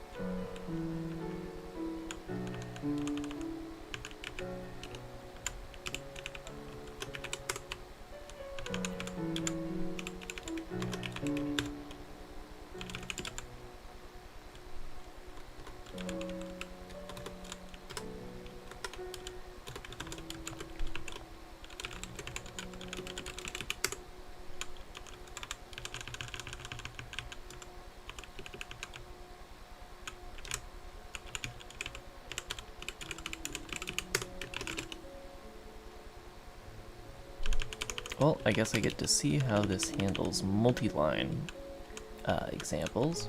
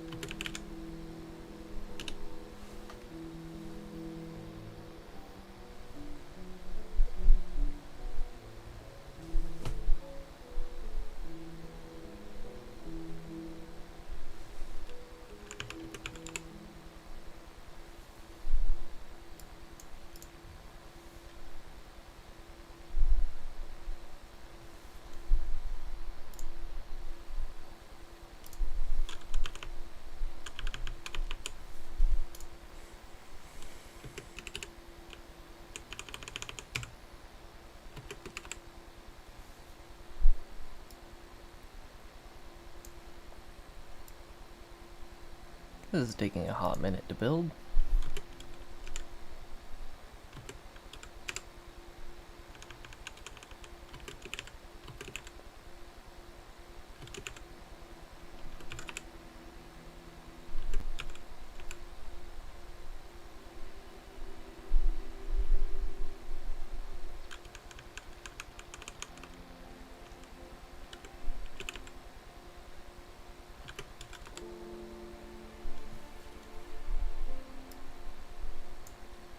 Oh, there we go.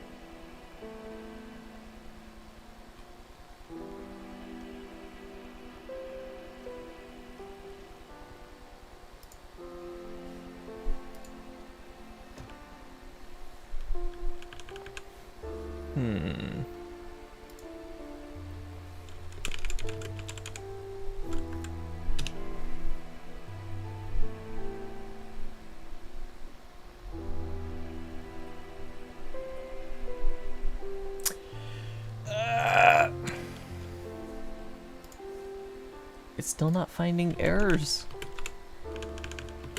Stop working. Start breaking.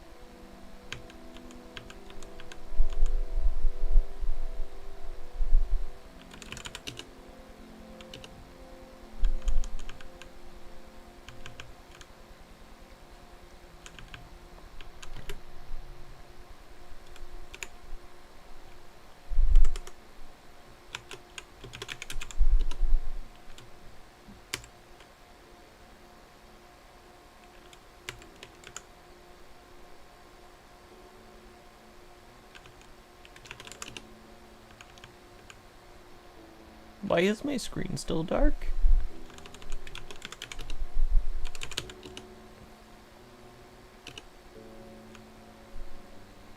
My editor is barely holding on.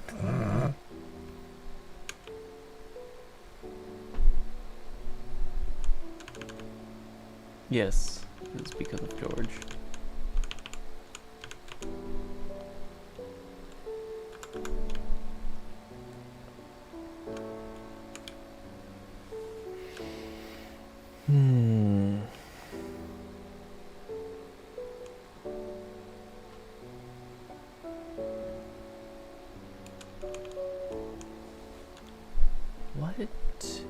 What was I gonna do? Right, I was gonna check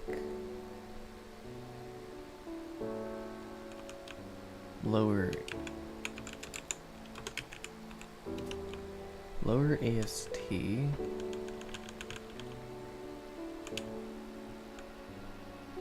This is root, so this checks the root. Let's also check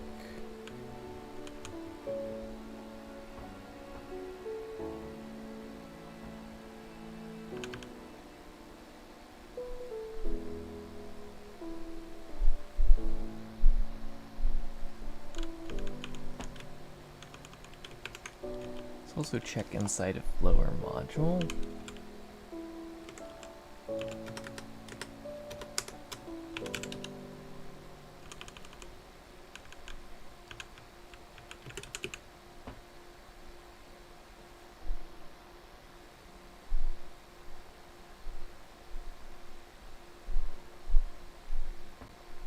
unless go to next sibling is returning the first time the cursor was initialized or reinitialized to this node, even if it has a sibling.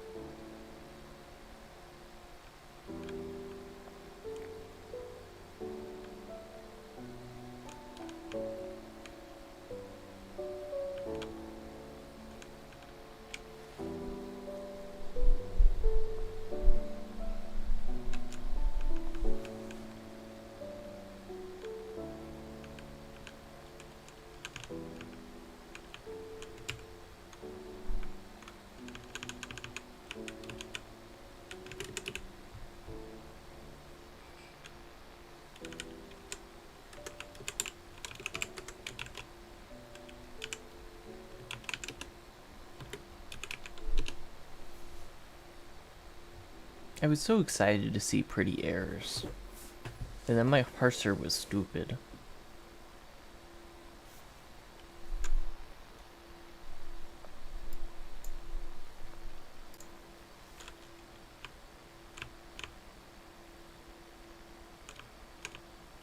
Technically, it not seeing errors is an error. It not erroring out is an error. Maybe not for the intended use case of mostly just using this parsing library for text highlighting. Then it's like, it's great that it's not finding any errors because it's just used for text highlighting.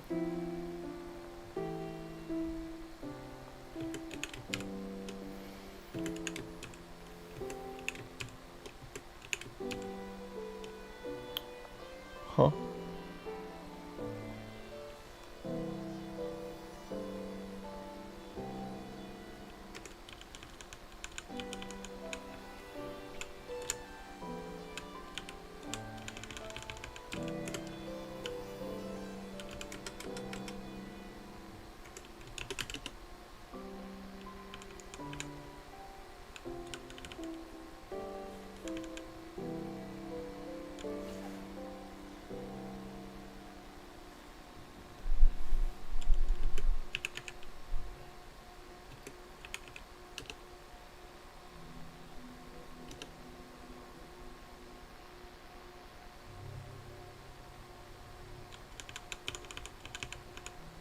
The sheer amount of refactors I've done on this particular refactor to make things better, but it's like just getting worse, and I need to and I might need to refactor it even more, is it's kind of crazy.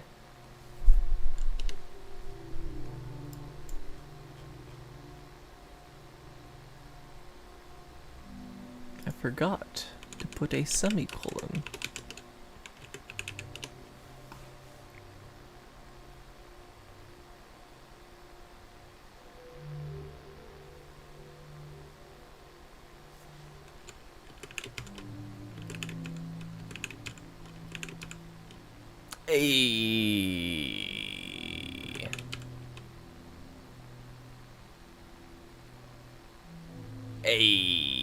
That is an error.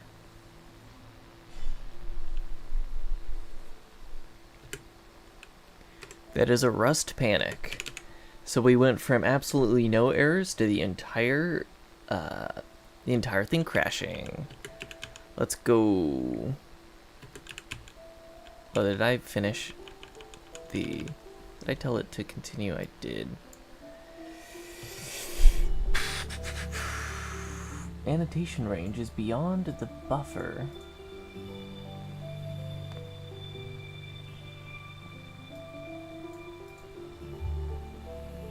Oh, okay, so it's with the annotation. So now I get to debug the error code, the error reporting code that I wrote last night.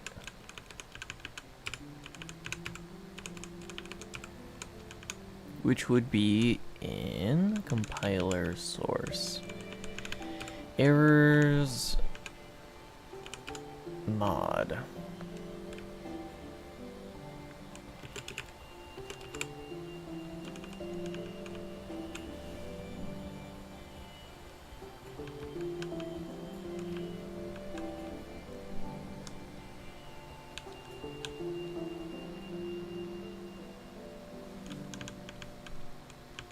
Here, let's run this one more time and see the exact line of code that caused the error.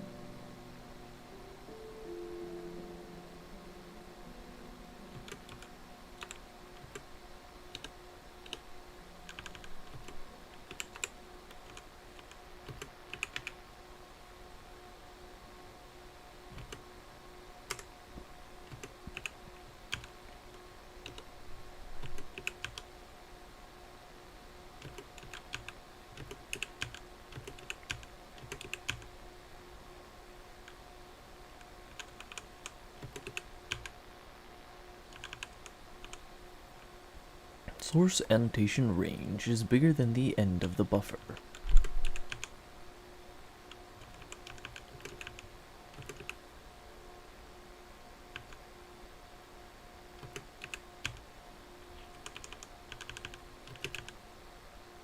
Of course it's in render.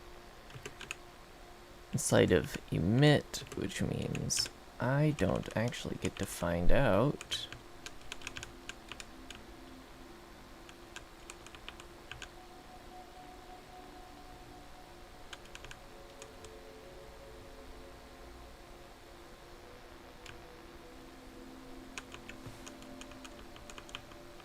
which particular annotation. Well, there is one annotation, one singular annotation. Okay, so we have the start, which is the cursor buffer index here.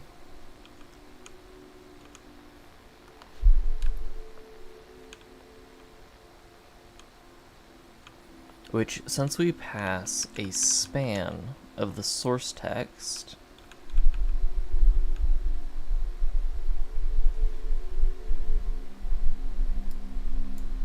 end of buffer 13, so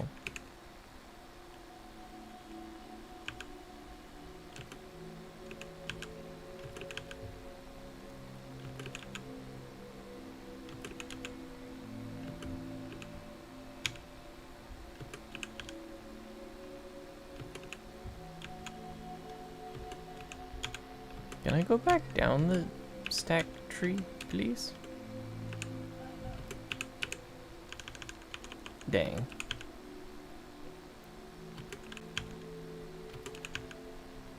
Nope. We only get to go move up the stack trace.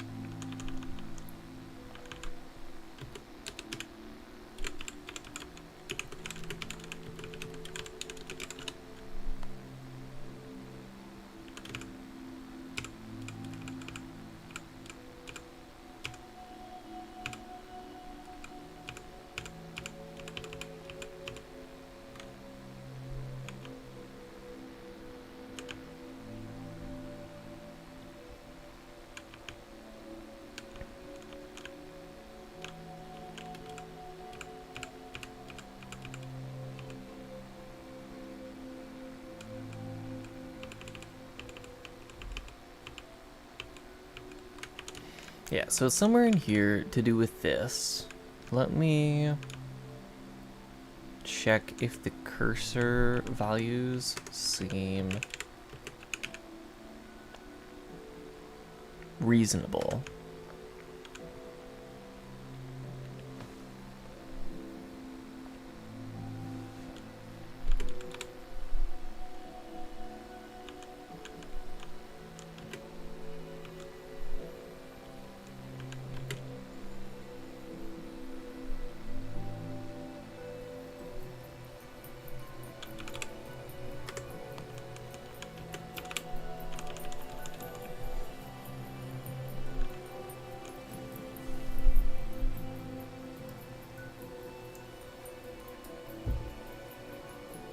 Oh, it's right here. That's why.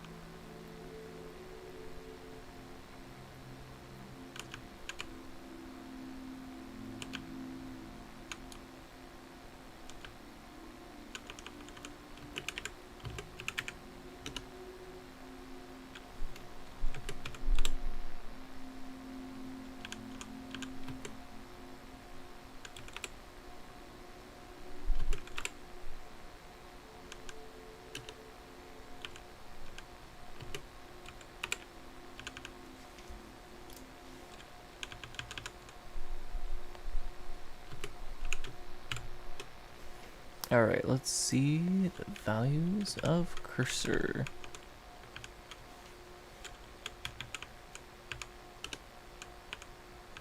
Line 16, buffer index 419. That seems valid enough.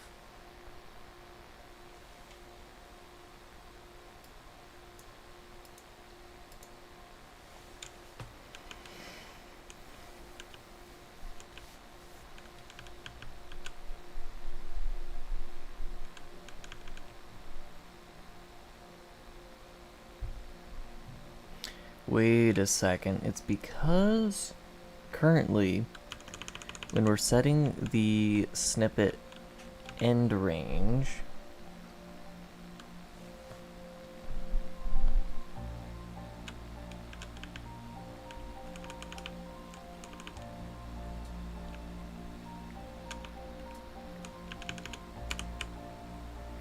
we're not currently accounting for how large the annotation is. If the annotation is multiple lines, then it'll be too big.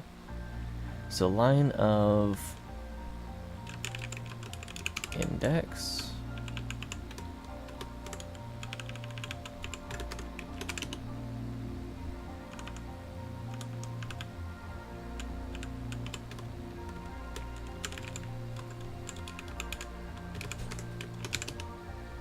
we're going to do line of character index, and then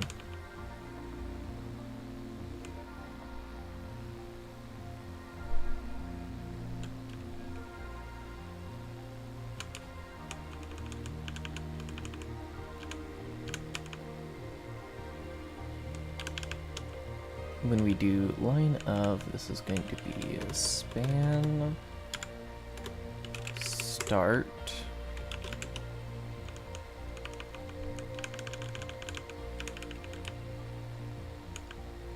and then end. I'm just going to set this as 0 for now because we'll set it again down here. We'll say span end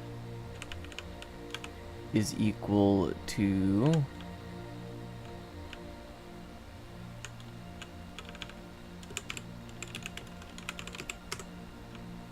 end line, which is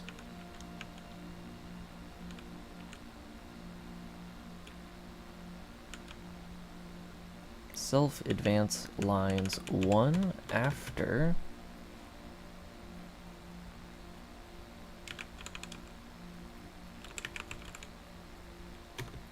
let's do self line of annotation. This just be span?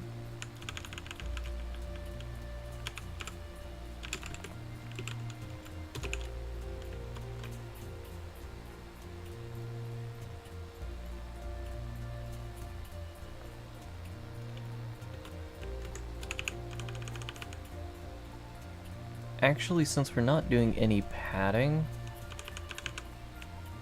we don't necessarily need to do span end equals next line specifically.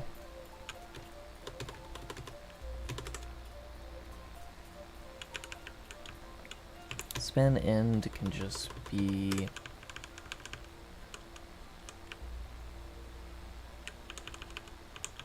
span dot end, more specifically max with s span end.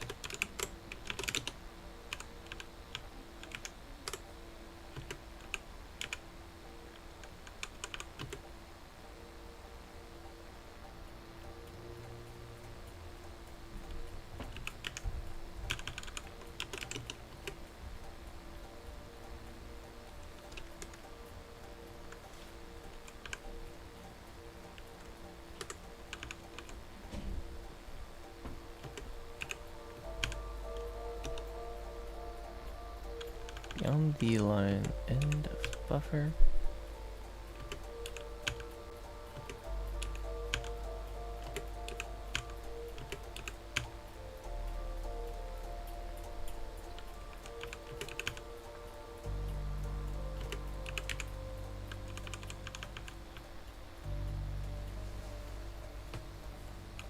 Source length. Okay, so that is the total length of the buffer. Got it.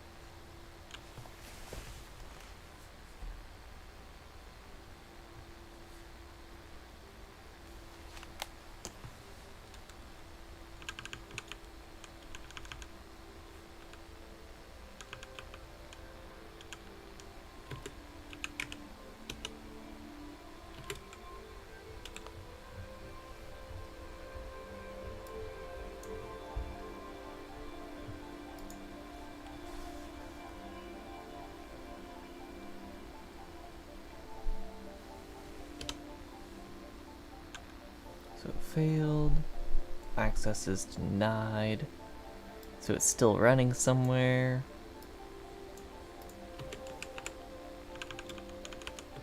That or I accidentally double ran it.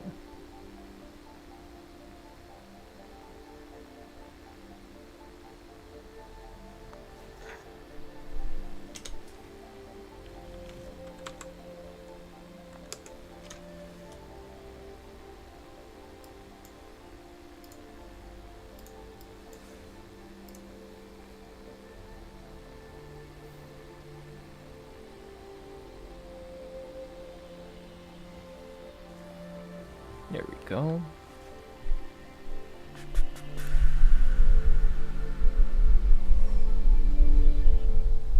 Where are you, LDB? There you are. Whoop. Whoop. Be gone.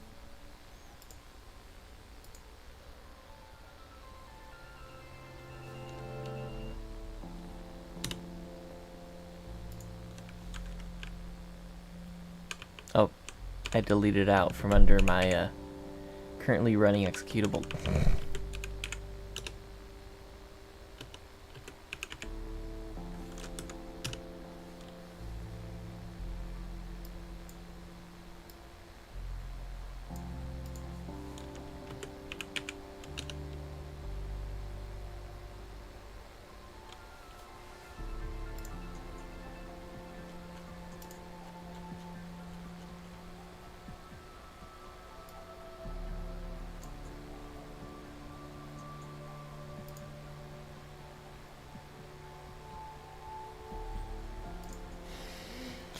There we go. Let's undo that breakpoint. We don't need that anymore, at least for now.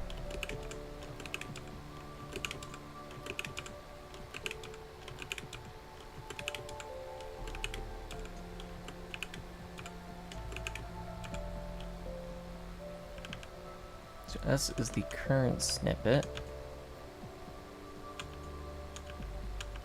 So we make the current annotation span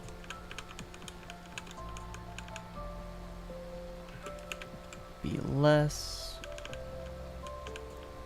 Well, we subtract by the start of this span, which is the first line that the annotation references.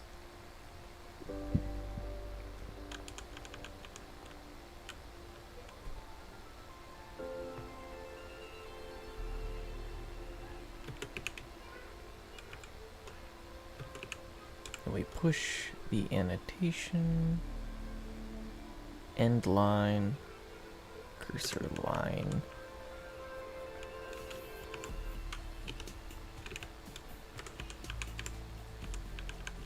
which apparently I fumbled some characters into there. Then we set the span end.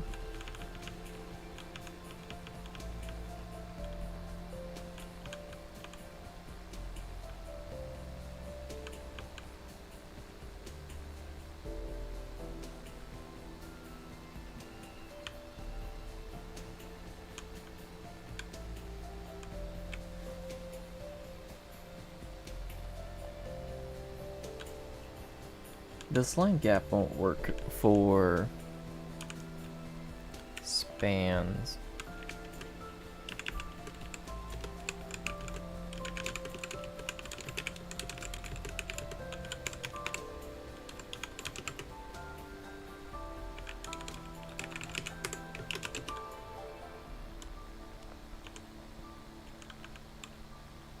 Wait, can annotations only be for one line?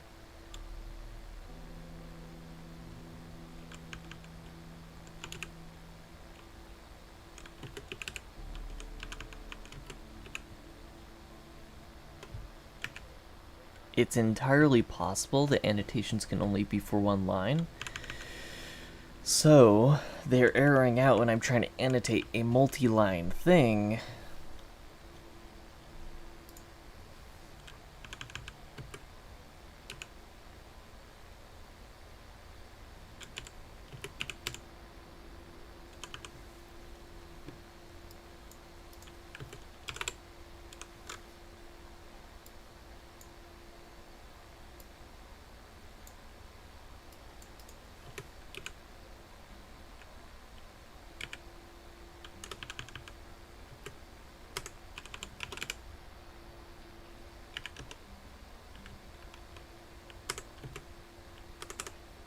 Oh, wait. What's this? What's this?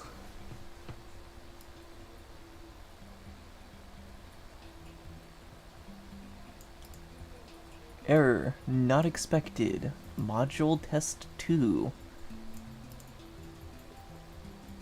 And then it actually does a multi-line annotation.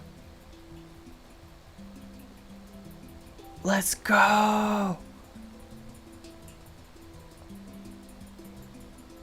It's working. Now, let's see if it has colors. Well, actually first, I'm gonna make there be multiple errors.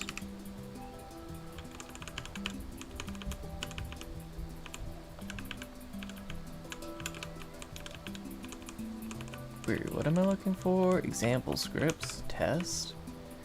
And then let's throw another error over there, maybe one in here.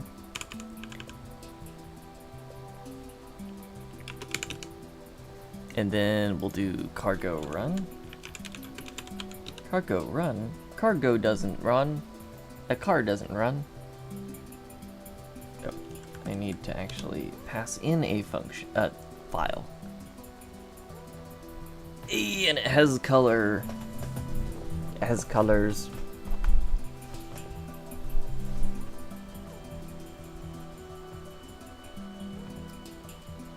There should be more errors. Why are there more errors?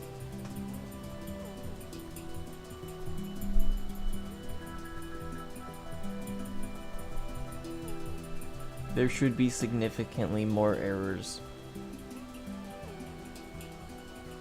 Dang it, I'm gonna have to refactor the entire grammar. I don't want to have to refactor the entire grammar. I'm gonna have to refactor the entire grammar.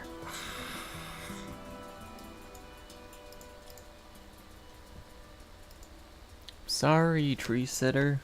I tried.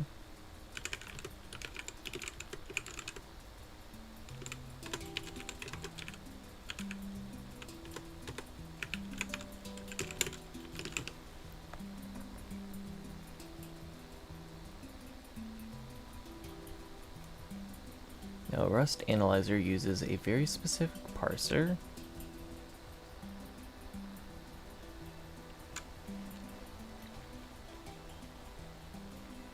If only I had It was in one of these.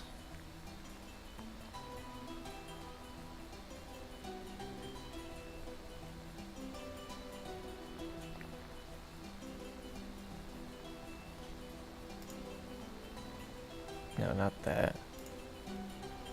Wait, this? No.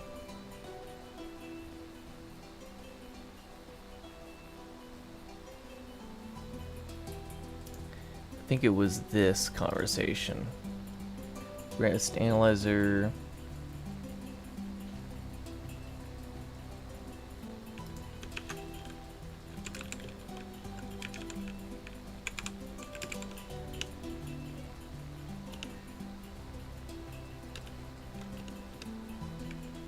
Parsed by handwritten parser. Oh, come on, you told me.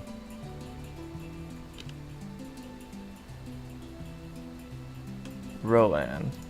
Based on Rowan.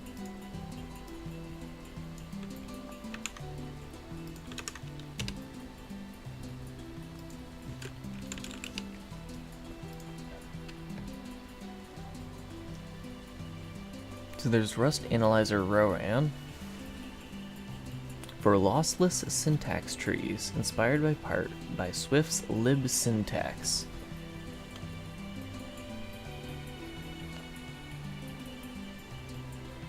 See examples, expressions.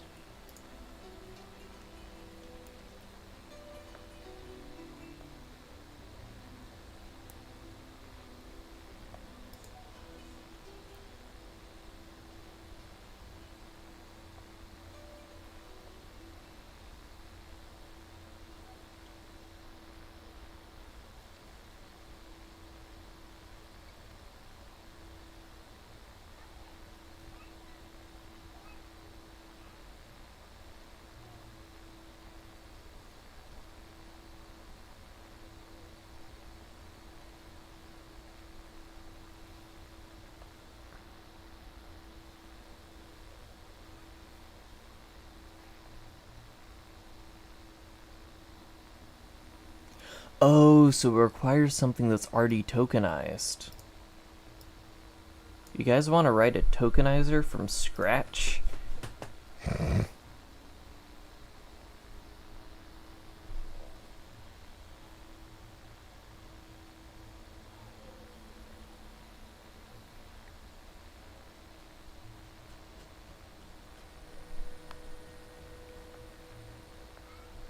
Dang, I'm gonna have to do research on what parser to switch to.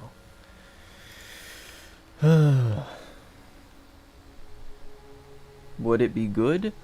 That is a good question.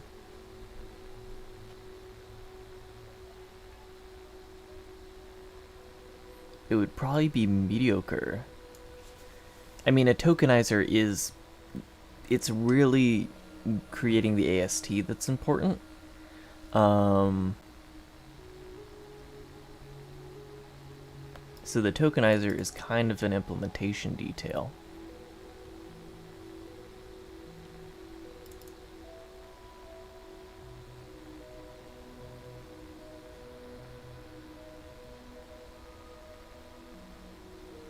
This kind of looks like... what is the library actually doing?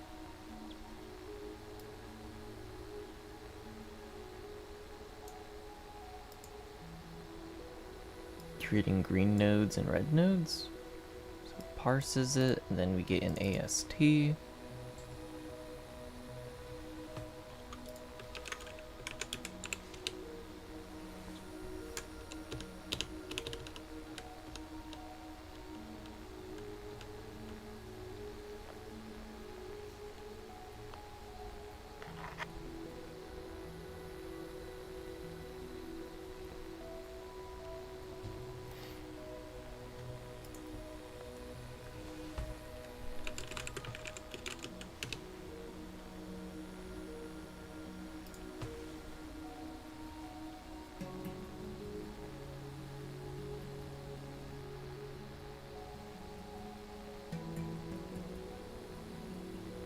LR1 grammars.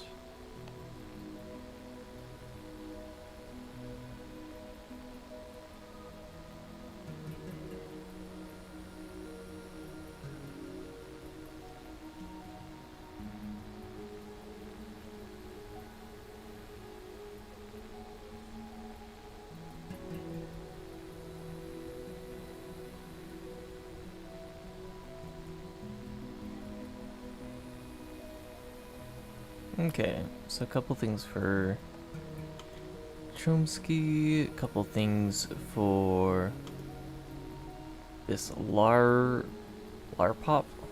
and then GRM tools. Who is Lawrence Tratt?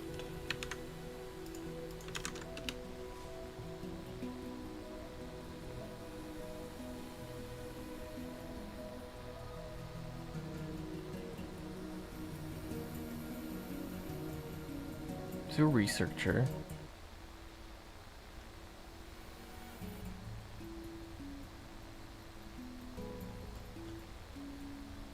Don't see a Wikipedia page, so I don't know why GRM tools is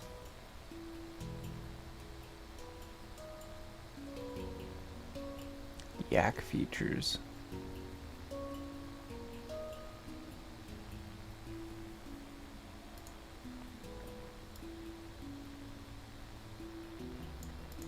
Parsing text, both at compile time and runtime. Most users will probably be interested in the compile time Yak feature, which allows traditional Y files to be used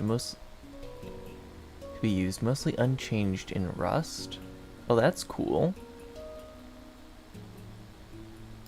So you can use traditional Yak parser files. It would be nice. That would be very nice.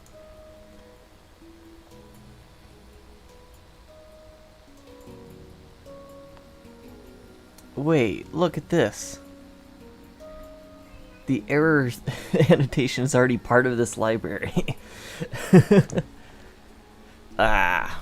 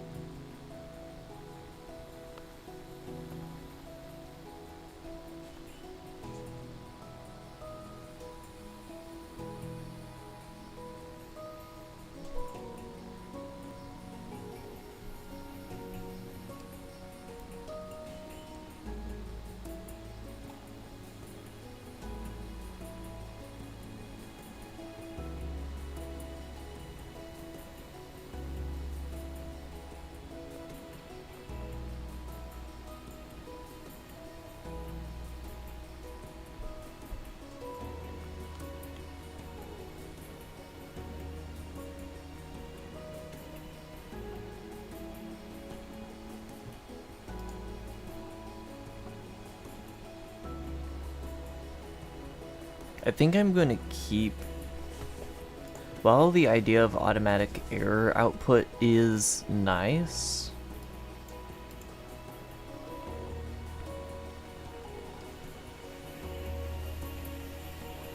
do you know how to do graphics programming?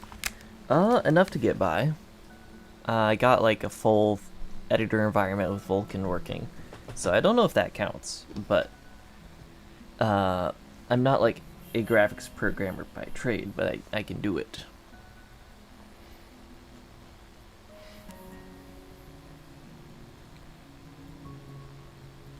Yeah, since I want to have control over how errors are reported, and then I do want annotated errors as part of that.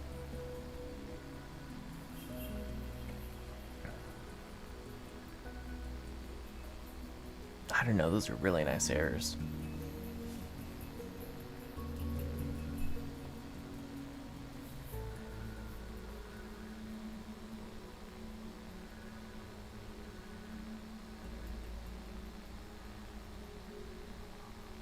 Hopefully there's a way to go in and... Well, these are only parser errors that it's outputting stuff for. And those are really nice parsing errors.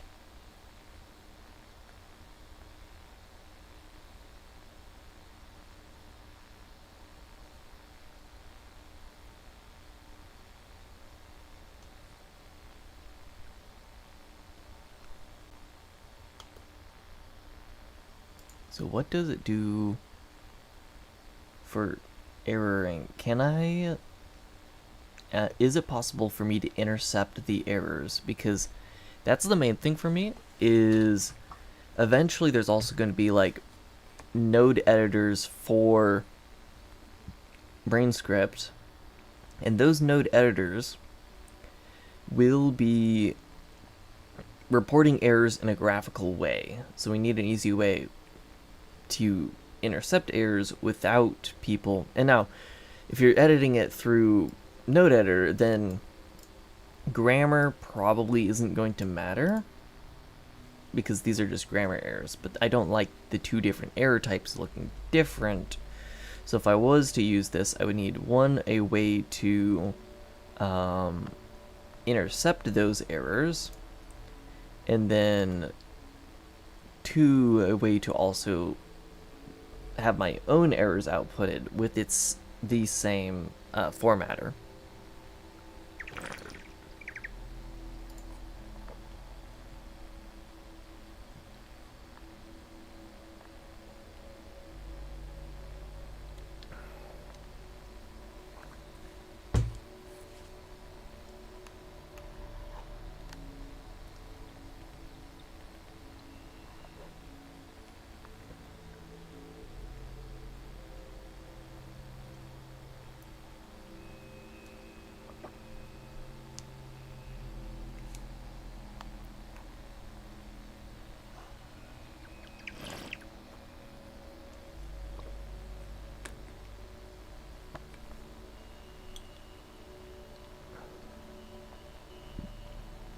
Alright, I'm going to be right back, and then we're going to dive into, can we intercept errors and also do our own?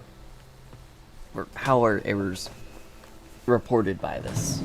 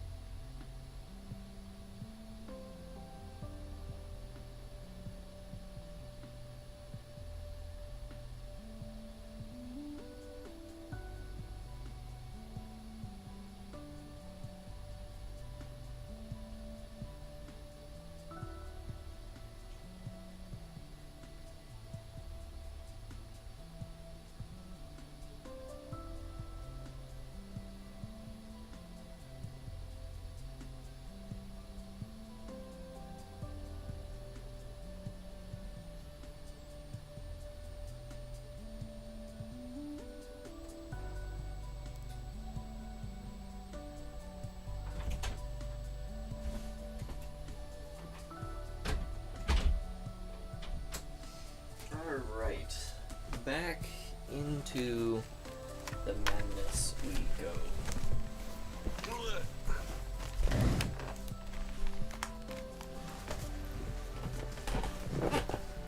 I love how this is turning into like, This was originally me going to be like, I need to handle L values and R values in the compiler slightly better than I currently am, and has now turned into me going, I need to refactor the entirety of the compiler.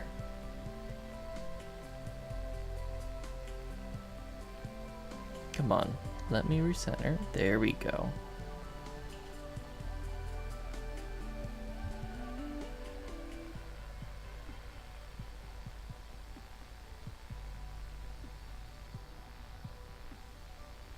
Okay, that is good enough.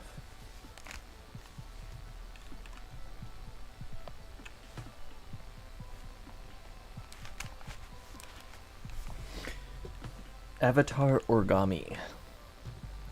So let's go straight to their error. Create.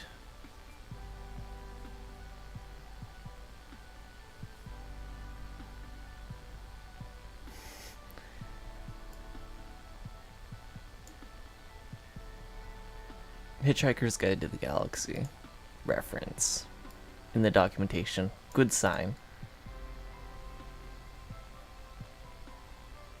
You can implement the error trait to create your own parser errors, or you can use the ones provided by the crate, like cheap, simple, or rich.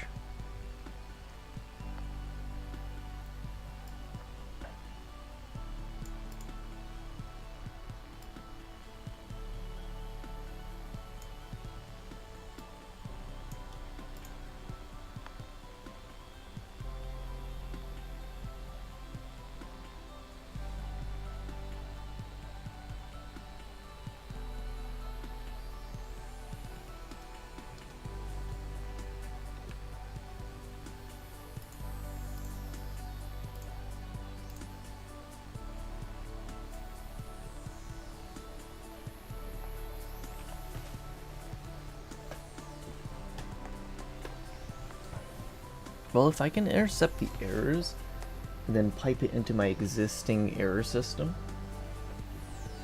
that would be ideal.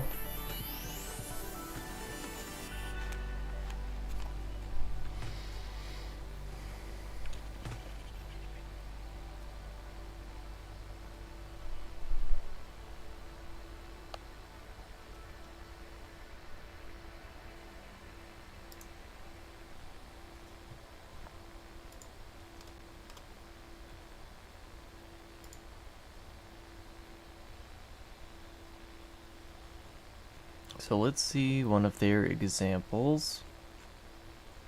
They have an example. Let's do JSON parser. They're the small Rust-like language.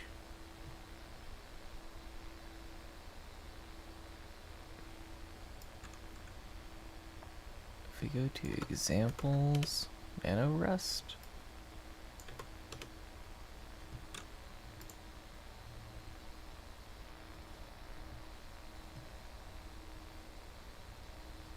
There it is. Should probably put in an issue for their documentation links being broken.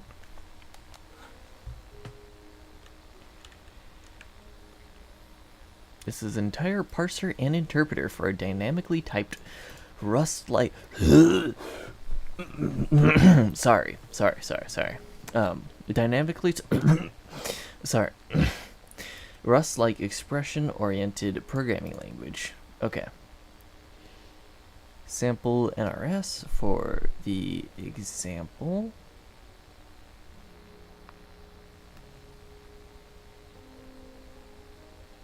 Not Rust, I'm guessing is what it stands for. Sample. There it is.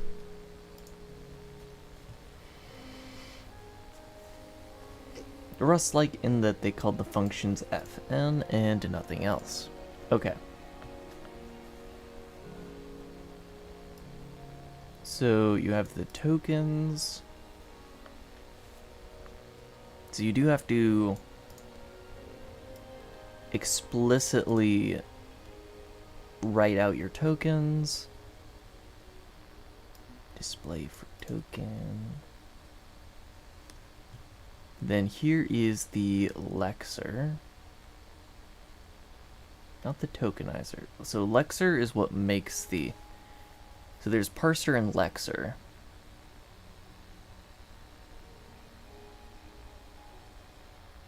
I guess lexer is first in there.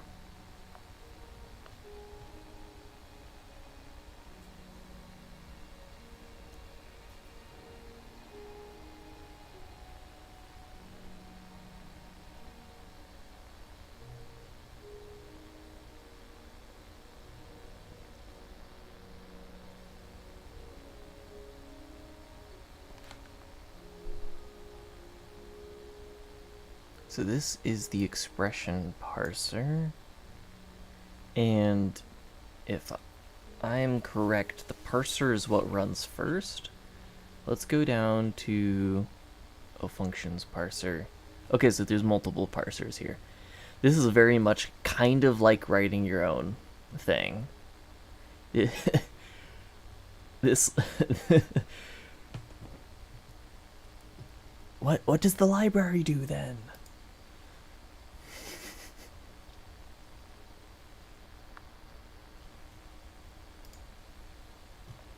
I guess since you're not doing a grammar file, you are writing the like precedence in code, which is nice because then it's like inherent, I guess.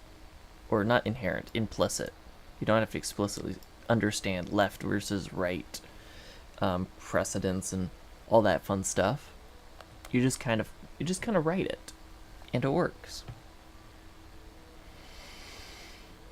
Okay, so you get the file, you read the file to the string, and then you do the lexer. You get the lexer and then you parse. I thought it was a parser lexer.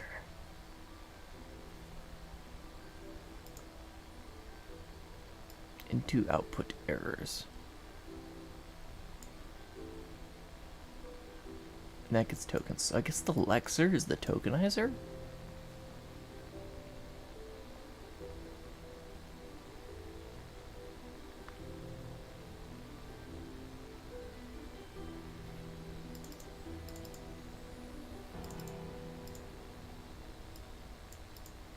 And then you parse. So you go lexer parse. And then you do function parser. Oh, and this just gives you the parser itself. Oh, these are generators for the actual lexer and then parsers. So I guess lexer is what you call a parser for lexical things. Language.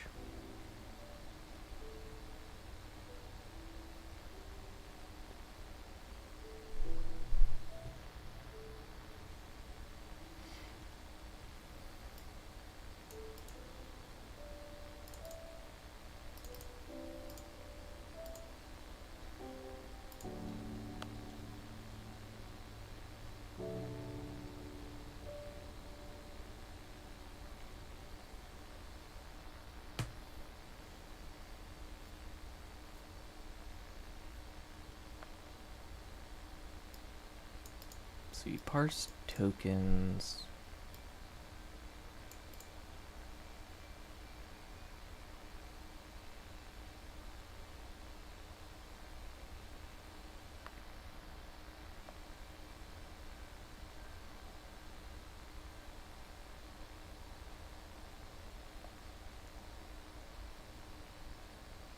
Map width.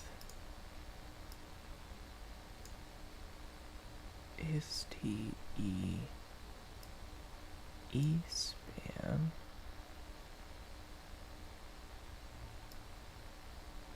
Where did the function parser get the AST from?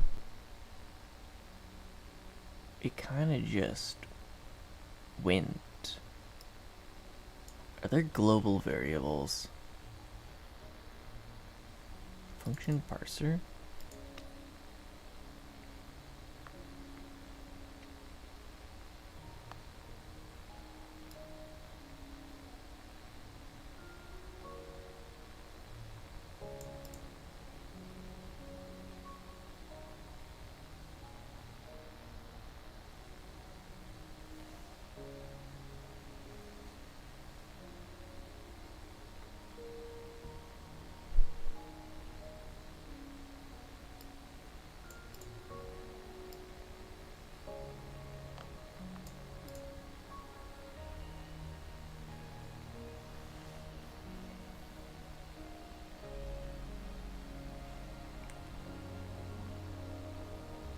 Oh, interesting. There's some level of validation you can do.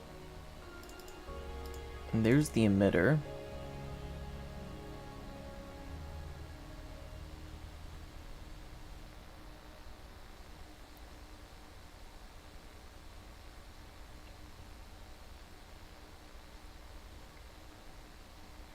So it looks like you could give it your own emitter if you want to.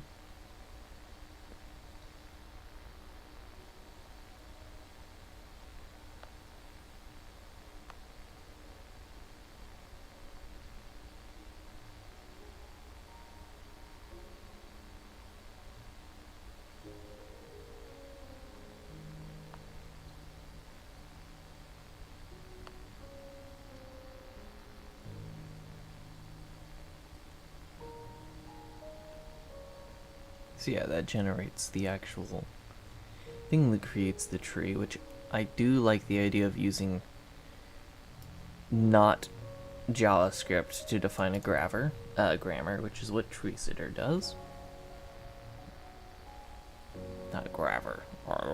I'm losing the ability to speak just thinking about JavaScript.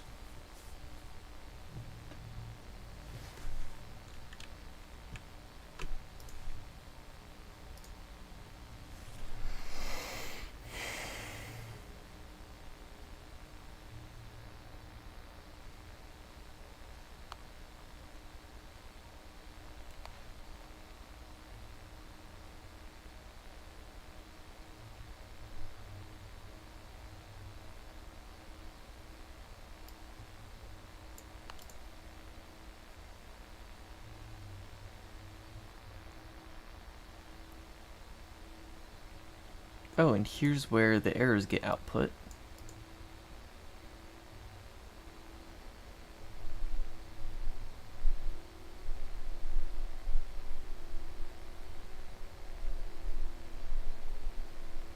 Had to repeat the last line for it to work.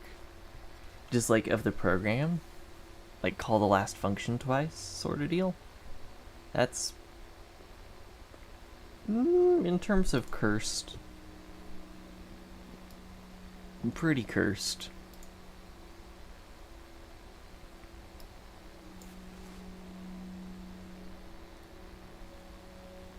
Okay, I'm still trying to figure out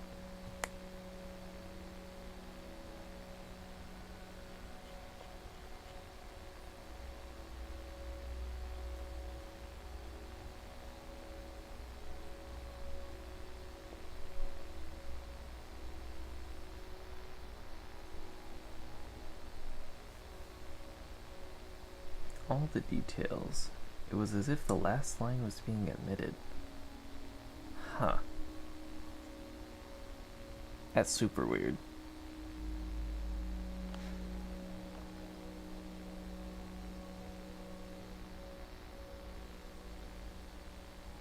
So part of this is also the interpreter, because they actually made a full interpreter for this example.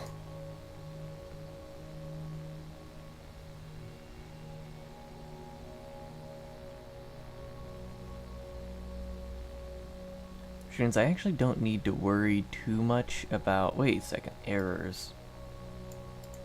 This might be the errors for not the parse.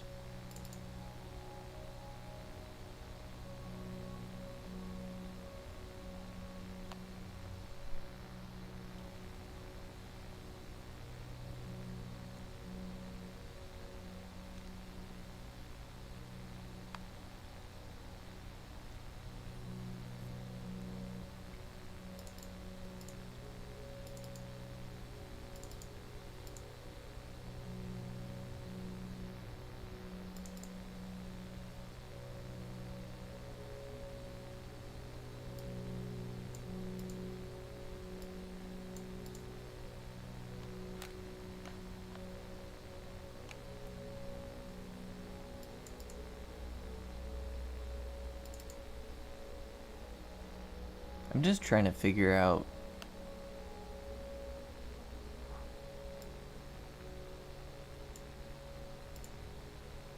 map with ASTE span. So this is a builder. Parse tokens as slice. And then we're mapping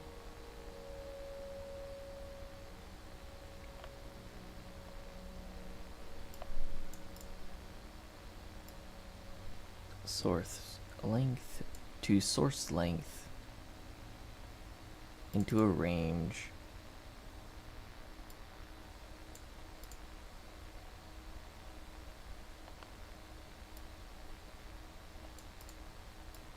I don't know the purpose of this line. It looks like it does nothing.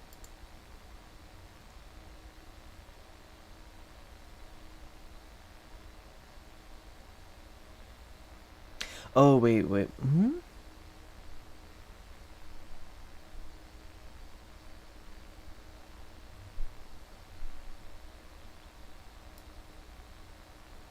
Can you run map on only a certain range?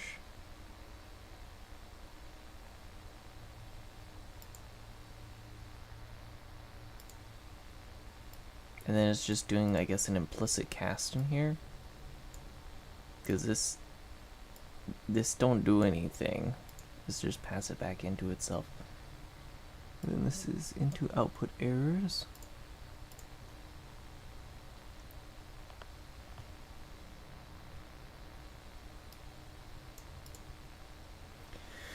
Alright guys, you ready to write a parser? I've decided... Yeah, we're gonna use this library. We're gonna...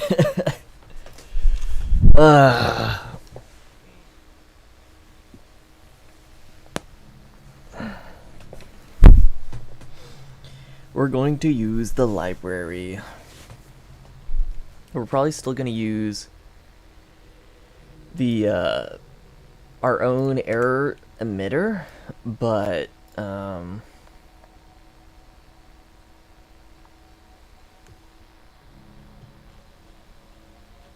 if we can get away with using our own error emitter.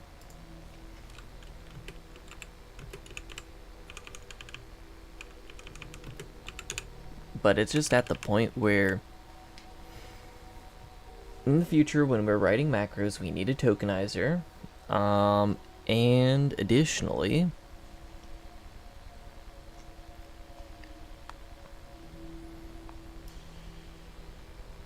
yeah.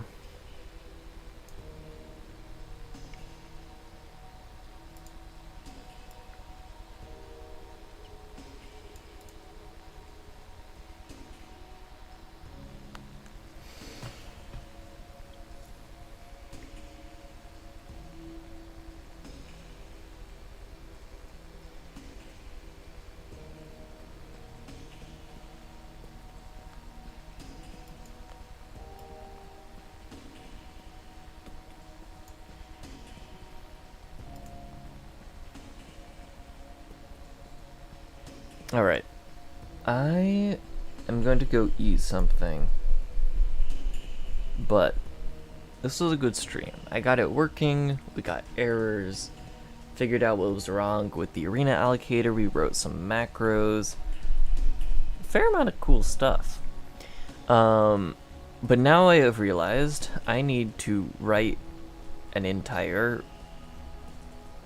completely rip out tree sitter, replace it with a custom parser stack written from scratch.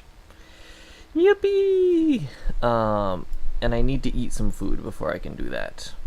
So I'm gonna go do that and then do this a little bit. We'll see how much I do this a little bit. I might go play games. I might try out Deadlock, to be honest. That would be really fun. It's quite late. I have completely lost my sense of time over the last couple days. And it's going to get worse because I'm going to write a parser. Alright. I will see you all around. Thank you for sticking with the stream. I'll see you next time.